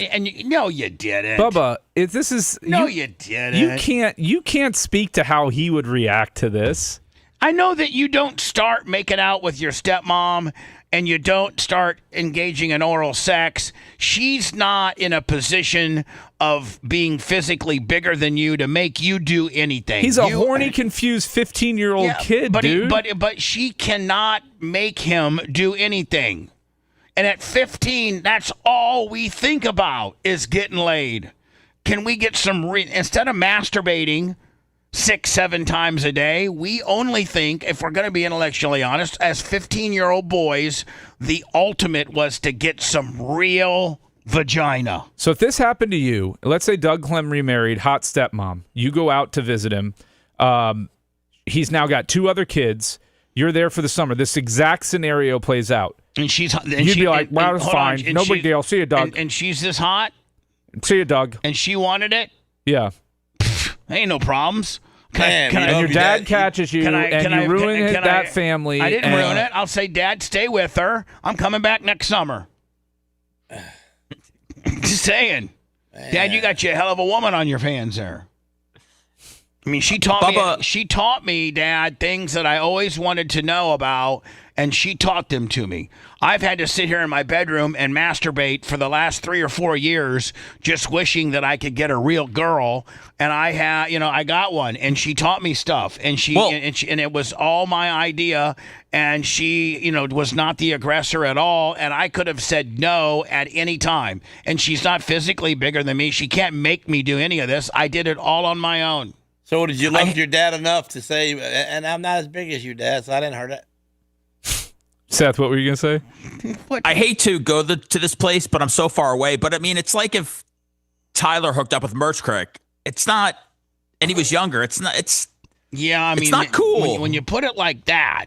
Yeah. Oh, when you put it like that. Well, I mean, sometimes he's not so horny anymore. Sometimes, Gene, you got to put things in real life scenarios. Yeah, 15-year-old Tyler, and you walk in on him smashing Merch Crick. Yeah, I would have a problem with that. With him or her? The whole scenario's not good. So would you throw things like that? Now, would you call Tyler a pussy if he was messed up in the head by it? I'm glad everybody's making well, I hope this show ends quickly because he's going to be mad in a minute. This is ridiculous. Turning it around on me. No, we're just asking you. You called the kid out. You're closer to it than we are. You called the kid out, and we're just asking. I mean, it could happen to you. You said the kid was a pussy for having mental health issues from this, and I'm asking. All right, Lasker, what if you had a 15-year-old son from a different marriage? Let's say you and Christina had a 15-year-old son, and he only sees you in the summertime, and you walk in on him smashing Sarah. I'd choke one of them. Well, which one? It depends on which one I liked at the moment. I'm just saying. If she was on top, probably her. Sarah's getting choked? Yeah, to the death. You kill her. Take her head off her shoulders, yeah. Hell yeah.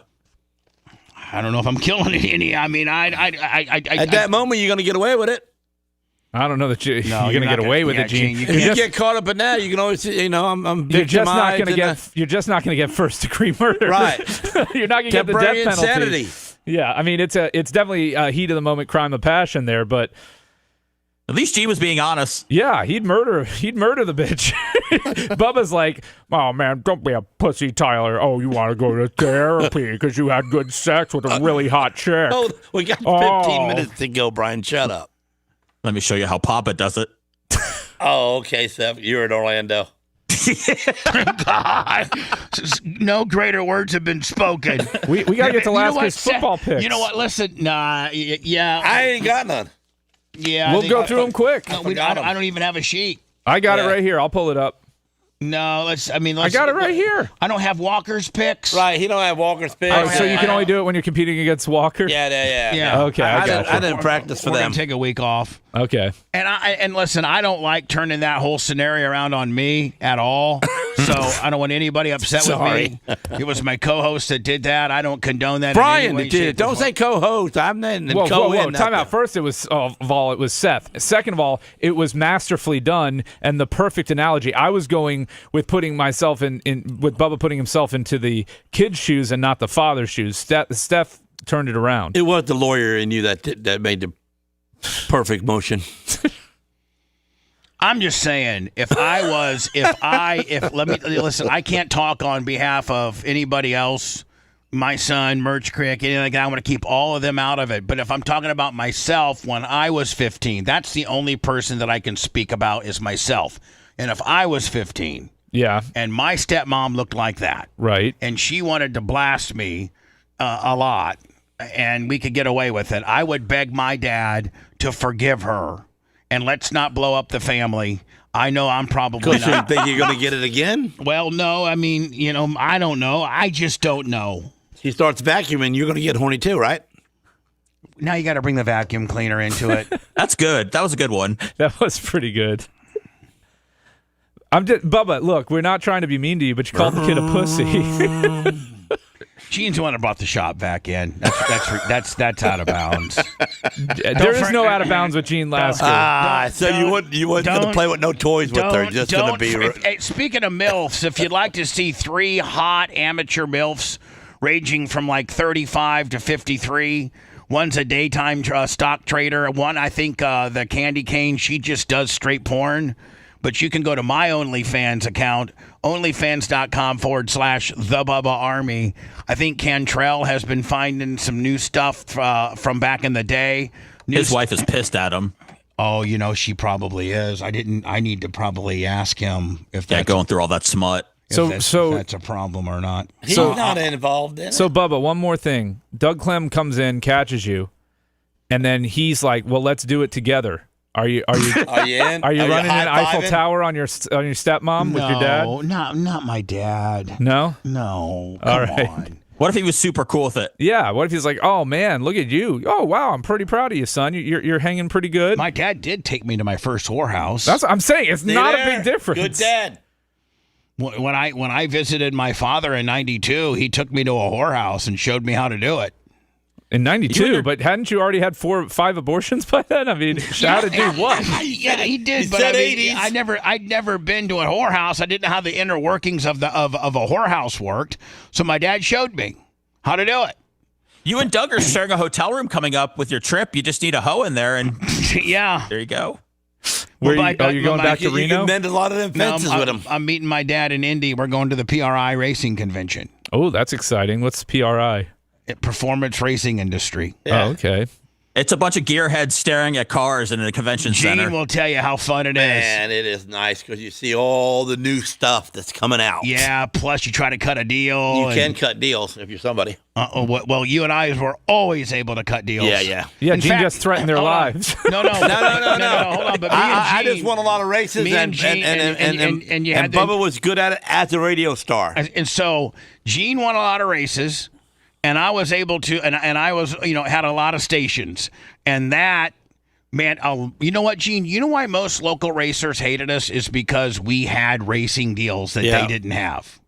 Yep. We didn't have to pay for our KSE steering pay box. for anything. We didn't have to pay. I mean, well, we had to pay for A few things, but the other sponsors that gave us money would pay for that. When we would go to Jacksonville Racetrack, we would get 12 free pit passes.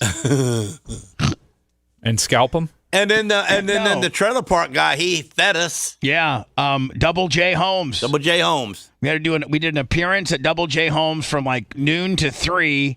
Then we'd load the cars up and go right to the track. Guy give us $1,500 for the appearance. Yep. And then the track would pay for all of our pit passes. Cost us nothing to race that weekend. Then Lasker went about $2,500. I'd probably finish. I was always a top 5 guy. Yeah. Third, fourth. I'd get about another $600. Lasker put that. You win in that championship there. You was the top 5 every single race, all 32 races. And listen, and if I remember right, you kept the championship money. I mean, you're the car owner. You're supposed to. I'm the one who taught you how to be good. It wasn't easy. If you liked that segment, then you'll definitely like the new redesigned BubbaArmyHQ.com. We'll be back to the Bubba the Love Sponge show after this.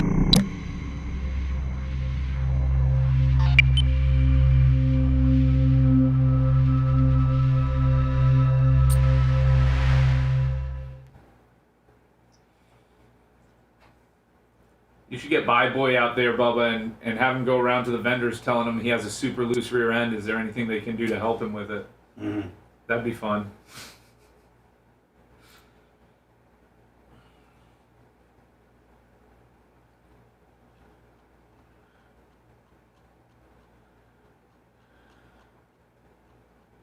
There's no more songs to sing. We're good.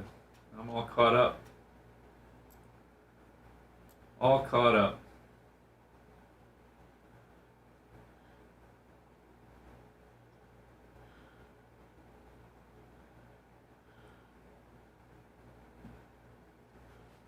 How'd Gene do last week with the picks? Horrible. 5 and 11. 3, 10, and 1. Oof. By sticking with all the left siders. Happy birthday to Steve Diaco today.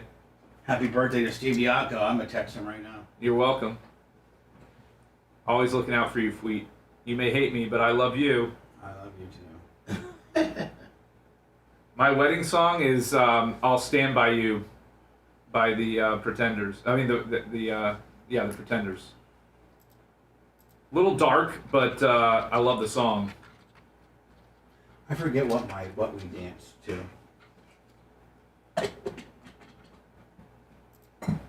I know what everybody's wanting to say, so everybody just shut up. Everybody's wanting to go to a Kanye West hit. Oh, I wasn't going with Gold Digger. Although that would have been hilarious. I think it was an Elvis or a Jimi Hendrix song. I'm sure it was Elvis. I'm sure it was. You don't even remember? Dude, you remember about a guy you met in 1985 who told you about a carburetor, and you can't remember what fucking song you had at your wedding? I don't believe that for a second. That's how fucked up I am, Brian. I'm fucked up in the head. I mean, it's going to be all over Reddit today. Wise men say how fucked I am. Rush. Wouldn't it be nice if Reddit would be like, you know what, Bubba seems like a pretty cool guy. Did you see this? It starts Monday. I don't know if you cut it here. I'm gonna cut it after the show or not. Yeah, I'm gonna have to cut it. All right. I didn't see it. Yeah, as soon as you clear, we can cut it. Bubba, do you think it was Can't Help Falling in Love It says it starts with 10-6. you? Somebody here in the Bubba Army knows what Bubba's wedding song was, First Dance. I was there and I don't remember it. You're not expected to, though, Gene. You were an attendee, not part of the show. I sat at the table right next to Howard. Talk about opposite ends of personality. Yeah, that's it. That's interesting. I told Gene, this happens to be you're sitting by Howard. I don't want you to say one word to him. You hear me? All right. I nothing. No, Gene. I don't even want you to say hello to him. Okay? Because he is not like you, and it could affect my job. All right. I won't even say. What if he comes up? He's not going to come up and say hi to you. Somebody said the Elvis song for you and her should have been Suspicious Minds. We can't go on together. I mean, you got the whole video of the whole thing, right? Yeah, wedding. We definitely know what his first. That's what I'm saying. I don't buy that he doesn't remember it. Well, no, lots going on in his life. He's not going to remember something dumb as that. He remembers the most minute details, dude. That's true. I think it might have been Can't Help Falling in Love with You. Yeah, that was my guess. I don't know. Is Colton doing the weekly wrap up by himself, or is there's no wrap up show this week? I'm leaning towards there's no wrap up show.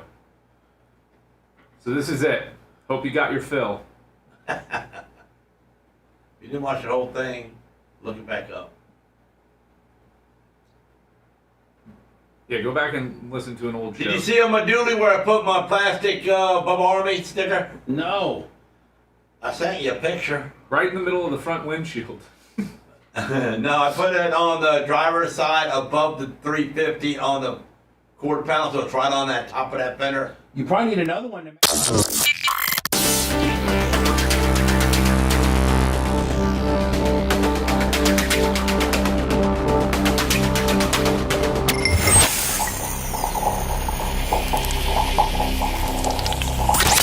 Broadcasting live from the Aquabito studios, aquabito.com/Bubba. It's the Bubba the Love Sponge Show. Oh, look at the time. I love you, Sarah, and if you were doing my stepbrother, son, I wouldn't kill you. I just upped my said game. you would. I know, but I'm just telling her I wasn't. I'm just up my game. I got to thinking about it. Yeah, I think she probably blew a text in and said, "Really, you're going to kill me?" No, she didn't text me.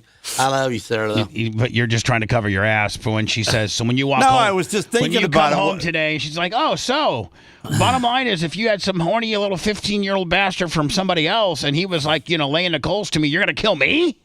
You're gonna kill me, the guy, the woman that saved your life, the woman that put your socks on you."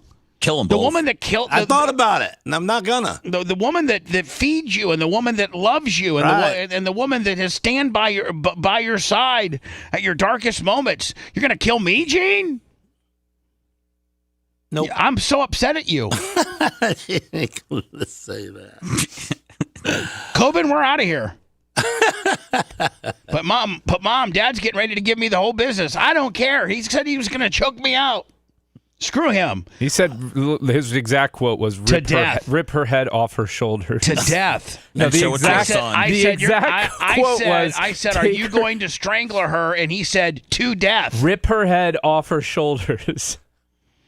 You might want to rethink that, Gene. That's the only woman that she would. I mean, that would never happen in a million years. He'd go up there and be like, Sarah, good news. You're going to be saving money. You don't have to buy head and shoulders. You just need to buy shoulders.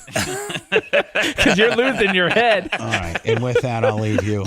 Jesus. Don't forget, man. By the way, Seth, great job from Orlando. You couldn't even tell. Lasker was bamboozled for the half of the show as to where you were. I was looking around for him. He's looking around for you.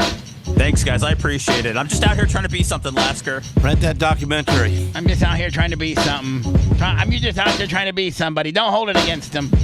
Don't forget our OnlyFans account if you want some perusing around. It's the best $10 you'll ever spend. OnlyFans.com/The Bubba Army, or rent that documentary if you could this weekend. Do me a solid. Everybody's got $5. Everybody's got $5. Google Play, Amazon, and Apple TV. Video killed the radio star. Back Monday. Seth, are you in Orlando Monday? Are you back here? Like, what's? I got my schedule today. They have me planning on staying here until Tuesday. Okay. But if I'm off work, I'm going to come back home. Perfect. Otherwise, we'll see you there because we know you can pull it off. Lasker, I won't see you till next Friday. Uh-huh. Ha-ha. And Brian, I'm assuming Thursday. Yes, sir. Perfect. Appreciate it. Everybody have a great weekend.